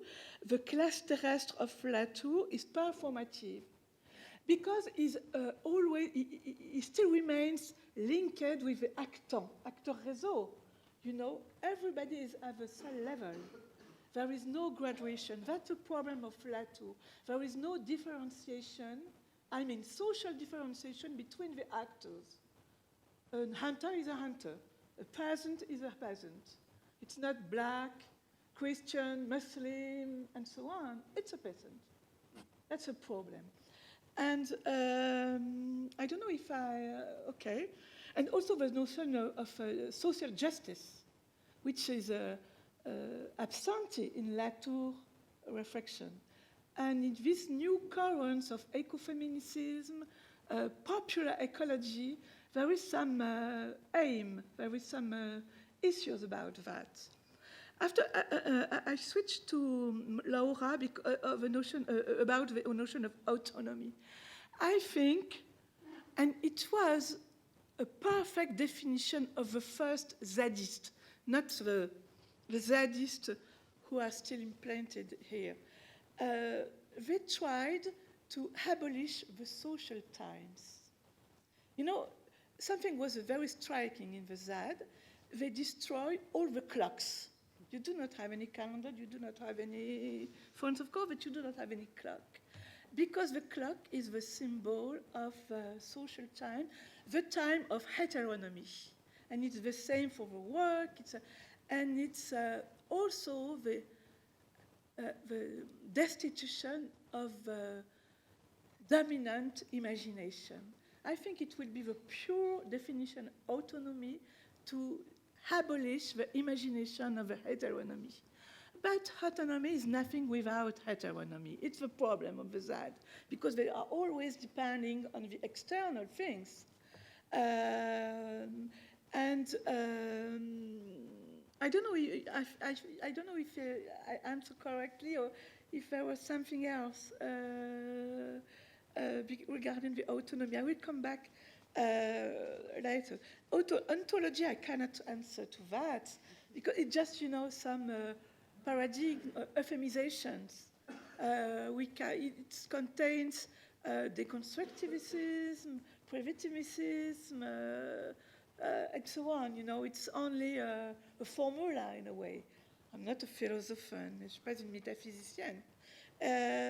But also I want to come back to the remarks regarding the tactics and the new brochure or procedure to abort the notion of social movement. One thing is very important in the ZAD now, at this time, there is some cultural hegemony. They are Gramscians. They want to conquest the internal power. And it's the drama. For me, it's a drama. Because, of course, they want to erase or to exclude whose person who are not in this hegemonical cultural hegemony, who not share the same orientations. But I think it's really, again, an issue. What is a strategy when you are anarchist?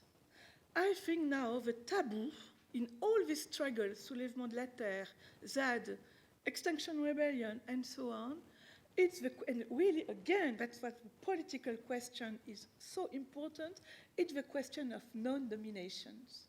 Everybody dominates everybody, but nobody wants to recognize that they dominate the others. You are always dominated by somebody, even in the most pure forms. And this question is a taboo. What is the thought? That is the way. What is the resort, the mechanic to avoid the domination, which is a form of heteronomy, which belongs to heteronomy? And I think it's a crucial issue. For instance, in the ZAD, you have the toxicomans who are excluded, who there is some maltraitance. Comment on dit maltraitance? Bad treatment of a toxicoman, and so on. So it means that you have some powerful and you have the other ones.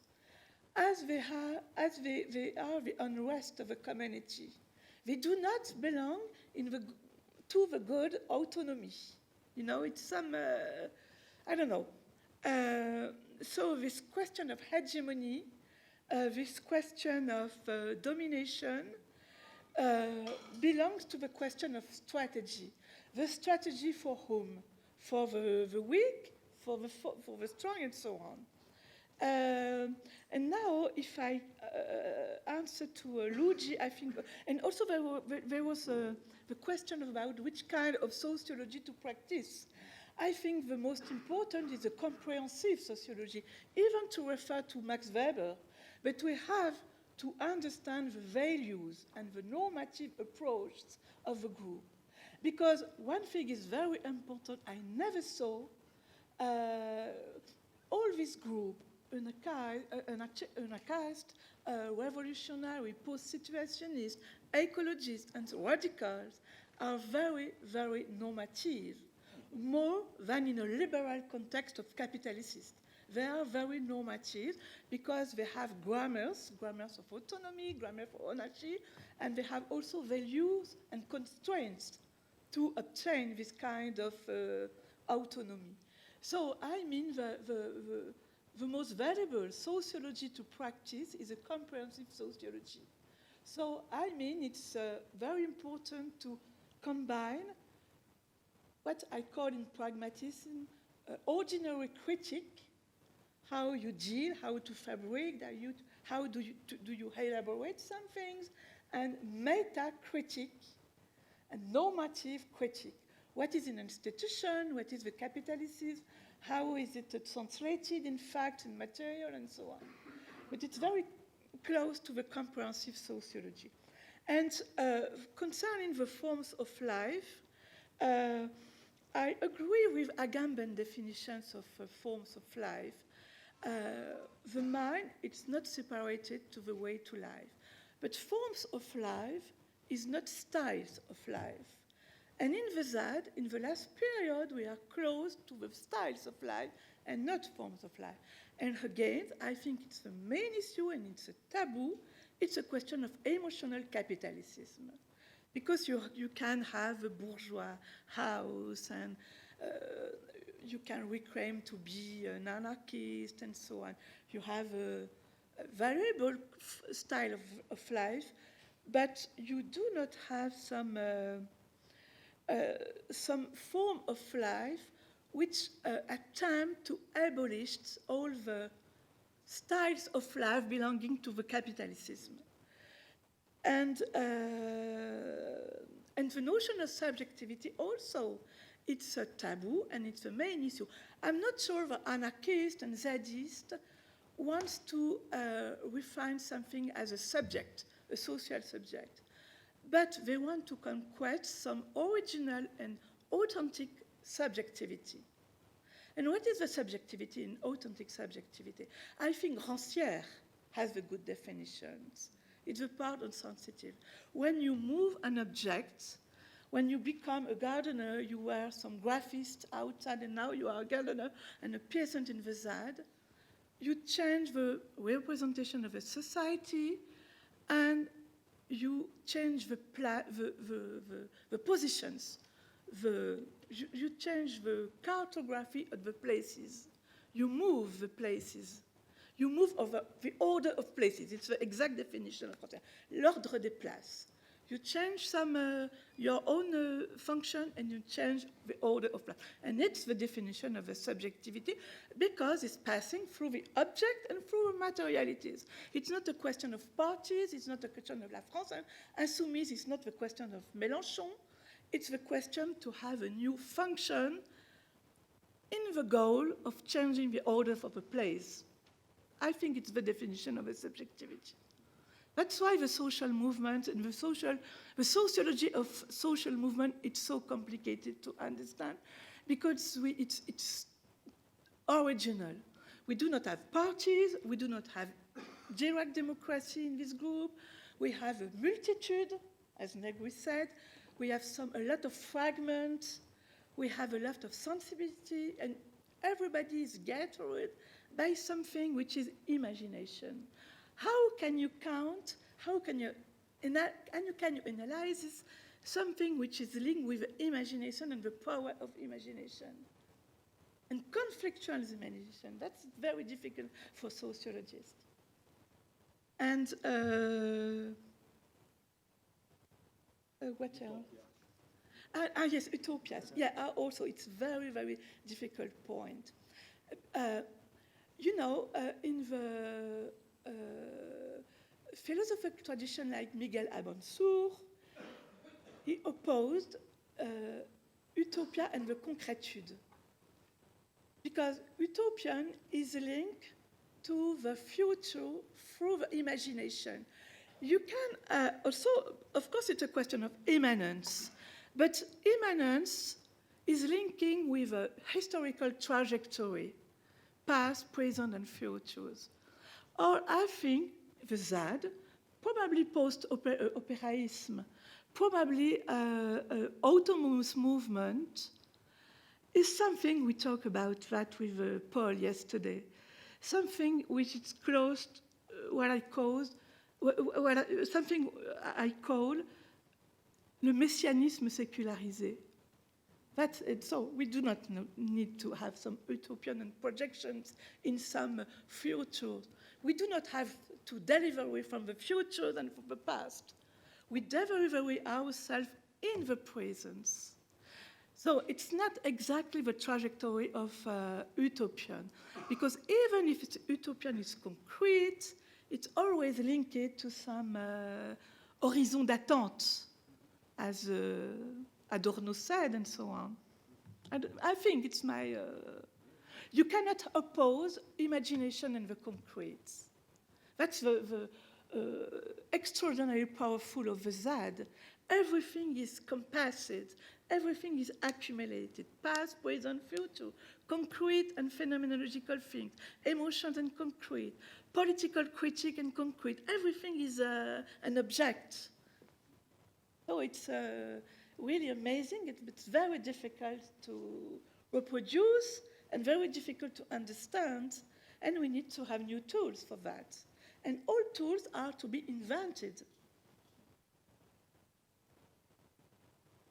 Sorry. Can I just, sorry if I, no, it's so great this opportunity to reflect together.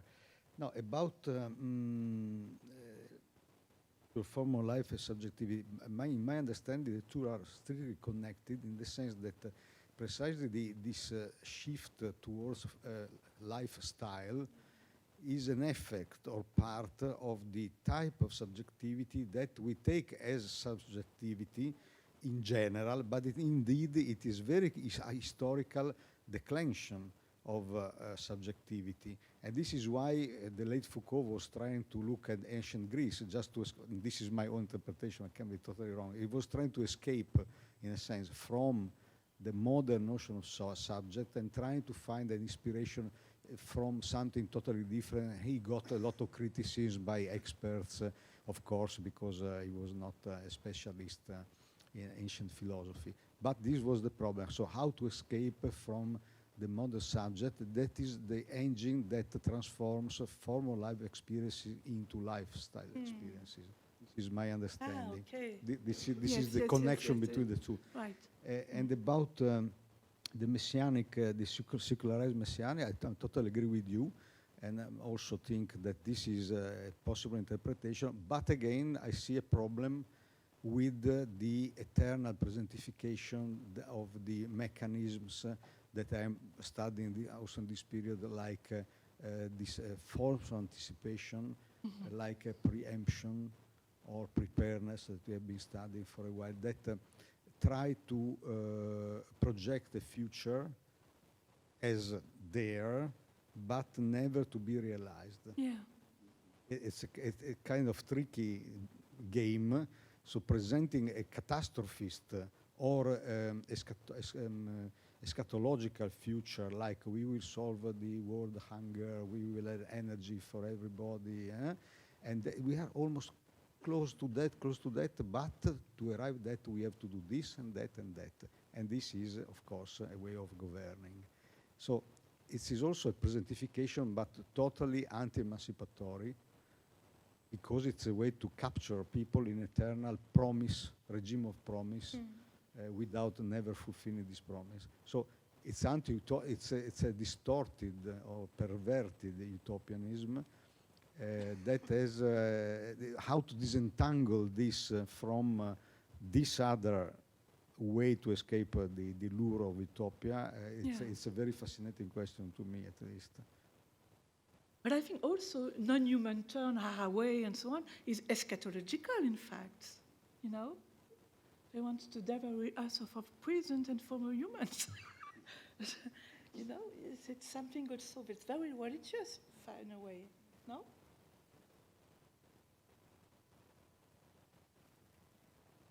That's it. Hi, thank you. I'm Florian. I'm in the third year here. I study resistance to the legacies of Western conquest in European environmental movements.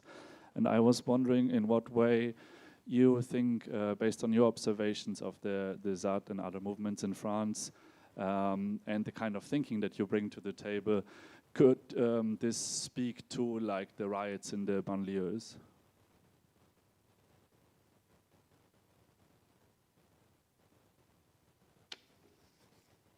I have just a brief comment on the distinction between two features of the non-human, the biophysical non-human and the technical non-human. It seems to me, but I might be wrong, that in some fields of contemporary social theory, and I'm referring to some new materialist sociology, this distinction does not deserve to be discussed much. What counts are the relation of affection between human / post-human, meaning human considered possibly in all the post-human, transhuman possibilities of evolution, and on the other hand, the natural / post-natural, meaning natural things or beings understood in all their technically transformation, reinvention, reconstruction, or invention. Again, this scene, the distinction between the two features of the non-human is relevant and useful. And I will say that the fact that this distinction in this context is relevant or misleading plays to the tune of the obvious. I think instead that this distinction at least deserves to be discussed explicitly and thematically for a number of reasons. One of those reasons is that the actual capacity of emancipation of the blurring of those distinctions is still to be demonstrated. Another reason is the emergence of these higher problematic new living beings, like the living algorithms that I was referring to this morning, that promise or will to live forever. So the emergence of these new living non-human beings, according to my interpretation, make proper interrogation of the distinction between biophysical non-human and technical non-human useful, still useful.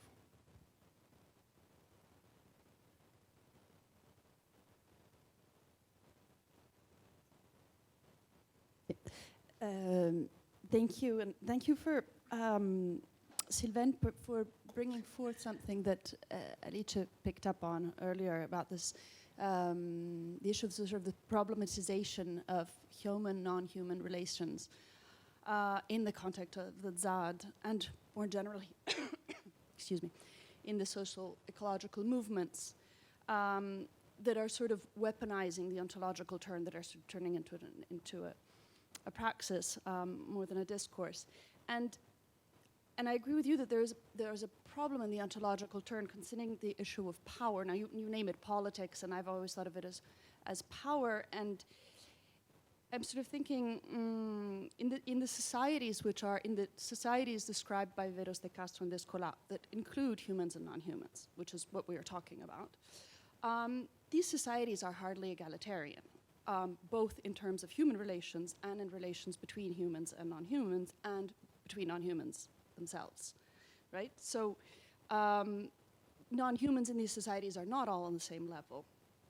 You have angry mountains that can kill you, and then you have the manioc that you take care of as if it were a child, right? So we are on very different levels, and not all the non-humans have a status of personhood. So there are persons and non-persons amongst the humans. And I feel that that is something that in the reception, in the sort of the way in which social movements today are receiving the ontological turn, those are things, those elements there are a little bit being lost somewhere. So I think there's a sort of non-thought and impensé of the issue of hierarchy and power in politics. And maybe it is the nature of these relations that are being built, which is interesting, I think, also ethnographically to look at, sort of understand what are these relations made of and how are they being established. Because going back to social relations amongst humans, which we are more familiar with as sociologists, anthropologists, whatever, we very well know that care and attachment and exploitation, for example, can perfectly well coexist, for example, within the family unit. And capitalism thrives on this. So I guess my sort of question comment here is, the fact that these relations are unequal, for example, within the family unit, has not necessarily been an obstacle historically to collective action and social change. Collective action and social change which has not defied that hierarchy specifically, right? So when you're talking about the newts, the tritoni, and the asymmetry between the zadists and the newts, is that necessarily contradictory to the social change that they are trying to promote? And does that social change, then my question is, does that social change effectively challenge those asymmetries, or does it really, is that really what we're talking about? Is it really about the relationship to the newts, or is it about politics more on, as you say, a sort of human level, and are we talking about a revolution in 2 times also famous? Thank you.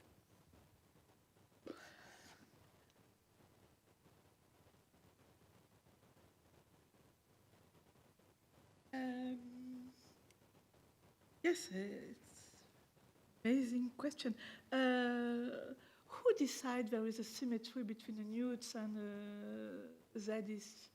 It's Haraway. It's not us, you know. No, I think yes. I don't know. I think the question of diversity remains an important question. There is no symmetry between the newts. I don't think so. I don't think so. And the question of inequalities remains central in the political alliances also. I don't know. It's very difficult, you know. No, I cannot answer to that. I'm not sure to. It's very, very complicated. I forget the feel. No, regarding the notion of banlieues, if I understood, I think popular ecology has something to do with the banlieue. Was it the question? Because I'm sure, yeah. I think it's very, very important topic now. Because the question of inequalities are central and so on.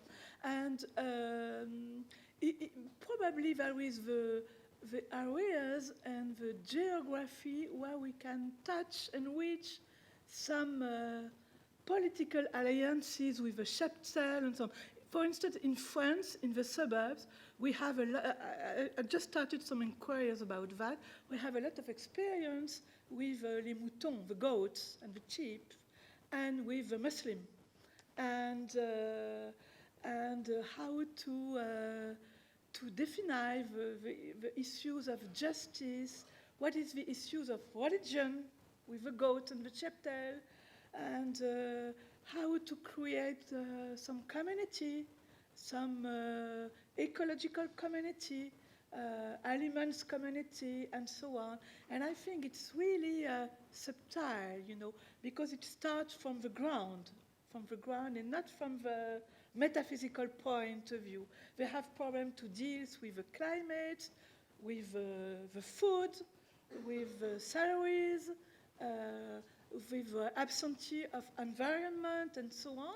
And they try to put together all these topics to create some popular ecology. There is something appears, and very interesting thing. And I agree, there is some necessity to dissociate technical non-humans and animal non-human. And I think, I don't know, Laura is not here, but it's one issue of the work of Laura with the notion of reparation with permaculture, you know, and how to have some complete and notion of reparation with a technical object, involving a lot of things. I don't know if it's enough. No? Thank you very much.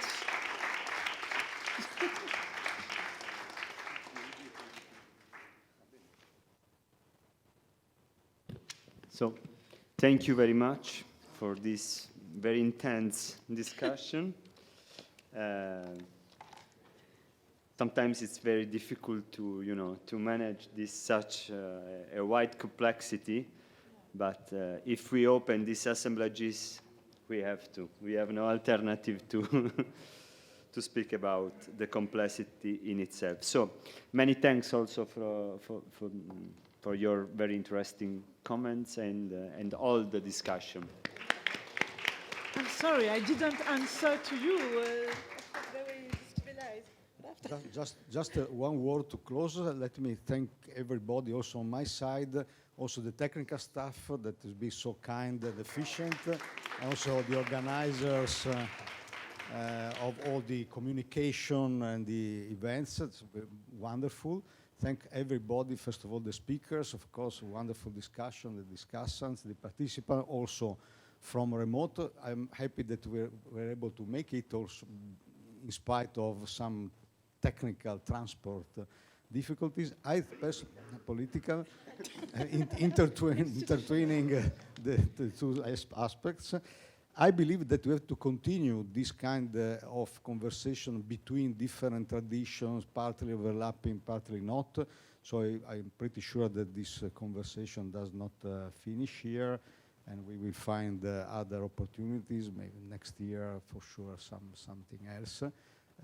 I'm pretty happy. I go home with many questions that I came from, so that is very important, a good result. So enjoy the weekend.